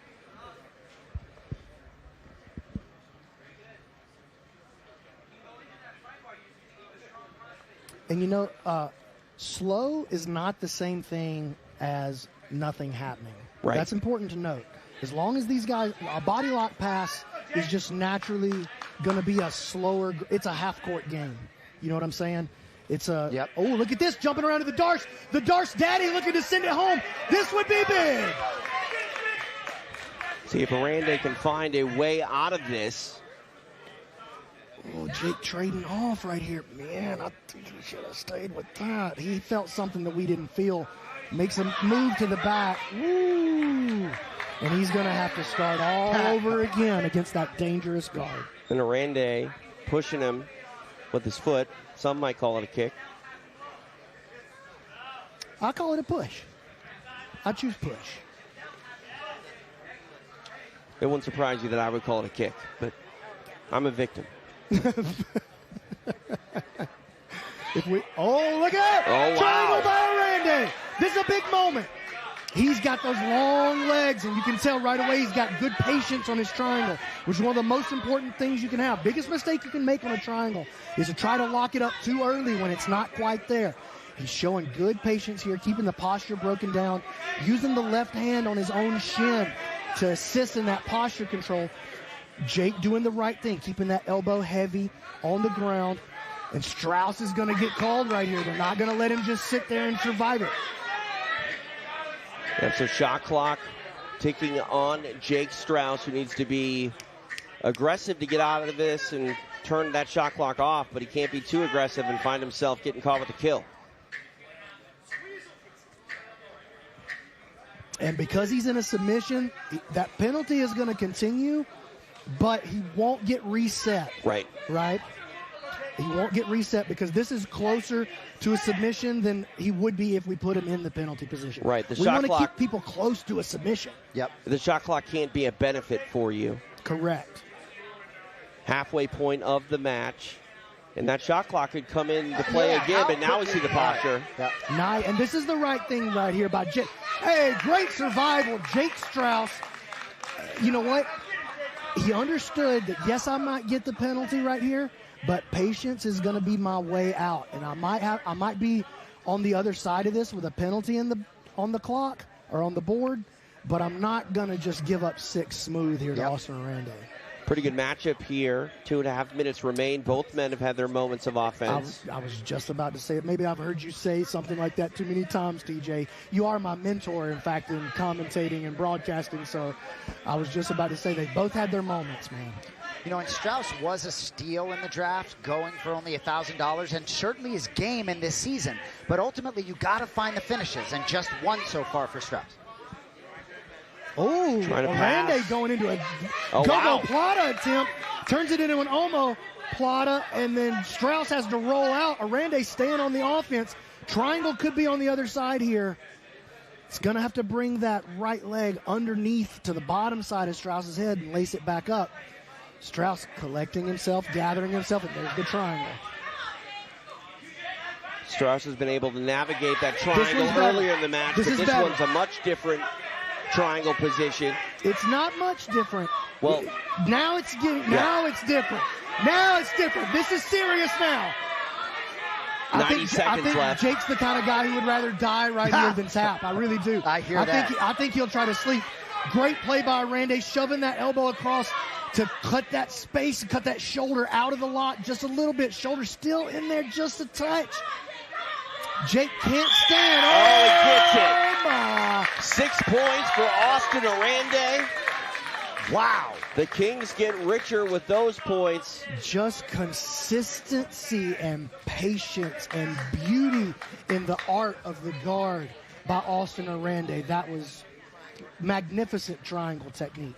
The reason I said, B-Mac, that triangle was different is it looked like Strauss reacted quicker than he did in the first one, and ultimately it took a little more time for Oranday, but he was able to stick with it, and he does get the kill. 6 points for Austin Oranday, doing big things here on week 3 of PGF. Stephen Aiken to make it official. Your winner with a kill, representing the Vegas Kings, Austin Oranday. Austin Oranday getting his hand raised, 6 points. And we'll take a look here at the replay in just a second. Here's the replay presented by Dahlimer. B-Mac, walk us through. So you said it was a little different. It was a different reaction. You were right. It was almost the same reaction. The difference is on the first triangle, Jake got his elbow all the way to the ground here, and he was able to put weight on the elbow. In the second triangle, he got the elbow close, and we're already past that point now when the replay starts. But the elbow was close, but the weight wasn't bearing down on the elbow to hide right there. And because of that, Austin was able to pop those hips up and start to bring that elbow across. And you'll see here how he uses this position and the dig under the leg here, too, if you'll notice. That prevented Jake from being able to stand. Kept him seated and kept him in a position, just like Austin says right there, to get his 6. Zip! 6 points on the board for your boy. Austin Oranday. I thought Mike Tyson was sitting on the couch there for a second. I was like, what is going on? Royce Gracie and Tyson? 6 points for Oranday and a black cap for Stephen Aiken, who's standing by with the man who just got the kill. Here with Austin Oranday. Austin, great kill for yourself. Another 6 points for yourself and the team. You had him in a deep one there, and I thought you may have blown your legs out with the squeeze there. Tell me what you're thinking going into that second one. Man, he's such a tough opponent. I knew if I could get back there, I could find the angle this time. I lost it the first time. But more important, I want to say this one's for my grandma. She passed away while I was fighting last week. Sadly, I did not get to see her. I found out the Friday before I came to PGF that she was diagnosed with cancer. So this one's for you, Nana. Austin, very sorry to hear that about your grandma. Condolences to you and your family, man. Thank you for coming out here and putting in work for us here at the PGF during this time. Is there anything else you want to say to the people at home or anyone you want to thank? Nicole Fox, I love you, baby. I'll be home soon. Thank you to my team, Randy Bros Jiu-Jitsu. Thank you to the Las Vegas Kings for putting this all on and picking me to be a part of the team. I truly am blessed. And remember, guys, God first over all else. Austin Oranday, everybody. Thank you, brother. A heavy-hearted Austin Oranday getting it done, putting points on the board for his Las Vegas Kings, and very important points as they come against the Twisters, who are trying to close the gap in our overall team standings. And Oranday, with that 6-pointer, vaults himself into a tie for second place, only 1 point behind the leader, Jett Thompson. That's big. Beuhring and Oranday now sitting at 28. And those 6 points head-to-head against the Twisters are massive. All right, our action continues here in block number 2 of week 3. Let's get back to it. It's Stephen Aiken. The next athlete making his way to the mat, representing the Vegas Kings. Make some noise for Chuy Magana. Chuy Magana, been really the story this season, was finished by Derrick Rayfield earlier tonight, has been another part of that Vegas Kings team that has just really vaulted them to the top of the leaderboard, given the balance on that roster.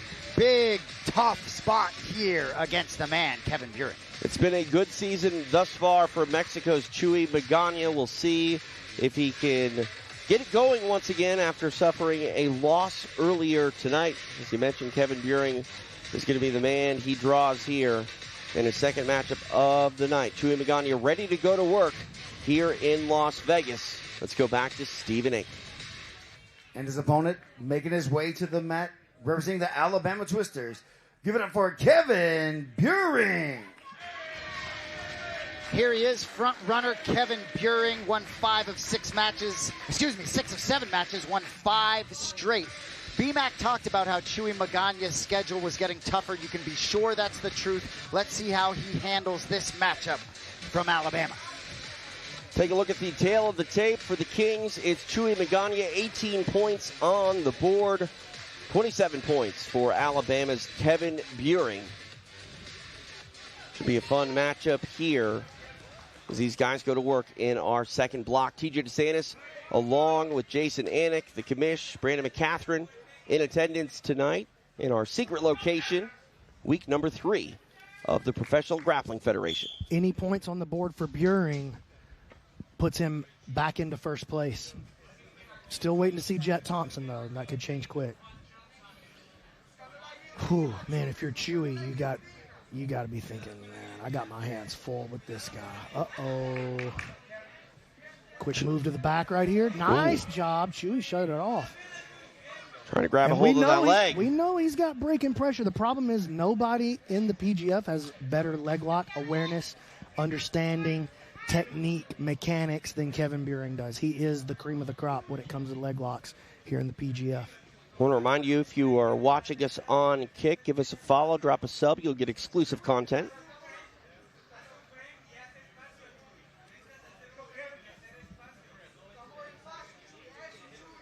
And I think that's the thing that's been most interesting about Magana's season is he's been pushed around. He's been the nail at times, but he quickly becomes the hammer. But right now on the bottom of Kevin Beuhring inside.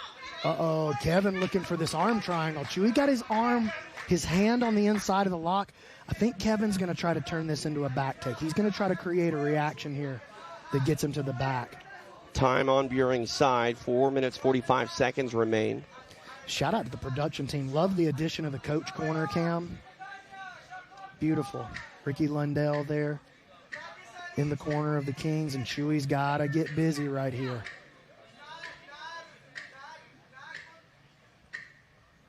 Kevin just putting that press down. Looking like his teammate, Season 7 champion, Ryan Aitken right here. Yeah, right? Good comparison. Now they play on here, BMAC. You talked about this earlier. It's because they're closer to a submission than restarting in the penalty position. Well, yeah, I mean, it's definitely possible, even with that hand on the inside for Chuy, it's definitely possible that he could get finished in this position. This is an arm triangle. It's not a perfect arm triangle, but it very much a potential finish cooking up right here for Beuhring. Does Beuhring have to get off to the side to get the tap? No, absolutely not. That's a bit of a misconception about the arm triangles that you need to dismount in order to make it work. In fact, some of the best arm triangles in the world, they're done right there from the mount position. You do have to drop the hip. Magana back on the shot clock.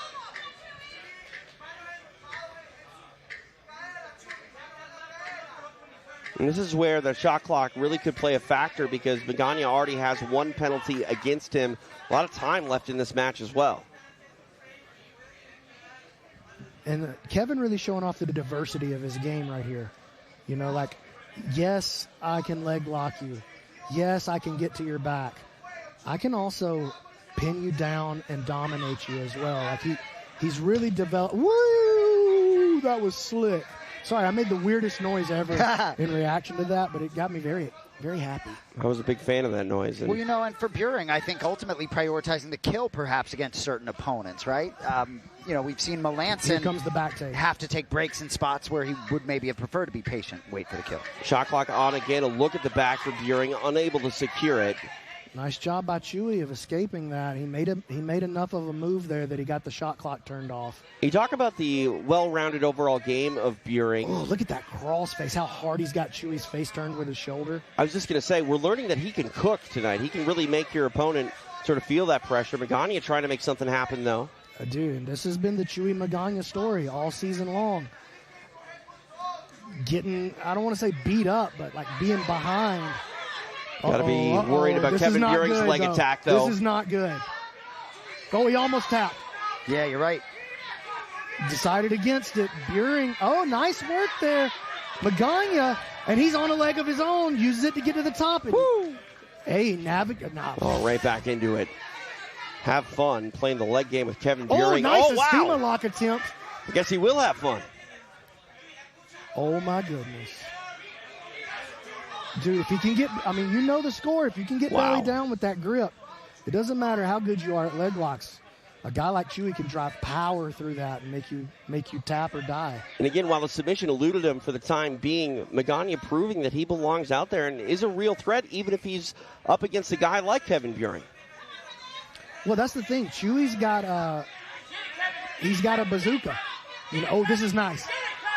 Again, Kevin reaching through with that far hand. Chuy trying to hang on to that leg. Great match. And he talked about it. Forth. Magana can tend to play the leg game with Buehring, not just threatening to get away. He will actively engage, but now he finds himself on bottom here in north-south. Well, that's Chuy's path to victory. Kevin's got a couple of paths to victory that he could take.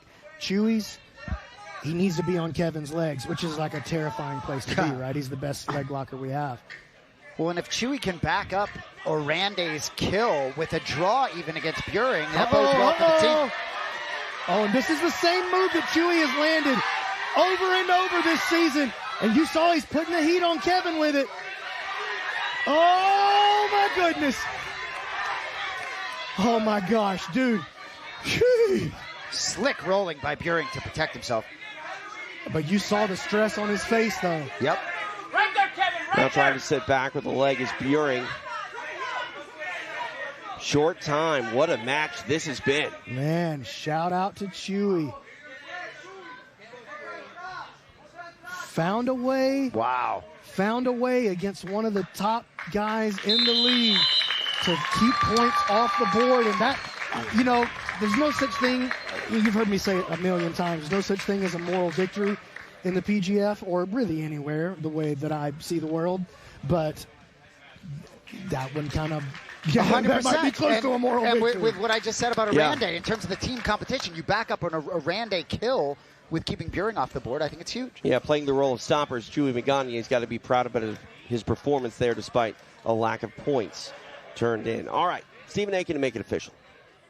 After 6 minutes, this match finishes with a draw. Great matchup between these two guys. A lot of respect from all of them.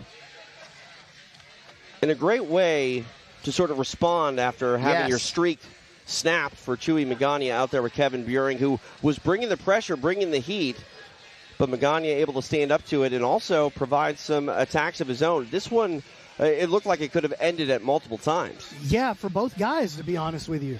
I thought Chuy did a great job surviving those arm triangle attempts, being patient, finding survival. This was the one right here, man. This is the thing that we've seen Chuy put. Oh, right there. We saw him put a couple of guys out with that. And you, dude, just the way Kevin's toes spread out and went stiff. You saw how much effort he was putting into keeping that foot, keeping the boot on so that he didn't get tapped out and upset by Chuy Magana. There goes my man Zoltan Bathory there on the sideline. Dude, appreciate Zoe so much. Without him coming through to Decatur, Alabama in season 5, we really never would have been able to make the next step with the PGF and start bringing this thing out to Las Vegas, upping that prize money. You know, we were the first jiu-jitsu organization to really put down big prize money for the athletes, and a lot of other organizations, to their credit, have come in and tried to do the same thing. But without Zoe really believing in what Keelan and I were trying to do out there, we would have never been in this position. So I just want to, since he popped up on the camera, I was just thinking about that, and I wanted to just give him the love right I mean, there. rock stars, they drive through Decatur. They don't generally stop and hang out. Yeah, he came off tour to come just because he said he would, and fell in love, and here we are. Yeah, man. now he says, let's bring that show to Vegas. All right, we continue our action here in Las Vegas. Back out to the mat with Stephen Aiken. Our next athlete making his way to the mat, representing the Vegas Kings. Make some noise for Jared Fekete.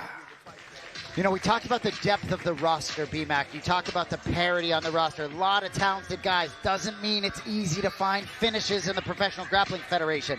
We talked about Fekete. Finished his first match, yet to find one. Now he's got Elijah Carlton. Yeah. The battle between Kings and Twisters continues. Fekete ready to go to work. Let's welcome his opponent back to the mat with Stephen Aiken. And his opponent, representing the Alabama Twisters. Give it up for Elijah Carlton. Elijah Carlton on quite a run here in the 2026 PGF season. Won 4 straight. TJ, you talk about lovers and haters. I'm not sure there are many haters out there anymore for this kid. I mean, anybody that says they hate Elijah Carlton, they might just say that in public and then, you know, admire the poster they have of him on his wall. I mean, Elijah is must-see TV, and he's proven that this season. Let's take a look at the tail of the tape. 9 points on the board for Fekete. 22 for the man formerly known as the jabroni grappler, Elijah Carlton. Elijah had that kill over Sam Schwartzapfel at 14 seconds. Second slowest of all time, BMAC, as you were saying. Matt Elkins had a 12-second finish. Crazy. You know, before... when the athletes had to come and weigh in, Elijah was the first one in to weigh in this time. He got here before any other athlete was in the building, and I was off talking to him on the side, and he was just giddy. Right? I was like, what are you smiling about? He's like, oh, Ooh, so happy. Oh, my goodness! So happy I got 3 subs tonight. 23 seconds. Wow.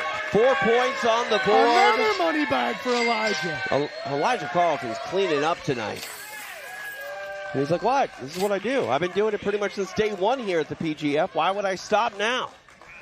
37 seconds combined mat time, week 3 for Elijah Carlton. You don't get paid by the minute. You get paid by the moment. Another money bag for Elijah. That one from Grace. I mean, if he milks it any longer, he might just end up with the whole bank. Yo, that's 5 money bags for him in 2 matches. That's an extra $2,500 in the bank for Elijah Carlton. There's $500 in each of those bags. Yeah, well, some of last matches is sending to Schwartzapfel. But, hey, big for the Twisters, too, as they creep on the Las Vegas Kings. All right, wow. Stephen Aiken to make it official.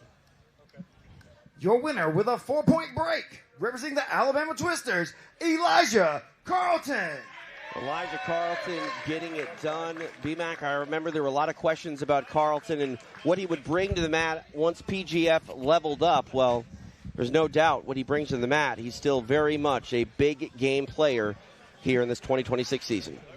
I mean, it was just an instant arm lock. Jared made the right choice. Like, let me tap early. But because he understands it's a league, not a one-day tournament. You know, I mean, we can watch the sub again, but here's the part I want to actually watch. So nice arm lock. This is the part I want to watch right here. My man walking around with his arms out. Are you not entertained? Dude, I'm telling you, I was just about to go there with the arms out. Like, come on, that post-fight finish. Oh, dude, you see him give the Jordan shrug right there? You see him give the Jordan shrug? Watch. Well, I love it. I mean, he's trying to get B-Max money bag with that Jordan truck. Big Bulls fan over here. Yep. Dude, I love it. Jordan 6 threes in the first half back in the day, dude. Perfect time to do it after those quick 2 finishes. I mean, normally I would say the money bags would be handy for his words that he's not supposed to say on the broadcast, but we haven't seen that from Elijah Carlton. Maybe we'll get it now. He's standing by with Stephen Aiken. Here with Elijah Carlton, getting money bags thrown at you left and right. You're recognizing people in the crowd in the middle of this. Tell me what you're thinking. Man, first off, all glory to God.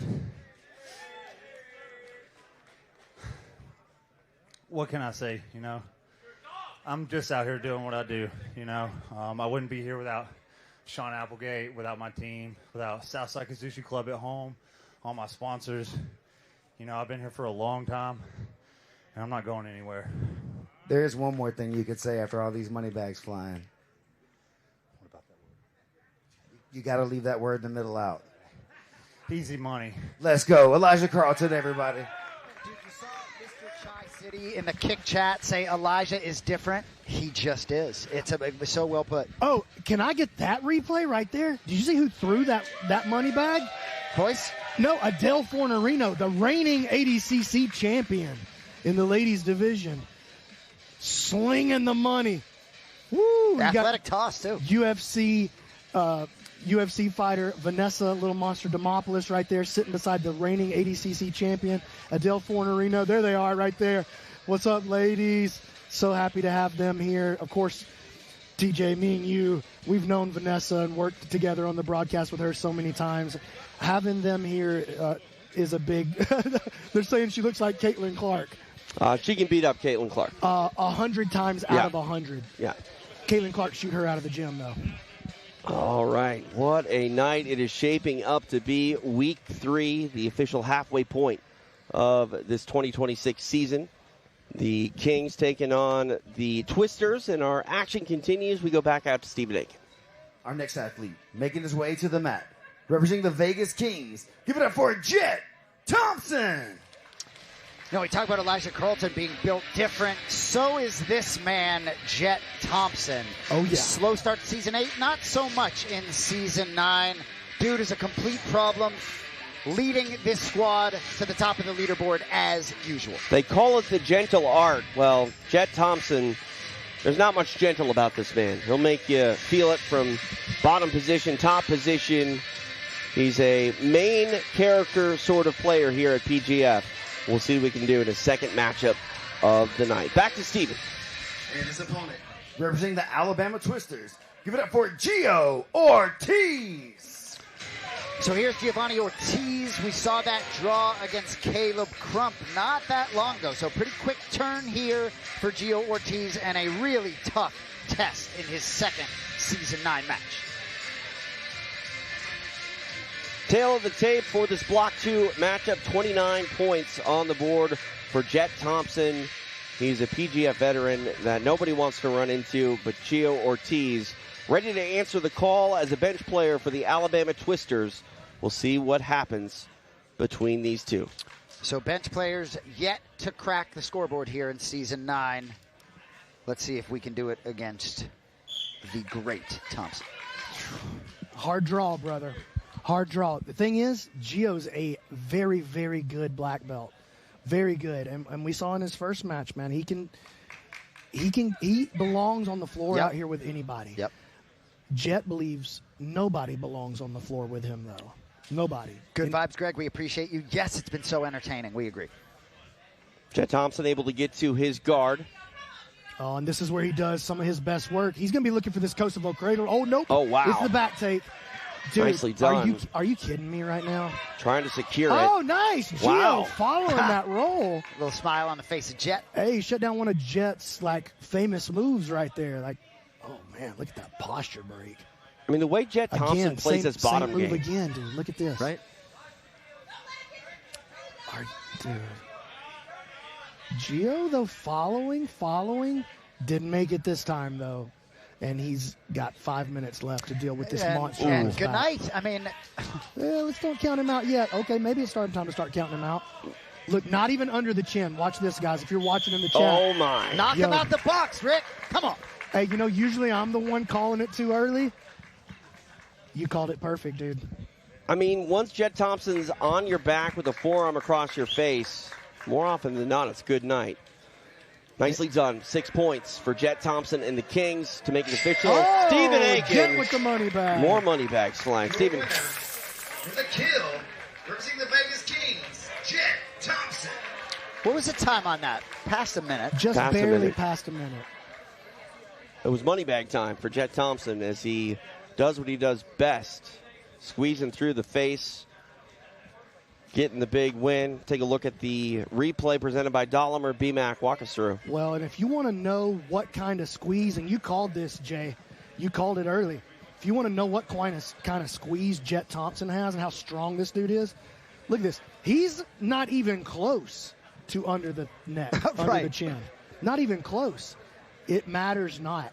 Like if Jeo doesn't tap right here, I mean, it's a Las Vegas dental bill, and those are not. Yeah, you're going to have your jaw crack like Robert Whitaker at the hands of Chimaev. I mean, a wise man, BMAC, once told me that anything beneath the nose is the neck, and Jett Thompson epitomizes Yeah, I would never say beneath because it doesn't feel right, but I would say under. Under. Anything under the nose is the neck. There you go.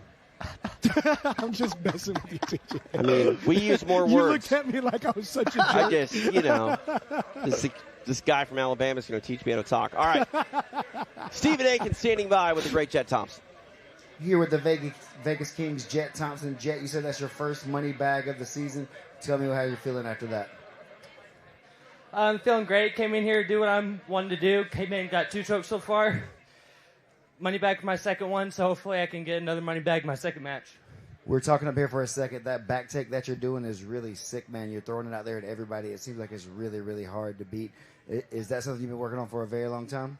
Yeah, I've been working on it for, I don't know, at least a year now. But, yeah, if you want to go learn how to do it yourself, go in my bio, and there's a link to my Patreon, and I have it there. I have instructional on that in my Patreon. All right, everybody, go check out Jett's Patreon. Get that instructional on that closed guard back take. Closed guard ain't dead. Jett, anything else you want to say? Make closed guard great again. Let's go. Jett Thompson, everybody. Jett Thompson doing what he does best, killing it on the mat. And, of course, you can catch up with the Las Vegas Kings behind-the-scenes footage available for you anytime on YouTube.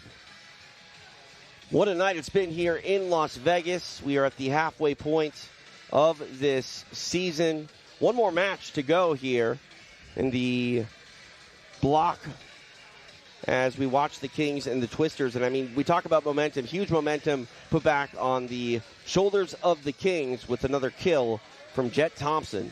I'm actually interested to see if Travis Haven is about to make this walk. He looked injured in his last match to me. Very good point. I would not be surprised to see Eric Allen, Wow. former professional football player, making this walk right here for the Twisters. I don't know that, but I'm just guessing, you know. And Eric was a guy that you thought, you were surprised he didn't end up on a roster. I actually had Eric rated pretty highly on my personal preseason board. I'm not one of the owners, one of the coaches, you know, but I think Eric is the kind of athlete that could really surprise a lot of people. He's a superb athlete. Feels like the Royal Rumble and the final entrance about to walk. We don't know what's going to happen. Yeah, I don't know, and I like that. Yeah. All right, let's go back out to Stephen Atkins. Our next athlete, making his way to the mat, representing the Vegas Kings. Make some noise for Cam Hurd. Here is PGF veteran Cam Hurd, one of the franchise players on the Las Vegas Kings. I'm sure Sam's looking to get back on the board here. Did have that huge win over Derrick Rayfield beginning of week 1. Been a little uneven for Cam since then. A franchise player for the Kings. We talk about the Kings wanting a certain personality and profile for their team. Cam Hurd is a hard worker, and the Kings appreciate his valiant effort as they sit atop of the leaderboard here during week number 3. We'll see if Cam Hurd can score some points in his second assignment of the night. Time for his opponent to make the walk. Who will it be? Let's find out. Stephen Atkins. And his opponent, making his way to the mat, representing the Alabama Twisters. Give it up for Big Dog, Travis Haven. Okay, I guess we shouldn't be surprised, right, that the big dog is continuing to compete, but it did look like he was a little banged up at the hands of that break from bulletproof Brett Moyer. So 2 losses in a row here for Travis Haven. Finishes the night with Cam Hurd and then Derrick Rayfield. So big spot here for the Twisters and Big Dog. Tail of the tape for this final matchup here in Block 2. 14 points for Alabama Twisters Travis Haven. For the Kings, Cam Hurd, 6 points on the board. And just a reminder, if you're in the chat, either on YouTube or over on Kick, any money that comes through, whether it's a subscriber on Kick or a YouTube channel member or super chats or whatever it is, it's all benefiting these athletes, all of it. So don't be shy.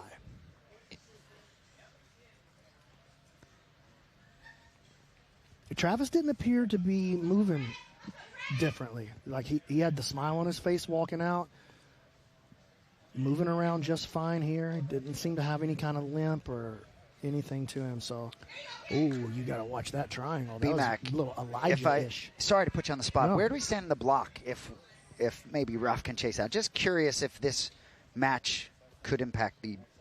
No, it's a great question. So let me see here. Block 2. Yeah, the Kings are at 12 right now. It's their block. Gotcha. They're going to win the block no matter what happens right here, even if Haven was to get the max. And that's big for all those Kings athletes high up on that leaderboard. Yeah, just creating a little extra distance. I think they're up by 8 right now in total, which is just 1 point more than what they were up heading in. Oh, look at this. Nice work here by Cam stepping around. He's got an arm lock. Oh, man, Travis survives a tough spot. And now looking for a triangle. This is Cam's world right here. Dogging out a pass. Pulls it back to the middle.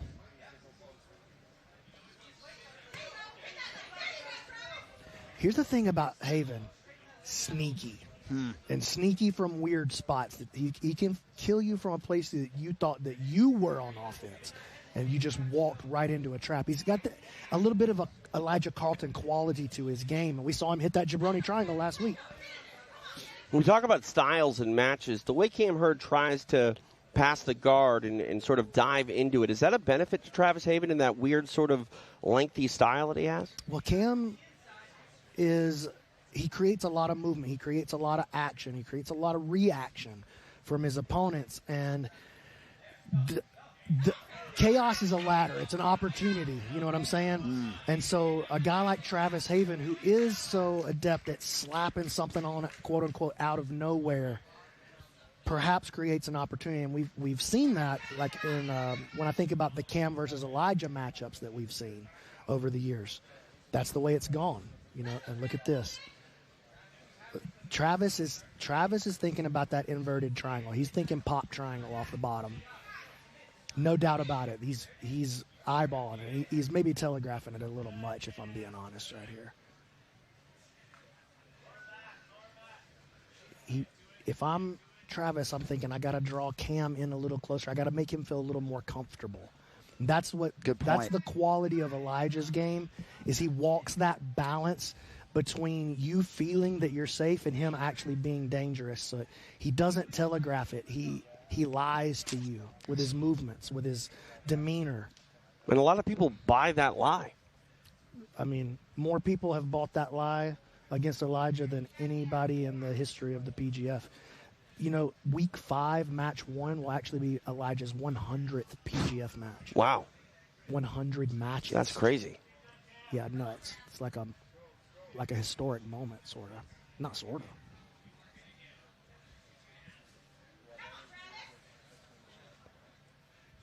Shout out JC Hyatt in the chat. $100 in the chat. Appreciate that. He said if it got to 2,000 concurrent on YouTube, he would pop it in there, and true to his word, he did that. And he said he's got another 100 for tonight's top scorer. Cam Hurd on the shot clock. Appreciate JC. We got to get JC out to Vegas. Toe hold. Haven. Big reaction. Oh, my goodness. Cam Hurd. Beautiful break. Go. What a play by Cam Hurd, dude. Toe hold submission for the Las Vegas King, Cam Hurd. Money bag. Man, they're flying tonight. And for good reason. These guys putting on a show. Cam Hurd getting it done, picking up 3 points via the break. What a win for Cam Hurd. Stephen Aiken will make it official. Your winner with a break, representing the Vegas Kings, Cam Hurd. Cam Hurd getting the toe hold submission. Definitely seeing a little limp still out of Travis Haven, and pulling guard, you know, he just got Cam Hurd just put a toe hold on him. And it's a sick move, too. It kind of, you know what, all those things I was saying about Travis, it turned out to be true about Cam. Sort of out of nowhere. Old school rolling toe hold, looking like Eric Paulson out there. Check this out. Standing, leading with that leg in the middle right there. Reaching across. Now watch this. Boom, rolling toe hold, and he's got the grip mid-roll. And then he deepens it. And look at the aye, that's a lot of bend. Travis screaming, tap, tap, tap, tap. Get off of me, Cam. And that was his main goal going for it. We see a lot of toe holds in weird positions, but Cam Hurd saw that toe hold and went for it and ultimately takes it home. Beautiful stuff by the Las Vegas King here, week number 3, closing out the second block here tonight. And, as far as points go, huge block. Huge. I believe they put 15 on the board in that block. I think that ties them. I think that's the most any team has put up in any block. I think the Twisters did that in one of the blocks last week, if I'm not mistaken. Solid stuff by Cam Hurd, who is standing by with our Stephen Aiken. Here with Cam Hurd, Mr. Toe Hold, 2026. You're putting it on him this season, man, with that toe hold is really nice. You got the shot clock on you. I saw you kind of look up, and then you just sent it. So I guess that means the shot clock's working. Tell me how you feeling. Yeah, I guess, it's kind of frustrating when I'm trying to pass and I get called, but hey, it lit a fire under my butt and it made me jump on a sub, and I got it. So thank you, guys. Got a money bag? Got a money bag, yeah. Shout out to my beautiful wife at home. Love you, miss you. She's at home watching my 2 beautiful daughters. Penelope, Wilder, miss you guys, love you. Got some money when they come out here in a few weeks to Vegas. We can go shopping. Heard that, Cam. Tell me anything you want us to know about being a Vegas King. Man, it's a dream come true. It really is. To be in the PGF is a dream come true, but to be able to work with the Kings, respect to all these teams. But the Kings really hold a high standard. They really take care of us. They do above and beyond, what the expectation is. So it's a blessing and an honor. I'm very thankful. Cam, we're thankful for you, brother. Appreciate it. Cam Hurd, everybody. Cam Hurd, a staple here at PGF, and he closes out the second block in a big way, getting the break via toe hold. Money in the bank. Take a look at the Money in the Bank points-wise for the Kings, and, man, the rich get richer. Big block for them, 84 points now. Big lead over the Alabama Twisters, who have 67. The Phenoms still in the mix, trying to close down both the Twisters and the Kings, 45 points, and the Wolverines with 12. And that was a 6-point deficit earlier in the night, just like that. Funny how that changes. Jett Thompson pulling into that number 1 spot with 37 points. Austin Oranday in number 2 with 29, just 1 point ahead of the third place Kevin Buehring. Elijah Carlton in the mix at 28 points, tied with Kevin Buehring, actually. Kings, Twisters, Kings. Yeah, you see a theme here? Yeah, well, we're looking at the top 5, yes, but a couple of those phenoms just outside of the top 5 going to have some things to say about it. Kochel, Melanson. We'll see. And now, as we're officially into the second half of the PGF season, those places 6, 7, and 8 definitely going to be very interesting. All right, our night of action continues. It's been a fun one thus far. Appreciate you tuning in. The third block is headed your way next. Live from Las Vegas, you're watching PGF.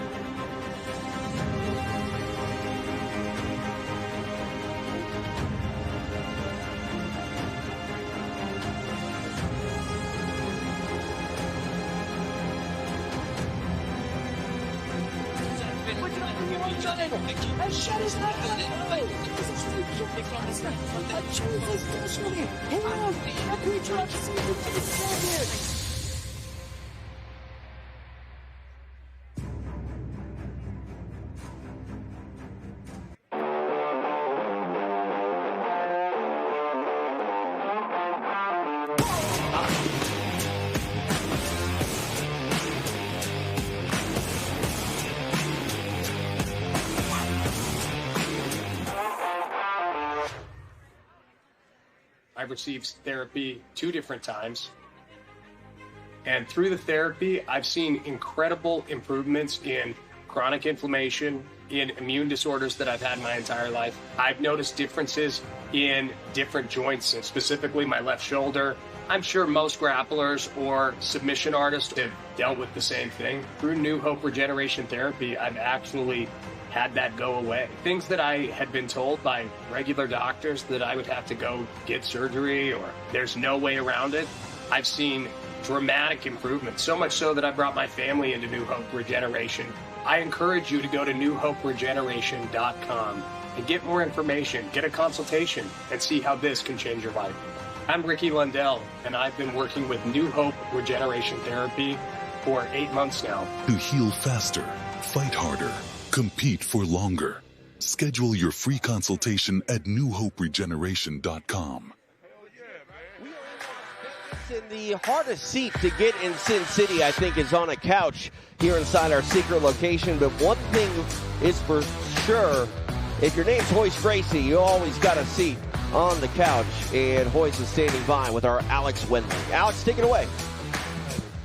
Yes, I'm standing by with UFC Hall of Famer, the original champion. It is Royce Gracie. And we were just talking about how his experience with New Hope Regeneration completely changed his life. And now we're seeing the Vegas Kings put on a show, and they are sponsored by New Hope Regeneration. So tell me about your experience with stem cells. Well, I'm able to run again. It works. It definitely works. I recommend it.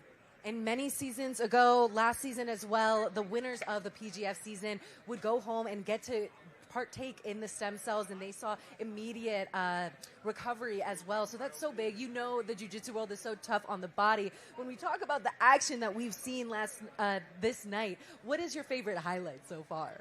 Well, all of them. Not just the finishing, the guys that submit, but to be here, you got to be good. So it's such a fast game, such a fast pace. So all of them, even the ones that go for a draw, it's been good matches. Yes, and we know you just came from LA, but also a trip from Brazil with your cousin Heather, the owner of PGF. So she is able to get you to do whatever. But will she one day get you able to be a coach on a season of PGF? Well, the Gracie woman, the tough ones, not the Gracie men. They think that we're the fighters. They're the fighters. So he evaded the question about the coaching. I'm putting him on the spot because we're going to clip this when we announce that he's going to be coaching one day. Maybe one day, right, Royce? That's a young man's game. Come on, I'm old now. He just likes to enjoy, be in the splash zone over on the couches, and we're going to get right back into the action and send it back to you guys. Thank you so much, Royce. Thanks, Alex. If you want to go behind the scenes with PGF, you can do so. Get the latest from the Philly Phenoms, available right now on YouTube. We are in Las Vegas. TJ DeSantis along with Jason Anik. B-Mac, Brandon McCaffrey out doing commish things, but fear not. We got a little monster, Vanessa Demopoulos. Small in stature, big in personality, and the personality is about as big as your love for the sport of jiu-jitsu. What's going on, everybody? It's so good to be here at PGF. I am so excited. These matches have been on fire. We've seen so many breaks, so many quick finishes, and so many unpredictable moves that have happened. It is an interesting format, and we have a very high finish rate. And it's crazy, Vanessa, when you look at what the PGF is doing, the shot clock, it rubs some people the wrong way, but I think this format is producing a form of jiu-jitsu that is very unique and interesting when you look at all the other shows on the scene. PGF doing big things, and we're rewarded for a lot of fast finishes. Absolutely, and if you guys look out at the crowd, you guys can't see the crowd, but if you can, this place is packed. I walked in here and tried to find myself a seat, and I actually couldn't even find somewhere to sit down. So that goes to tell you how exciting PGF is truly becoming. The shot clock is really pushing the action. It's making the athletes have to move, have to do something, even if they're the ones in a dangerous position, which is what we want to see. We want to see breaks. We want to see finishes. We want to see the scrambles, and that's what makes jiu-jitsu so exciting. I mean, if you're, standing by with the money bag in your hand, what would make you throw the money bag? Is it the wrestling and the big throws? Is it the slick submissions? Is it the overall, effort put out by our athletes? What would get a money bag from Lil Monster? Okay, I actually did get to throw a money bag 2 weeks ago, and I was so excited about it. But the thing for me, I was like, I just want to see an exciting break, right? So like the slow motion jiu-jitsu, it's fun, it's nice, it's technical. But I want to see somebody just like slam into a submission and get it really quickly, and that's what made me throw the money bag. Yeah, it's not your first night here. Anything that you've really appreciated about the season of PGF? This season as a whole, like I said before, I think it's more so just like how quickly these submissions are coming on, right? Like we've seen several 15-second matches, right? And it's so exciting because like you're like, oh, this guy's gonna go for a takedown, and then he's getting the takedown, and then you're like, whoa, he's getting armbarred. Like that's what we want to see. Jason, your thoughts as we're at the halfway point of the season. What is your biggest takeaway as far as storylines are concerned? Well, Vanessa's talking about throwing a money bag. Can we get a money bag, TJ, at some point to throw it out?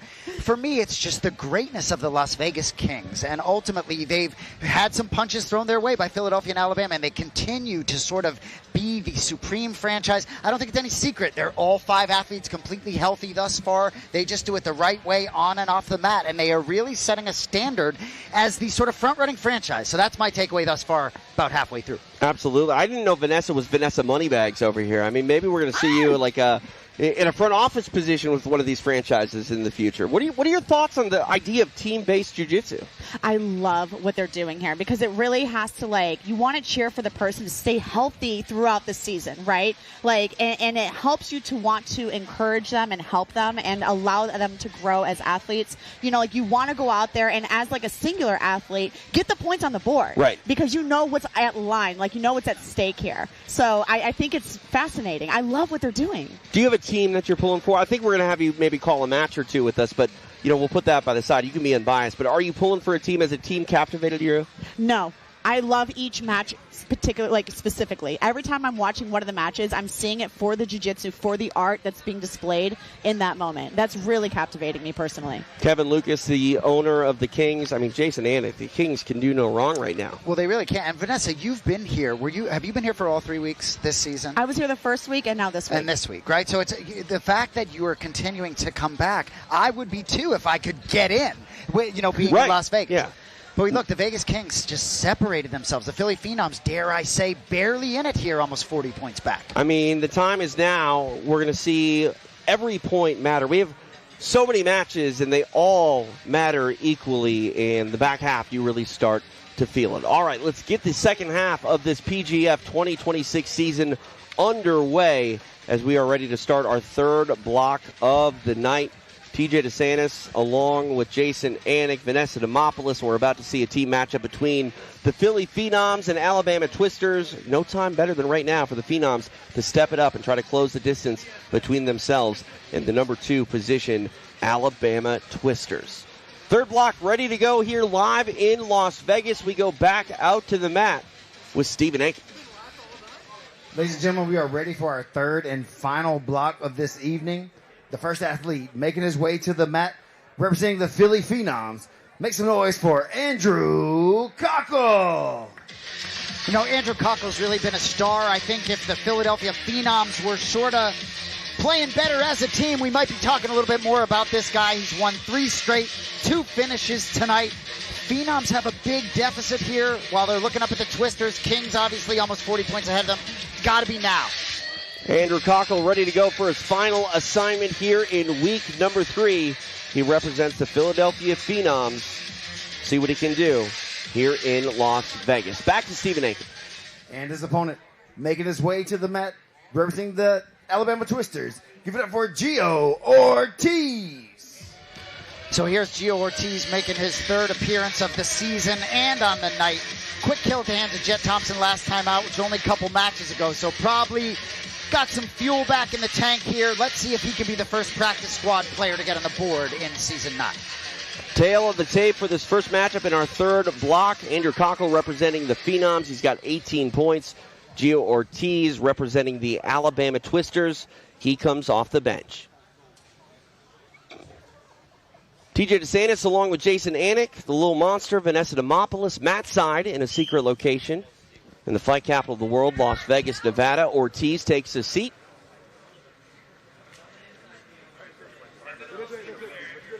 little bit different of approach here from Ortiz. Needs to go on defense now. Looking forward to Cochel truly getting a third finish here. I mean, the fact that he's already had 2 breaks thus far tonight really says a lot about his power on this team. I've been calling him Andrew Crackle. See, that's the reaction I want, Jason Andrew. Well, she's just sharper than B-Mac and I. That's true. Younger, more tapped in.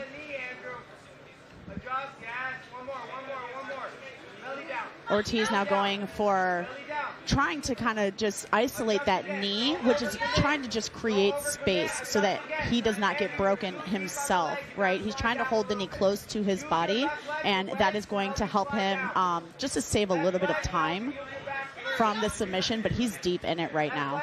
Speaking of time, we've gone past that 1 minute point. Ortiz is really kicking his foot forward, but I have a feeling that Cochel is just kind of going to continue to readjust as he's doing here.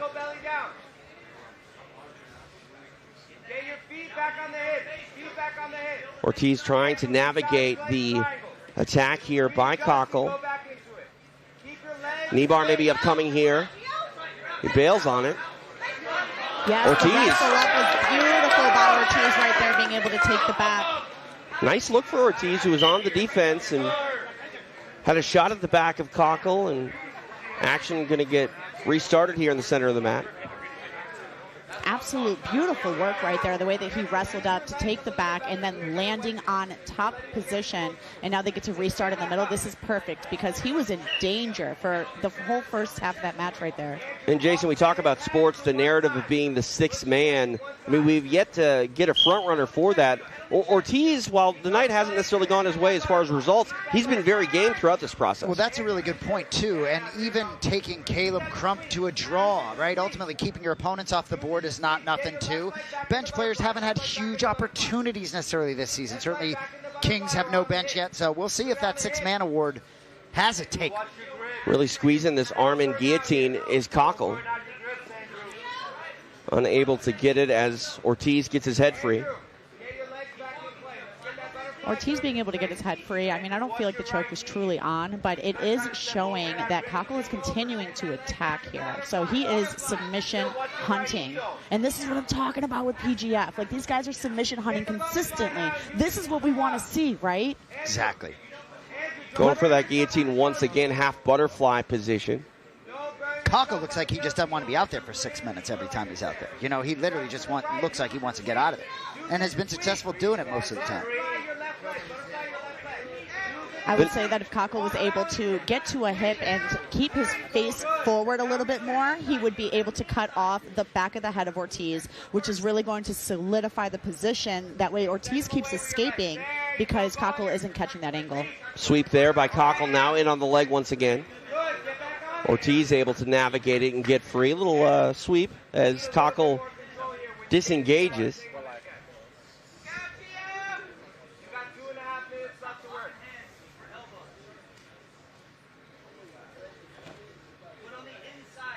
Vanessa, you've done a lot of jiu-jitsu in your time. What is it like to have multiple assignments in one night? You know, there's that adrenaline dump and the idea of going back and cooling off. Is it a hard task? That's actually the way that we've all known jiu-jitsu to be, right? I think the new age era of these super fights is something that we aren't acclimated to. Coming through with the IBJJFs and all the other organizations that we have come through, it's always been very tournament style, tournament based. So we are used to competing and then having to wait for an hour and keep yourself warm, make sure that you're eating snacks in between and allowing your mindset to stay sharp while you wait for your next match.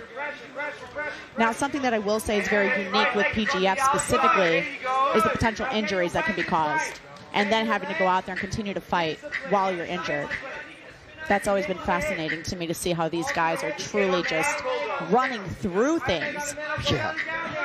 Shot clock going to expire, so flags come in. We'll restart from the penalty position.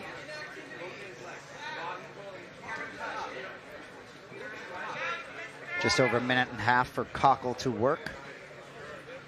And that's the thing, too. If you're new to jiu-jitsu, I think the flags and the penalties, and the restart in the penalty position, Jason, that's going to allure new fans that maybe don't have the patience for that inactivity. No question about it. And ultimately, when we talk about sports and we talk about prioritizing offense, it's no different here. And BMAC talks about your jiu-jitsu skills in this jiu-jitsu game, if you will. Nice job by Ortiz. Yeah, beautiful job that he rolled out of that. It didn't really look like Kochel wanted to take the back either, though. Yeah, good point. Yeah, Vanessa, we talk about jiu-jitsu and sort of the ultimate position is having your opponent's back, but that's not everyone's game necessarily. Yeah, I mean, if it's not a strength of his, so far what I'm seeing is that his strength is trying to tie up the leg locks, trying to tie up the guillotines, right? He's really comfortable in these two positions. Look, there he's going for it again. So for him, like, he either wants to be on his butt trying to tie up a guillotine or entanglement in the leg locks, which is really a gunfight if you think about it, but he's comfortable there. As are you on a microphone, by the way. Thank you so much. It's so good to be here with you guys. Trying for that arming guillotine once again as Cochel bails on it. I think I called an EBI with Fekete Demopoulos, who hit frequencies that were unregisterable when great jiu-jitsu action took place. I love it. The chirping and growling should stay to a low pitch minimum, right? Full mount here now for Ortiz. Under 30 seconds remain. See how aggressive he gets down the stretch. He has to be aggressive here. He has been on the defending end of this entire match. Don't worry about the shot. Watch the elbow. Keep everything tight. Keep that out. Yes. There you go. There you go. Wow, beautiful job by Kochel to be able to get out of that mount position and straight into a leg lock entanglement. Short time, not going to happen. We go to 6 minutes here between Cochel and Ortiz. Kochel looked to be in some pain. Yeah, I think he's a little bit hurt. And for Philly, every opportunity where points are not put on the board feels like a big missed opportunity given the scoreboard. Absolutely. Let's go ahead and make this one official. We go to Stephen Aiken. After 6 minutes, this match finishes with a draw. Well, the Alabama Twisters have bigger things on their mind than keeping the Phenoms at bay. It is points that go by the wayside for Andrew Cochel and that Philly-based squad. Ortiz definitely game. We saw him be defensive, but ultimately try to take the back there of Cochel. This arm-in guillotine, something that Cochel went to time and time again, but unable to get the squeeze. And going back to that leg attack was Cochel, but Ortiz coming off the bench and proven to be a tough out for Andrew Cochel and the Philly Phenoms. See, BMAC's just like yucking it up. That's what you get to do when you're the commish. Yeah. His legs crossed, three-piece suit. That's okay. It's okay. We're more than happy with it. Look at that giant smile on his face, though. I mean, look at that man. That's a happy man right there. I mean, he's here working, but I don't think anything puts a smile on the face quite like PGF for BMAC. Brandon McCaffrey. His brainchild has come to life here in Las Vegas. We are in block number 3 of week 3 of PGF in the 2026 season. Let's keep the action going. We go to Stephen Aiken. The next athlete making his way to the mat, representing the Philly Phenoms. Make some noise for Shawn Melanson. Here he is, one of the best performers thus far this season, Shawn Melanson. Really solid, quick elbow genie break over Brett Moyer last time out. Still has yet to be defeated in the PGF.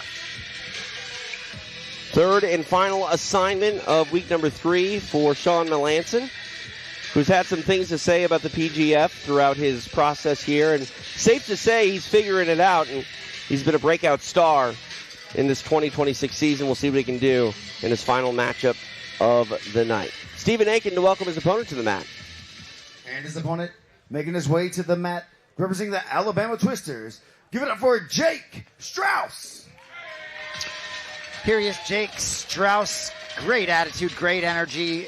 A little bit up and down on the mats. Has been tough to put out, but ultimately has not found enough of his own offense. Just one kill or break thus far this season. That was week 1 against Jared Fekete.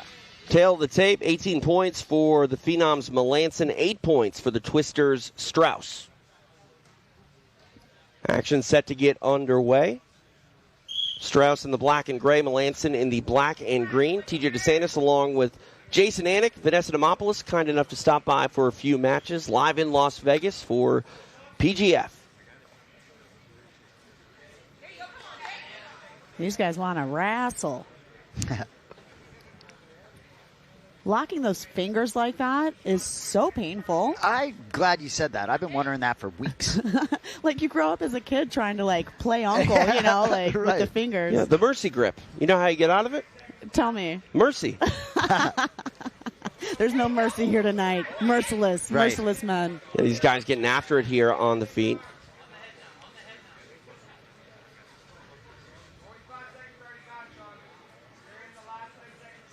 I'm a little surprised that they're not doing more up-down action, you know, trying to like snap each other and, you know, collar ties and throw-bys. There we go. I thought we were going to see a flying triangle right there. Going to get a reset here in the center of the mat. Strauss in the closed guard of Melanson.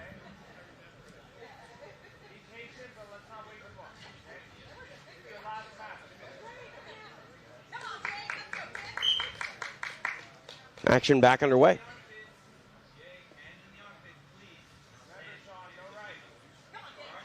You know, what's great about the team competition, you know, Jake has a great opportunity here, while he may not be in the playoff mix necessarily himself, a great opportunity to score for his team. So there's still a lot at stake here. Alabama's still in it with the Kings. Yeah, you're absolutely right. I mean, even if your season is not going the way you want it to, you have a role as a member of one of these teams, and that's not something you often think about in combat sports. Now in the leg is Melanson. He takes it home. Nicely done. Melanson's on another level. That was a beautiful knee bar right there. Perfect into the transition, the way that he underhooked and started the turn.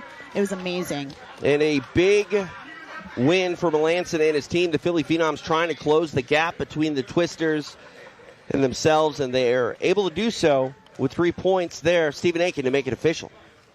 Your winner with a break, representing the Philly Phenoms, Shawn Melanson. Shawn Melanson getting it done. Strauss was able to get in that top position and ultimately was forced to play the game of Melanson. Vanessa Demopoulos, walk us through this replay brought to you by Dolomer. So this was beautiful as he hip heists him over and just locks into the straight ankle, but then transfers over into the knee bar while they were doing the turn. And picture perfect. Beautiful work. See, I don't think you need to fight anymore. I think we need to give you a microphone more often. I than not. appreciate this. Let's do this more often. Royce Gracie back on the couch in the splash zone, as it's been dubbed here in PGF. So interesting turn coming up in this next match for the Philadelphia Phenoms. Noah McCauley coming back in, who was injured last week, right, but had to sit out the 3 matches. So Armin Bruni out for the night. Noah McCauley, I believe, is going to come back in, and we'll welcome him back against Elijah Carlton. How about that? Oh, welcome Doesn't back. get any easier. All right, Stephen Aiken to introduce our next athlete. The next athlete making his way to the mat, representing the Philly Phenoms. Make some noise for Noah McCauley. So here he is, Noah McCauley. Did have a really solid week 1 with a couple wins. One by DQ after Jake Strauss tried to slam him, but did have that nice break over Brent Moyer. Was broken twice in week 2 and then got injured, so I'm sure he's looking to get back in there tonight, albeit against the man, Elijah Carlton.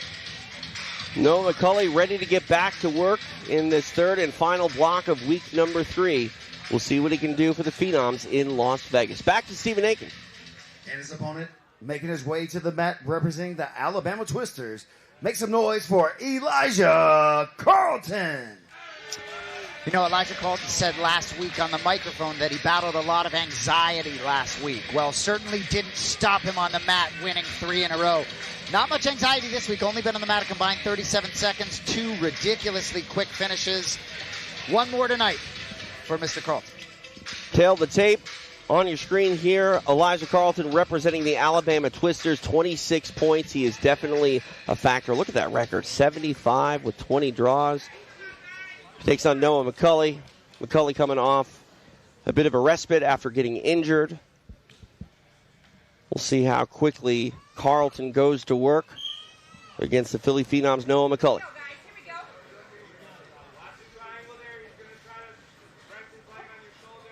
This is very much a mental game. We talk about that all the time. And Vanessa, when you look at Elijah Carlton, who has been open about, struggles with anxiety, it's just good to see him be as comfortable in his skin on the mat as he should be. He's a main character player here at PGF. Let me tell you something that is so fascinating about jiu-jitsu. It doesn't matter how much noise is in your mind. The moment your butt hits that mat, everything goes quiet, and the only thing you can think about is this other person who is trying to break your limbs. So if you want to talk about anxiety and other things that are happening in the world, nothing calms you down more than getting on these mats.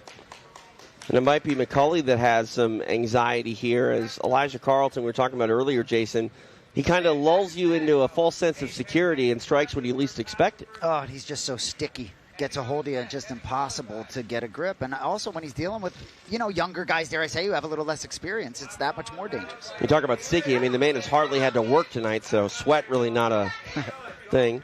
He's coming in here fresh. And, he was bonusing, too. Look at that beautiful sweep. That might be worth a money bag right there. This guy just has pretty jiu-jitsu, man. That was beautiful. Putting the squeeze on McCauley here. So Carlton's muscles are fresh. He's hardly competed. And you have McCauley, who has unfortunately suffered a few breaks this season. So, he's probably has some injuries that he's working towards and through. Yep. And that's what I'm talking about with PGF. These guys are so freaking tough. Look at the back here for Carlton, able to get that body lock on with the triangle. Now they're hand fighting right now, and you have Carlton really trying to secure the hand down, and tying it up with the leg. So now McCauley only has one arm to be able to defend this choke with. BJ Penn was a man who did that so well on the mat. Carlton with shades of the prodigy here, now trying to wrap up the rear naked choke. McCauley in trouble. This is over. Great job. A kill for Carlton, who just keeps putting up points on the board for the Alabama Twisters. His coach, Sean Applegate, happy, and the money bags come flying. Carlton almost expects it at this point. How many money bags has he gotten tonight, Charlie? All of them, it feels like. Well, and that's huge for the Twisters. That's 6 points there. What a way to end the night here in week number 3 for Elijah Carlton. Stephen Aiken to make it official. Your winner with a kill, representing the Alabama Twisters, Elijah Carlton.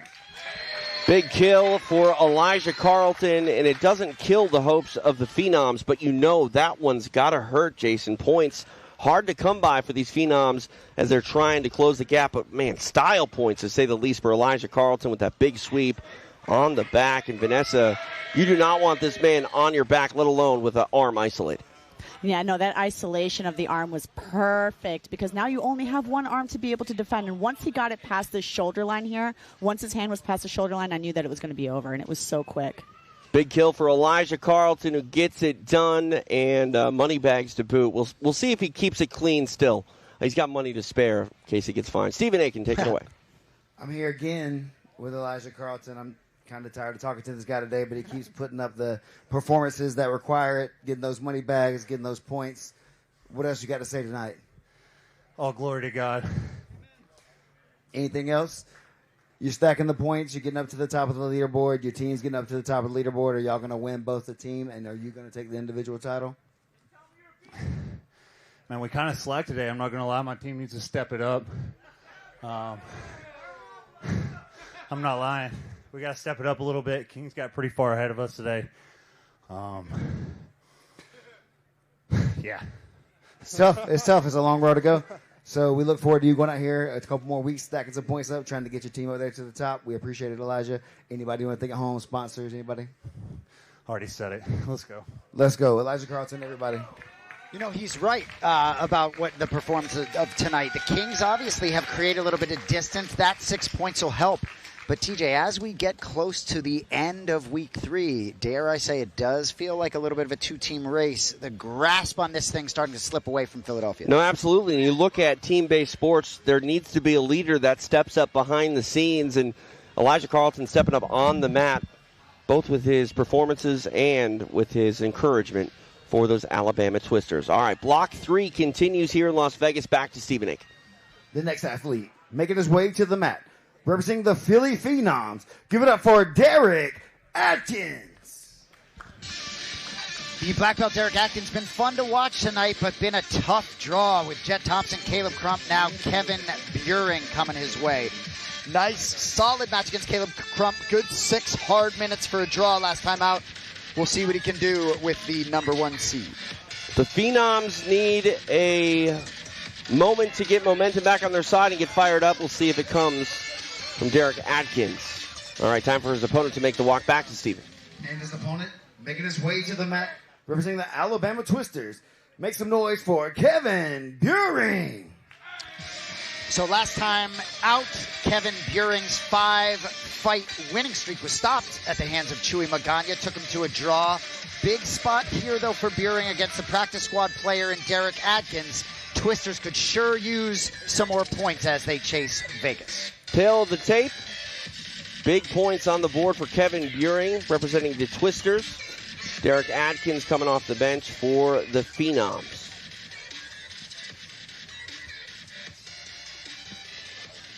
Appreciate you joining us, watching live on YouTube or Kick or wherever you might be in the world. TJ DeSantis along with Jason Anik, Vanessa Demopoulos, hanging out here inside our secret location in Las Vegas. Block 3 action continues here between the Phenoms Atkins and the Twisters Buehring. Buehring takes a seat.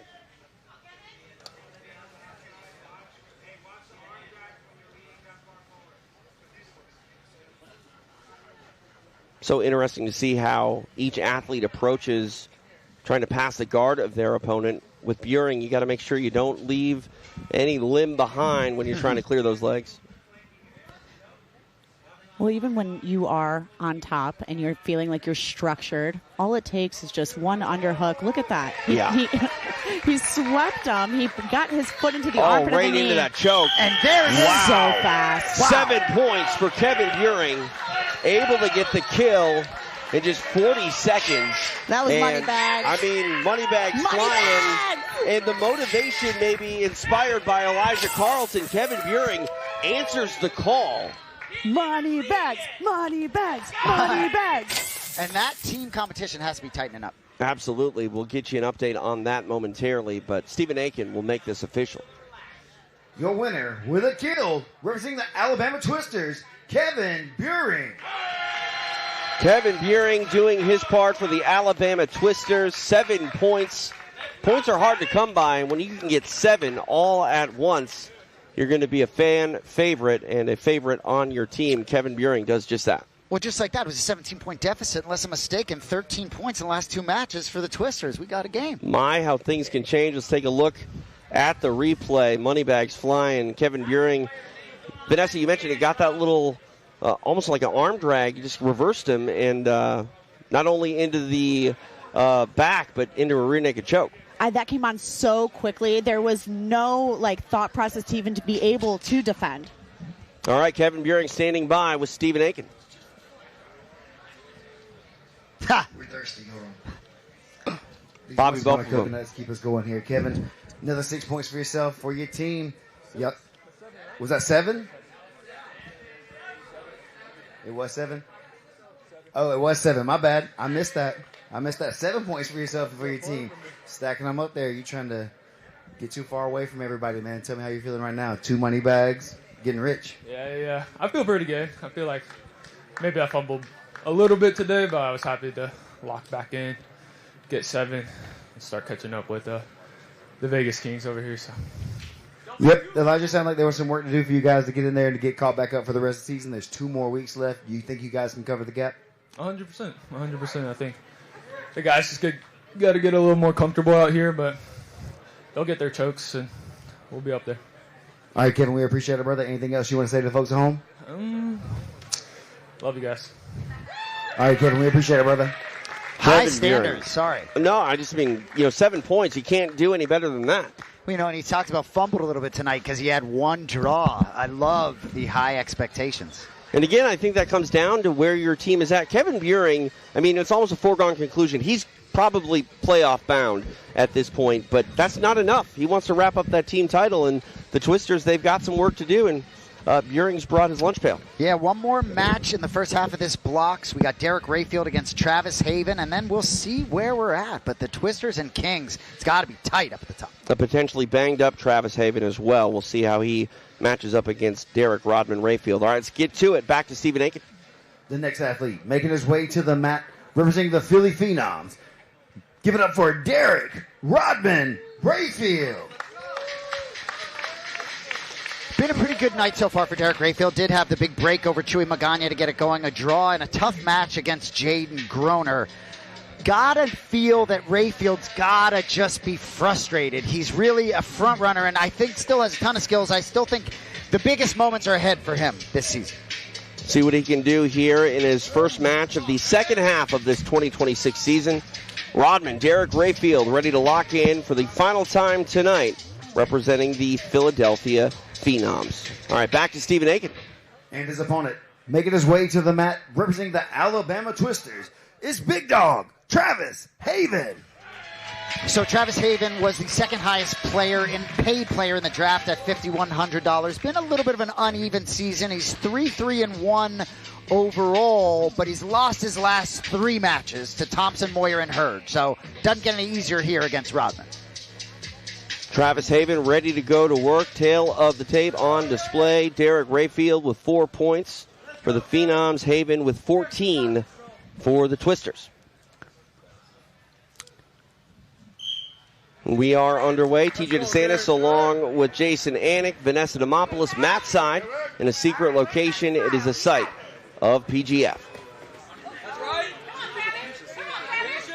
We see Rayfield coming forward right off the rip. I feel like in his last match, he spent a lot of the time getting penalized, moving backwards. So it was nice to see him coming forward right away. Went on defense, now on offense goes Rayfield. Haven might be nursing that leg a little bit, but able to get it free. Yeah, he's come up lame at the end of both matches tonight.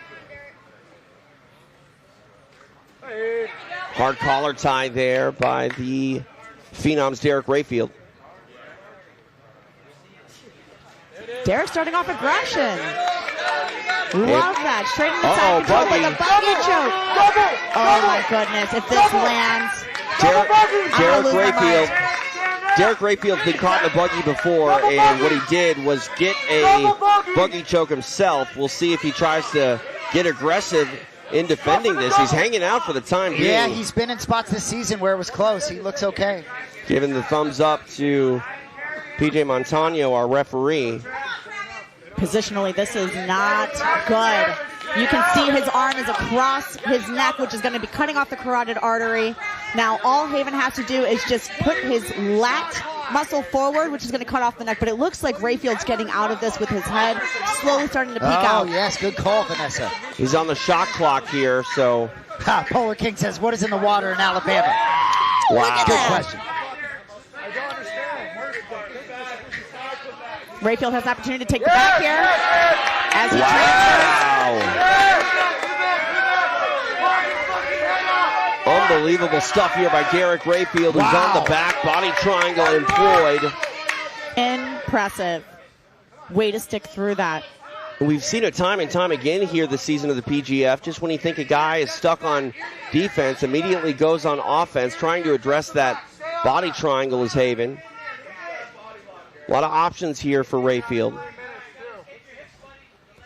I would like to see him hand fight the hands down. So you see as Haven is trying to control Derrick's arms, all Derrick has to do is put his own arm down. There we go. He's sending it. Wow! Big kill for Derrick Rayfield. The Phenoms fired up. And for good reason, Derrick Rayfield responding to his slow start to the season. Yes, and money bag for Rodman. From Vanessa Demopoulos. I had to. It was great. Hey, you're in B-Max seat. That's you.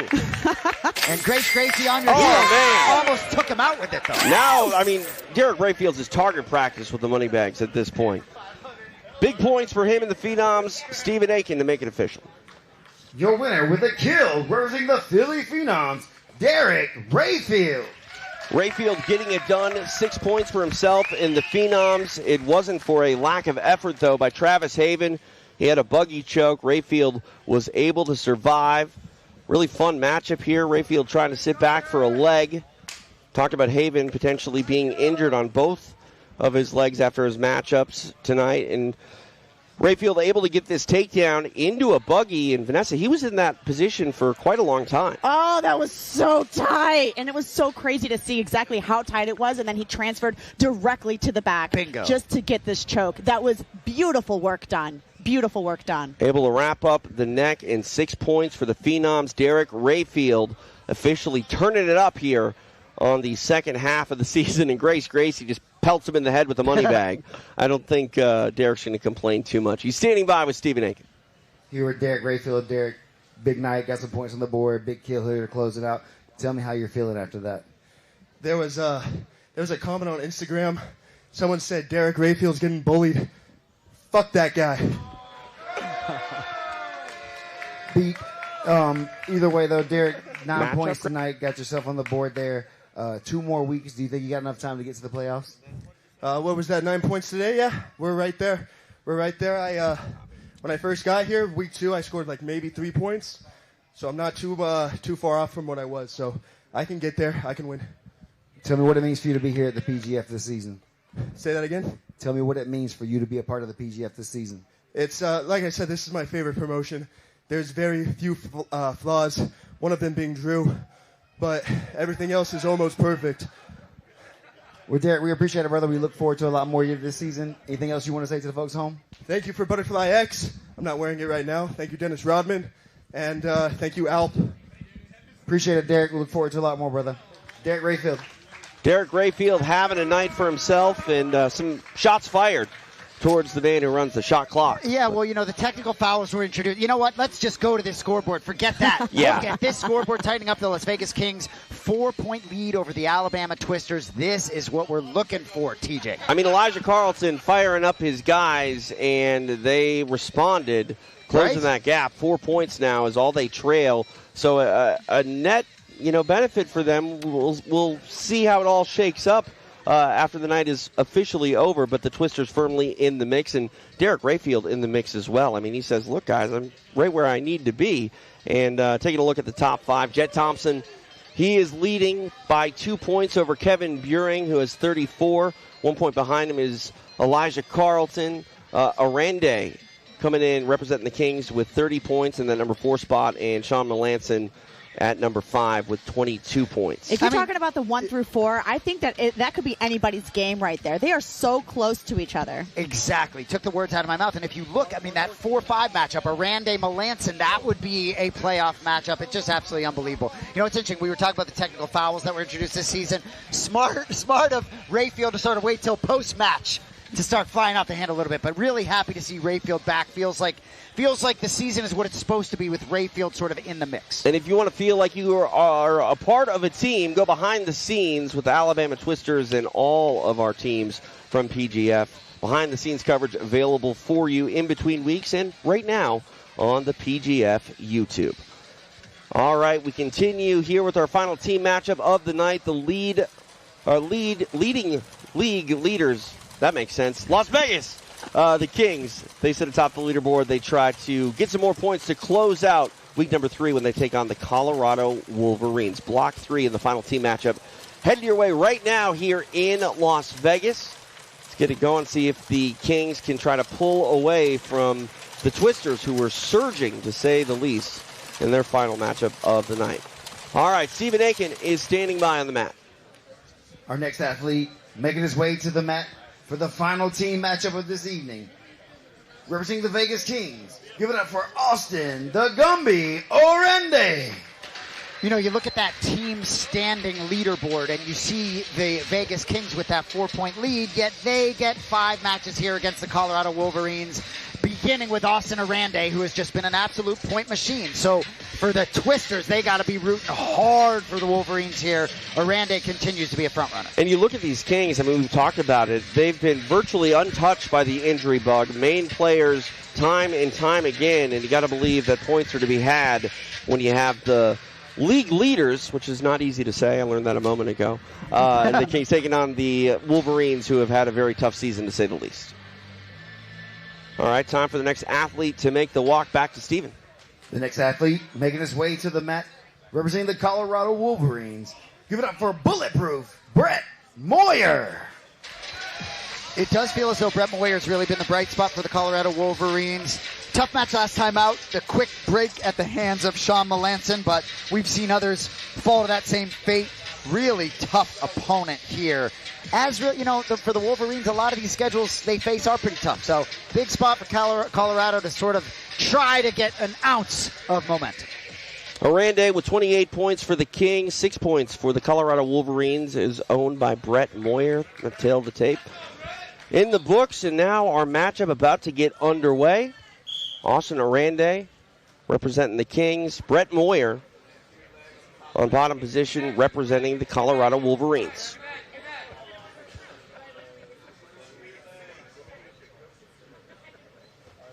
Grabbing a hold of the leg and the head, and Moyer spins. The flexibility of these men is always impressive. I hear you. On a leg and getting the break. A statement made by the Kings. 4-point break for Austin Oranday, sending a message to the Alabama Twisters that the league leaders aren't done yet. Oranday, 7 of 9 matches resulting in wins, finishes for him. He lost the first match of the season to Shawn Melanson, run of 7 of 8 since. Wow. Big break, 4-pointer for Austin Oranday to make it official. We go to Stephen Aiken. Your winner with a 4-point break, representing the Vegas Kings, Austin Oranday. This crowd in Las Vegas was not going to be happy unless Austin Oranday got a money bag, and they campaigned for it. And, the only reason I don't think that the money bag wasn't a foregone conclusion is just because the action's been that good here tonight in Las Vegas. I agree with you. It is, and as we start to get through this third week, things really starting to shape up. Let's take a look at this replay. Vanessa Demopoulos, walk us through this beautiful action. Yeah, I was so impressed by the flexibility and the Granby roll. And here we go. He's tying it up literally in the transition and locked it up so fast, I hardly even saw that it was happening. Very quick 4-pointer for Austin Oranday, who's made a cowboy of Stephen Aiken once again. Let's go out to Bobby Botham. Here with Austin Oranday with the hat trick for the day and the elbow genie point there at the end. 13-ish, not counting 13 points today? Not counting the block points or whatever. Tell me how you're feeling after all this. I feel great. Remember, first, all glory to God. Without him, we are nothing. But felt great today. Today was my day. I woke up knowing that, feeling that. Brett Moyer is super dangerous, right? They call it bulletproof for a reason because he is tough as nails. So all respect to him. He's a dog. Over halfway through, your team's in the lead. You're way up there at the top. Tell me how you're feeling about the team competition, and are you going to be the number one finisher this season? That's my goal. I want to be the number one finisher. Jett Thompson's giving me a run for my money. A bit longer than it's me or him, I'm okay with that. Feeling great for the team. The team's putting in hard work every single day. We're all fighting for each other. We talk about it every night at dinner. We eat together. We pray together. I'm on the best team in the world, the Las Vegas Kings. Congratulations, Austin. Another money bag. More points on the board for you, brother. We look forward to a lot more this season. Thank you to the PGF for putting on such an amazing promotion. Thank you guys for the money bag today. God bless y'all, and I'll see y'all next time. Austin Oranday, everybody. Thank you. It's not just hyperbole with the Las Vegas Kings. They practice what they preach. It is profound to watch. It's going to be interesting to see when we get into the playoff on April 8th. Some of these Kings inevitably going to face off against one another. Oh, yeah, inter-squad rivalry between Oranday and Jett Thompson, but right now they have a unified goal, and that is capturing the team championship. And it can't be overstated the amount of chemistry that is on display with these Kings. I think there's a reason that they're doing as well as they are, and that's because they truly are a team, and that team effort continues here in this third block. Austin Oranday getting it done, 4-point break for him. All right, without further ado, let's get back to the action. We go to the mat with Stephen Aiken. Our next athlete making his way to the mat, representing the Vegas Kings. Give it up for Cam Hurd. Here he is, Cam Hurd. Big break over Travis Haven last time out, and what a feeling it was to watch him get that finish. Was sort of qualified as a bit of a stopper in previous seasons, but trying to sort of get that moniker off of his shoulders. Safe to say Cam Hurd is always improving, and we've seen that improvement this season, to say the least. You were going to say? I was going to say, as we welcome back BMAC to the booth. Vanessa Demopoulos absolutely crushed it on the microphone, but nothing like having the commish back to Max Source. No doubt. Vanessa, very capable, probably more capable than I am. Happy to have her here in the house. Well, she didn't get access to the telestrator, but we did. There was a money bag sitting here. She said, "Can I use it?" I said, "You're in BMAC seat." I said, "Go ahead." You've got a problem brewing on your hands. We'll get to it during our next walk. I'll tell you all about it. Okay. So go back to Stephen Aiken. And his opponent making his way to the mat, representing the Colorado Wolverines. Make some noise for Jayden Groner. Here's Jayden Groner, one of the dudes that sort of looks older than 19 when he's in there physically. Did get off that 4-fight losing streak, albeit with a draw last time out against Derrick Rayfield. Tough veteran in Hurd here. Tail of the tape, 9 points on the board for Las Vegas's Cam Hurd. No points for Jayden Groner. We'll see what he can do against the Las Vegas King and Cam Hurd. TJ DeSantis along with Jason Anik, BMAC, Brandon McCaffrey, the commish live in Las Vegas. And BMAC, the problem that I alluded to was a crowd that is willing to spend your money. If the money bags don't start flying, they might riot. These guys are very demanding with you guys throwing the money bags. Listen, I got a bigger problem, honestly, brewing than that. My mom just sent me a text, and she says that Vanessa needs my job. My own mother. I love my mama. I might have to get her for that one, though. Yeah, well, Vanessa did an excellent job. I have nothing to say, but you're outstanding in your art. To BMAC, I'll say, we like looking at you in the purple suit on the couches and the three-piece suit, but it's amazing how quick that block tightened things up in the team standings. It was a 4-point lead for the Kings over the Twisters, but now the Kings have the Wolverines and have a chance to sort of widen that gap again. Yeah, and here, man, look at this. Cam off to a good start right away, past the guard of Jayden Groner. He's got to watch out for Jayden. He's very Travis Haven-esque in his ability to sub from the bottom.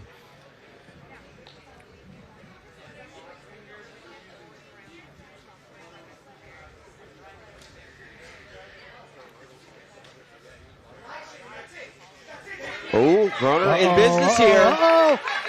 Oh, he's cooking. Oh, he's on the board. Jayden Groner with the big points. His first time on the board. Welcome to the PGF. The kid finally is here. And we see history repeat itself. Colorado has had some struggles this season, but for whatever reason, the third and final block of the night. It's the Wolverines. Yeah.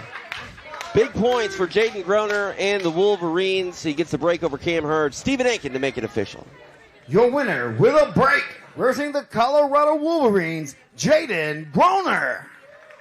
Win for Jayden Groner, and you got to believe that the Twisters are, feeling Jayden Groner right now. Yeah, I felt like they were maybe louder in the crowd than his own Wolverine teammates. But anytime you see a win for the yellow squad, it feels good because it's been a little bit of a tough road. Absolutely. Jayden Groner with a big break over Cam Hurd. Let's take a look at the action here. BMAC, walk us through if you don't mind. Well, just take a look, man. As soon as Jayden Groner can get on a leg, and this is the thing, man. He's been dangerous this whole time. That is a powerful lock. Again, how did it work out, boys? Connect. Belly down, straight ankle with any kind of grip, 3 points on the floor, and you can drive gravity and power with that. You can put your hips behind it. Jayden Groner, man, that's obviously for Cam Hurd not the result. He's not looking to get finished ever, much less to a guy who hasn't put points on the board yet. But what a relief that must be for Groner. Anxious to hear from him here. He's standing by with our Stephen Aiken. Here with Jayden Groner of the Colorado Wolverines. Jayden, first points for your season. Tell me how you're feeling right now after that. Finally, dang, yeah. Super excited. I don't know, I got points on the board now. I don't know, I feel good. You're in the league now, baby. Let's go, huh? Yeah. Good stuff, man. You've been fighting hard. You've been putting it down, had a lot of close looks, a lot of near misses and things like that. You got 6 more matches left this season. Can we see this Jayden Groner a lot more? Yes, sir. We're going to keep going. We're looking forward to that from you and a lot more for the Colorado Wolverines. Is there anybody you want to thank back home? Mom, Dad, Brianna, love you guys. Shout out Colorado Wolverines, HydraBev, Skin Shield Pro, Argyle Payments, Fit 280 Peptides, everything. All right. Thank you, guys. All of them. Jayden, we appreciate it, brother. Congratulations. You know, you start to see a little bit of what the Colorado Wolverines could be when you see the ferocious athleticism. They haven't had Officer Grimy for most of the season. Bulletproof had some moments. So ultimately, it is the long game. We talked about that earlier with the Colorado Wolverines and building that sort of local club, if you will. But nice moment there for the Wolverines. And there's something to be said about getting that O off your back. Jayden Groner on the board, and we'll see if he can build off of that as the season continues.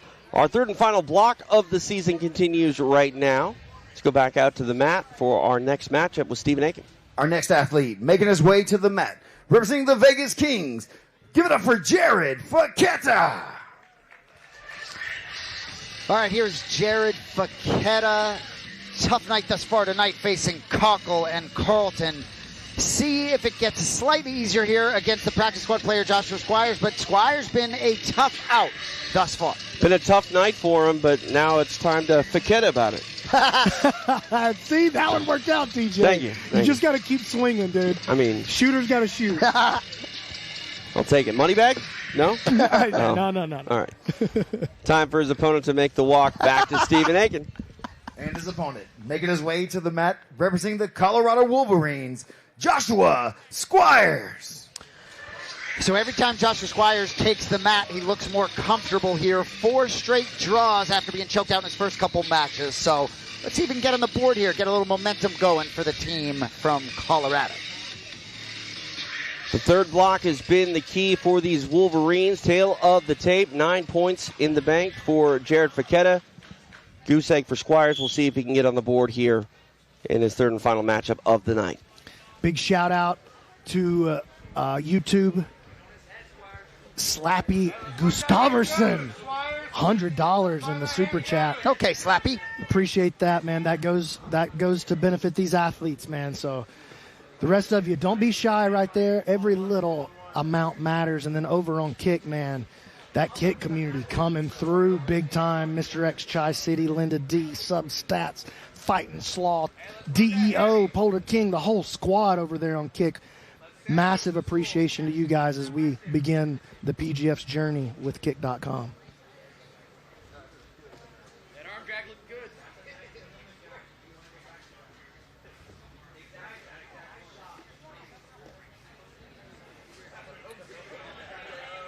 Trying to grab a hold of that leg here is Fekete. Yeah, it looks like he may be thinking about a Steama lock, but I don't know if he's just trying to grip up on the leg maybe and stop the guard work of Squires. Squires definitely favors that left butterfly hook, so maybe he's just, definitely he's thinking a steamer lock. Not, but he's telegraphing it way too much. Oh, nice entry here. Squires.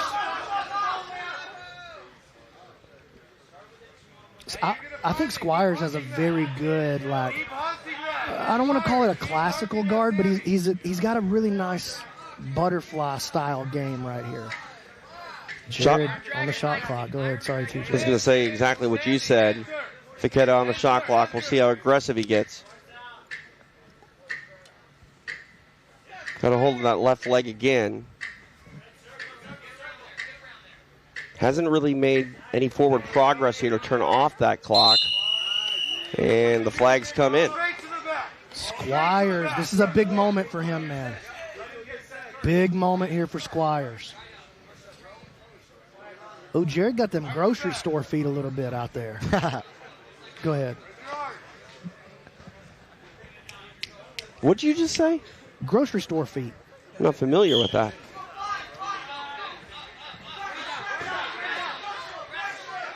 Able to get out of the position very quickly is Fekete. Now trying to hunt that head.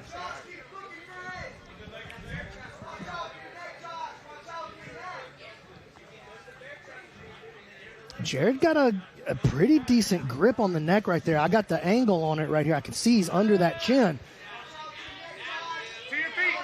Able to get to a base is Squires. Squires now fighting with the hands. Kind of progressed himself a little bit. Oh, now Jared's got something cooking here, man. And he's so strong that he could really put something together here. This would be huge for him, man. You know he's looking. Uh-oh. Nice play by Squires. Jared just a bulldog on the head, though. Readjusting here is Fekete.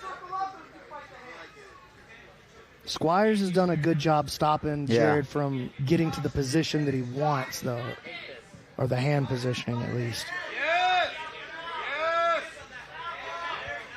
Action back to the feet. Separation created. Fekete trying to keep the pressure on. Jared pressing forward. I like that aggression from him. Squires sits to his guard. Moving forward, looking to get engaged with his butterfly hook on his left side. That's his game for sure. You can see he's got a strong butterfly sweep. We've seen him off balance with it a couple of times. You know, he's got a good triangle choke, good leg lock entries. He's been, hasn't put points on the board yet, but he's been impressive, man. Showing a lot of promise. See, there's that off balance with his butterfly. Oh, omoplata. Nice. Jared rolls out, but good sweep. And now he's on the front head. Nice guard work. Squires trying to take the wow. Yeah, Jared able to get that right arm out. Oh, big stick! All the way around! Squires under the throw! Oh, my goodness! Squires! Oh, my God, what a play! That might have been the play of the season, bro! Are you kidding me? Money bags flying for good reason. What is it with these Wolverines in this third block? What a statement. Oh, dude, you see the way he caught the money bag, too? He's dude. just like left hand. Willie Mays out there with the money. You want to talk about moments? That was a moment. And to cap it off with the official announcement, we go to Stephen Aiken. That was so sick. Your winner with a kill representing the Colorado Wolverines, Joshua Squires. Squires able to get the kill. Incredibly impressive in BMAC. That is something we're going to have to look at because, like you said, might have been the play of the season. This look brought to you by Dolomer. Well, look at this magic stick all the way around to the back, and then he goes full Marcelo Garcia, no hooks, putting the sleep on him, dude. I mean, look, nothing to draw. I got nothing to draw for you guys, but can we just watch it 10 times? This is just gorgeous work, man. So you got Jared working that single leg, stuff the head back. Whoop, we call that the magic stick. And check it out how he instantly into the lace up with the legs. So kind of a half crucifix position. You see it right there, that leg lacing him up. Kind of a half crucifix. But as soon as he spotted even an inkling of space, he was under the chin all the way around. And, man, that squeeze must be horrendous because it was an instant tap, dude. That's 9 on the board now for the Wolverines. Are they going to win the block? And absolutely huge for the Twisters that the Kings are being kept off the board to an extent. Absolutely. Alabama definitely cheering on these Wolverines. And right now in this third block, they're doing their part to keep it interesting at the top. Joshua Squires with a huge win. He's now standing by with our Stephen Aiken. Here with Joshua Squires from the third block, champions of the season so far. You guys are getting all your points in the third block here. You hit a move that I've seen people only like do in training and stuff. I didn't know that was like a real thing people would do. Got paid for it too, rightfully so. Tell me how you're feeling. I feel great. I'm finally on the board with the kill. That move's fun to do. It's unexpected, especially when they come in on single legs. You just slip, jump back, then sink the choke in. It's fun. Simple as that with Josh Squires, guys. Buy his DVD too. Josh, you've been scrapping hard every time that you've been in here as an alternate. Tell me what it's been like for you being a part of the Colorado Wolverines this season. It's been amazing. We have a good group of guys. We haven't been showing up as we do in practice. So we're like losing on these little nuances in jiu-jitsu where we can capitalize more. So we're just going to keep on building. Next week we're going to come out stronger. We have more momentum. So I'm feeling good. You guys are definitely building, Josh, and we look forward to a lot more from you and the rest of your team, brother. Anything else you want to say to the folks at home? Yeah, I want to shout out to all of our sponsors, Simple Lease CBD, Argyle Payments, right here, baby.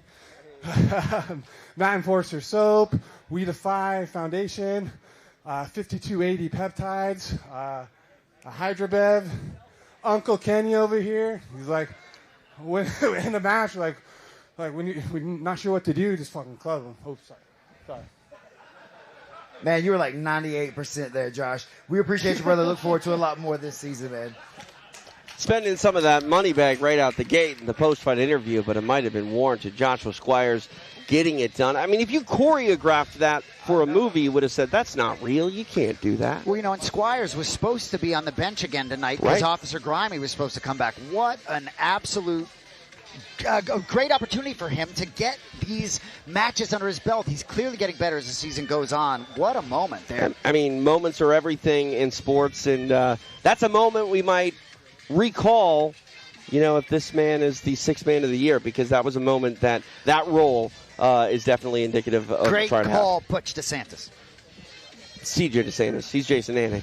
B-Mac, Brandon McCatherine, Bobby, both of them. Stephen Aiken is standing by on the mat. Our next athlete making his way to the mat, representing the Vegas Kings. Give it up for Jett Thompson. Well, this is not the worst guy to trot out there after a loss. Jett Thompson, just aren't enough things to say about the greatness of this young man who's yet to hit 20 years of age. Just absolutely a relentless killer. All he does is win. Jett Thompson ready to go for his final matchup here in Week 3 of PGF. We'll see what he can do for himself and the Las Vegas Kings. Back to Stephen Aiken. And his opponent, making his way to the mat, representing the Colorado Wolverines. Make some noise for Sam Schwartzapfel. Well, let's see what Sam Schwartzapfel can do in this final block that's been favorable for the Colorado Wolverines. Not been the best season for Schwartzapfel, unfortunately. 3 draws, 5 losses yet to score for the team from Colorado. Tail of the tape for this matchup here between the Kings and the Wolverines. 35 points banked for Jett Thompson. Sam Schwartzapfel trying to break through for the first time this season. Tough guy to try to break through against, huh? You ain't kidding. Jett's got 2 chokes on the night. Is that right? Let me check for you. That's correct. What a stud, man.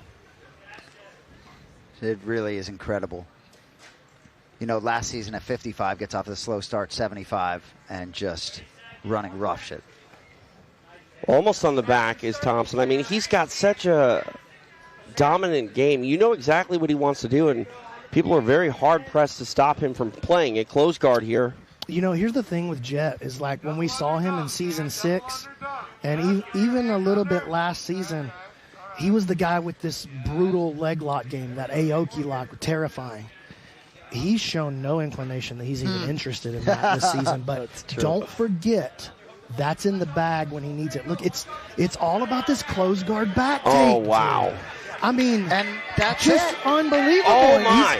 He's not there yet, but it feels inevitable. He's incredible. It's just, that's the word. It's inevitable. He is inevitable. Body triangle here for Thompson, now trying to get that squeeze going. Schwartzapfel in some trouble. Get it. Oh, my goodness. God, bro. I mean, the great and powerful Wizard of Oz, Jett Thompson. Dude, yes. Dude. I mean, we're going to need a Brinks truck to find more money bags before this night is all said and done. Yeah, well, I'm going over budget on the money bags, but just keep it running, dude. I'll find it. All right. Stephen Aiken to make it official. Your winner with a kill, representing the Vegas Kings, Jett Thompson.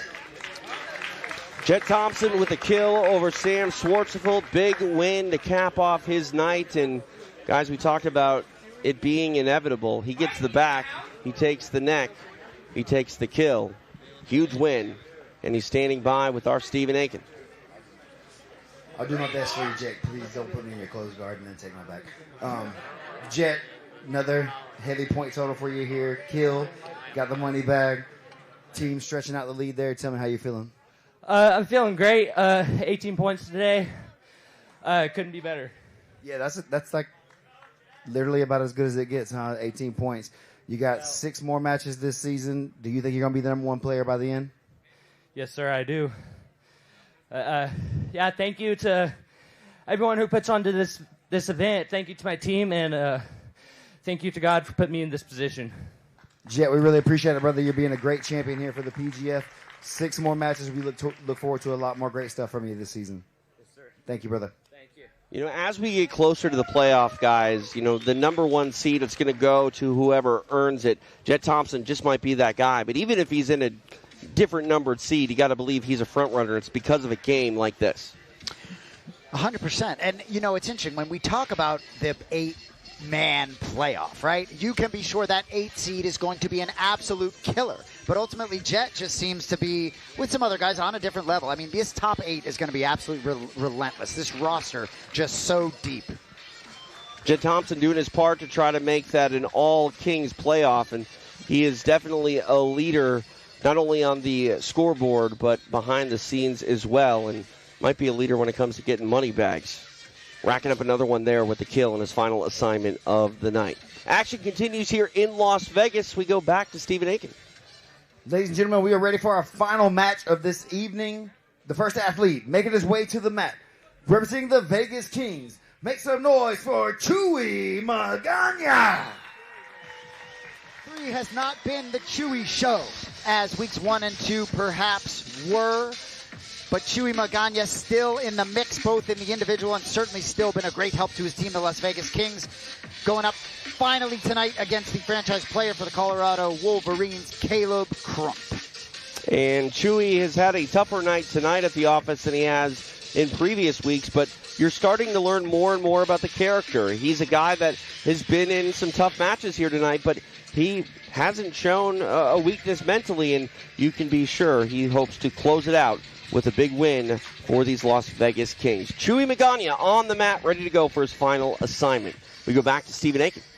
And his opponent, making his way to the mat, representing the Colorado Wolverines. Give it up for Caleb Crump.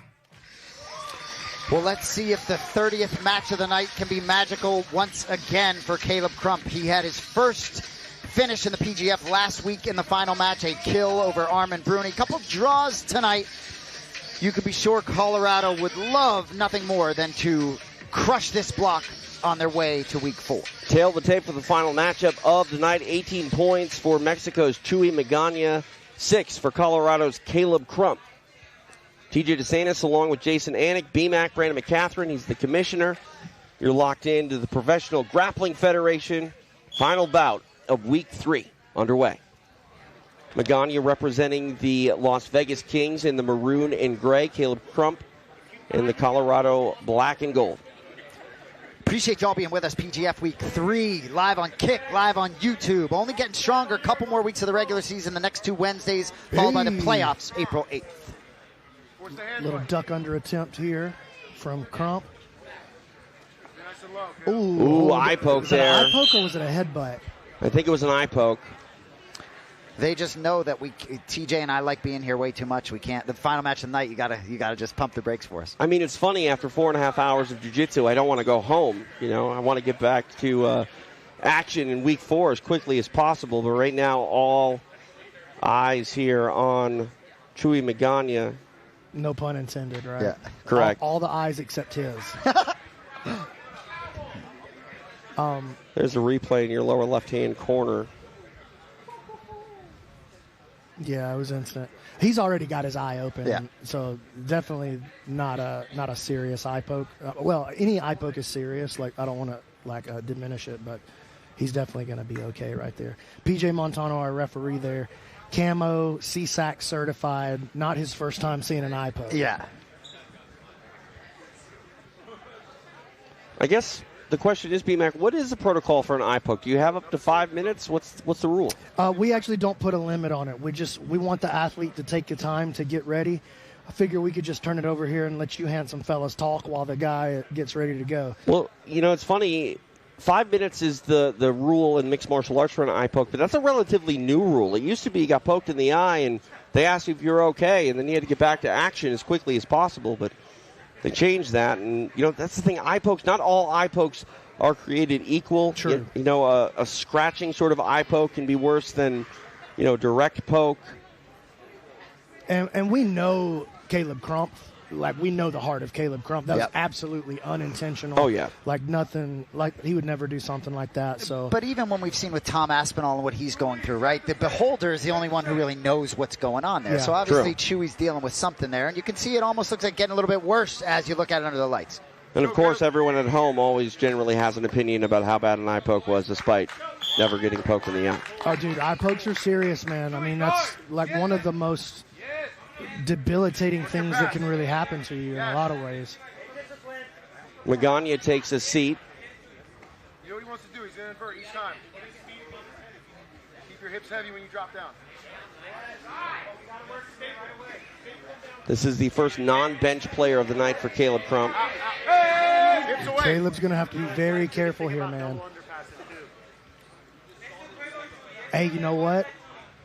10-9 right now is the total between these two teams. Kings at 10, Wolverines at 9. Twisters at 13 looking to win the block, depending on the results of this match. A lot hanging on this last match. So if Magana finds a break, they will tie the Twisters. Yes. And each share. That's right, which means which is huge because all of those athletes on both teams in the event of a team tie would receive the block point. It's past 90 seconds of elapsed time. Again, this is our final matchup here of week 3. Here's the thing, man. We've seen it over and over so far throughout the first 3 weeks of this season. Chuy is dangerous until the final bell. Yep. And he might be more dangerous when you back him against the corner. That's when he's the scariest. Nice play here by Crump. Got to watch those feet, though. You see that? Chuy already stewing, looking for an entry. You know, they say don't poke the bear. I mean, maybe you don't poke Chuy in the eye. Might be more dangerous. Jake Bobo, we appreciate you.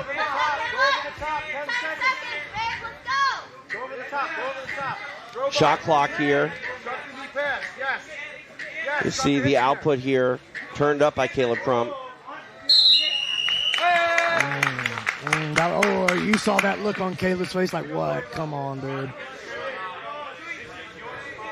Restart here in the penalty position. See what Chuy can do with the opportunity. Caleb, right away. Explode right away. Protect your legs.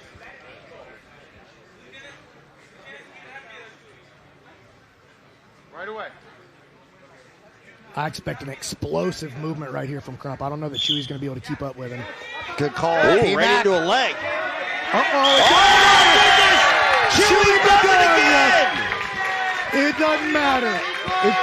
Chuy killed that leg. You called it, and then he flipped it. Unbelievable. Do you know how many times I've complimented an athlete for getting into something and then immediately in my head apologize to Chuy Magana because he just turns it around and takes home a leg? And ties the block with the Twisters. Enormous finish for the Las Vegas Kings. Mexican Magic once again for Chuy Magana. Big break as he gets a win over Caleb Crump. What a way to end the night for the Kings. Stephen Aiken to make it official.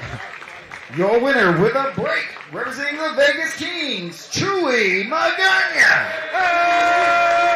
Somehow, some way, it's the Chuy show again. I mean, every season breeds stars here at PGF, and again, a star shines tonight in his final match. Chuy Magana has to be defensive as Caleb Crump rolls through for this leg, and look who takes the limb home. Dude, and just look at the bend. And so if you got any question about what are these guys tapping to, because every time that Chuy has gotten points on the board, it's the same move. Woj lock or cross side straight ankle, some variation of those two. It's the same play every time. I want you to watch the bend that gets put in the foot here. Boy, look at that, dude.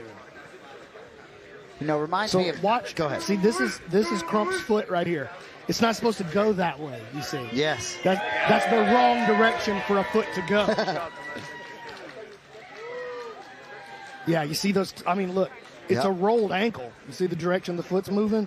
I mean, it's nasty. And look at this right here. This is what I want to see. Right? That grunt, the grit of Chuy Magana.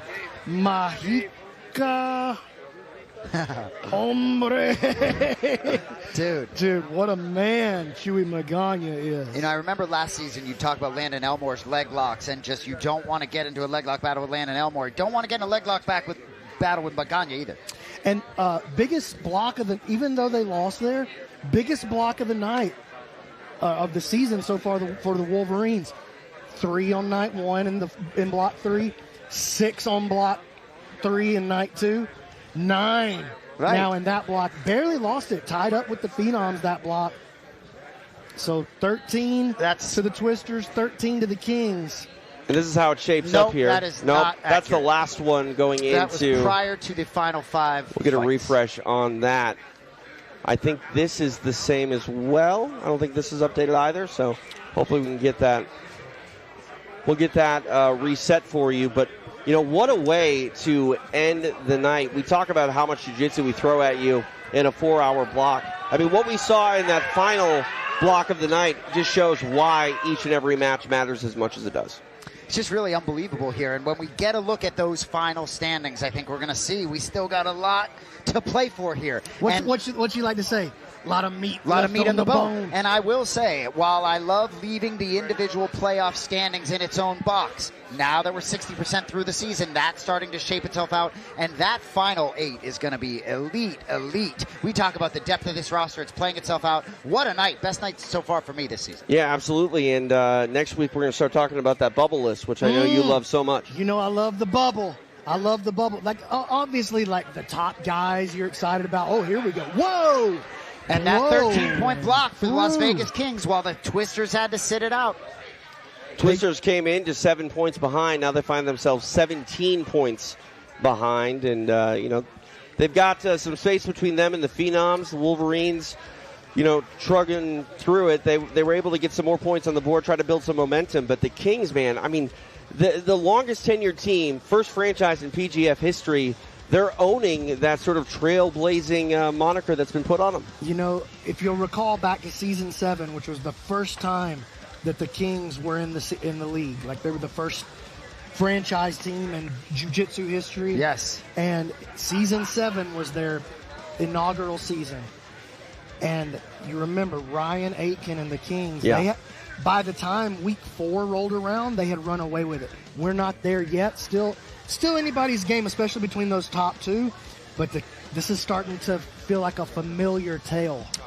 No question about it. And we've talked about the Kings, right? And even as we look at this leaderboard, 17 points, we know that can close quickly. But the Las Vegas Kings, whether it's the consistency in terms of what you know they're doing in the off when they're not on the mat and in the weeks leading up to it every day. And look, you're getting contributions all over the roster. Hurd, Magana, and Fekete sort of rounding out that roster along with the franchise players. Well, Hurd's a franchise player, but I tell you what, I can't say enough about the Kings, but Twisters are still in it.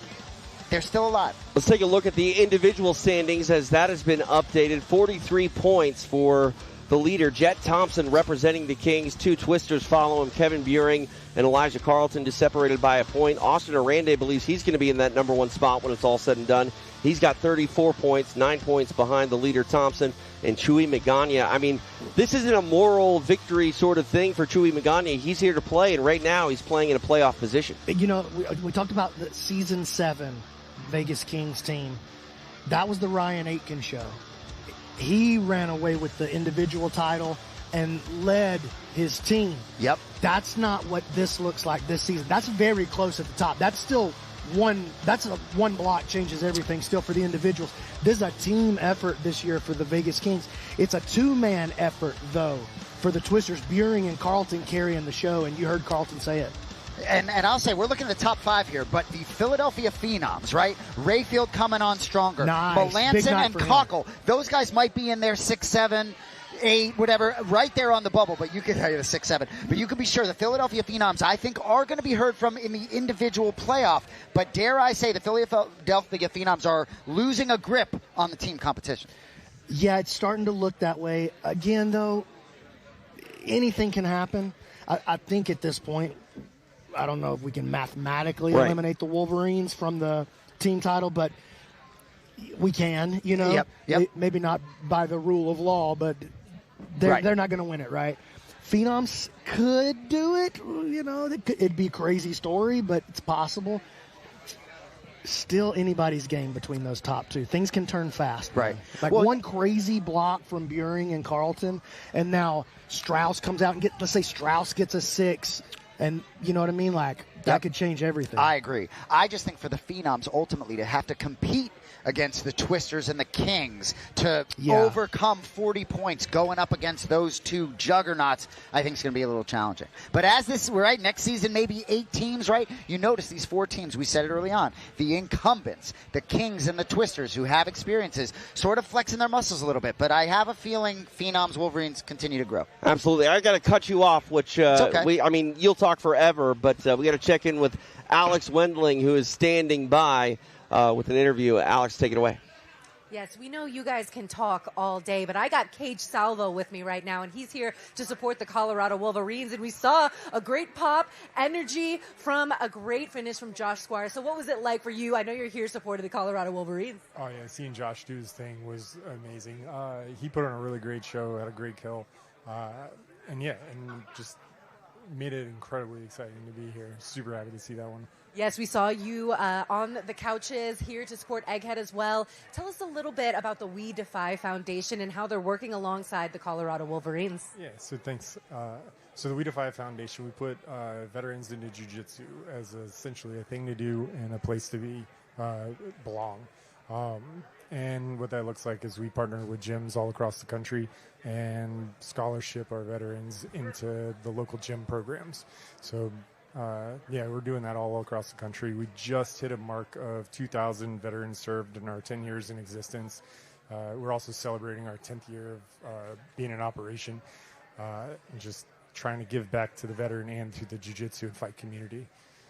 And I know when Egghead talks about his experience, he sometimes gets emotional and talks about how jiu-jitsu really just keeps him grounded. I know you guys kind of got to meet up in San Diego. So now that you've brought everything to reality, what is it like for you to see PGF in person and now partnering also with We Defy Foundation?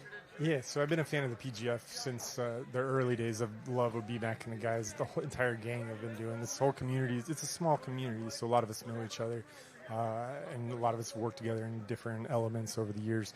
But seeing how the PGF has grown and really legitimize and really put that hardcore sports ball effect on jiu-jitsu, it's making it an incredibly professional sport. I love seeing drafts and general managers and the teams come together, and jiu-jitsu is an individual sport, but seeing the team element of it come together and those people work together to accomplish something bigger than themselves, it's kind of what we do at We Defy Foundation. We're bringing individuals together into a community and bringing them into a thing that's bigger than themselves or than ourselves, just providing, again, jiu-jitsu is the thing to do and a community to belong with. Well, we are so grateful to have you here. I know it's been quite the experience, and we know the Colorado Wolverines haven't had the showing that they want, but we know they got that grit and that they're going to be giving it their all, especially to punch their ticket into the playoffs. So did you have a favorite player from tonight? Or I know you're supporting the whole team, but did anyone stand out? Definitely Josh Squires with wearing the chain. Yeah, so I don't think a lot of folks know. I think he was on a business call before one of his matches and just goes out there and does his thing impressively and then just comes out. This is awesome professional.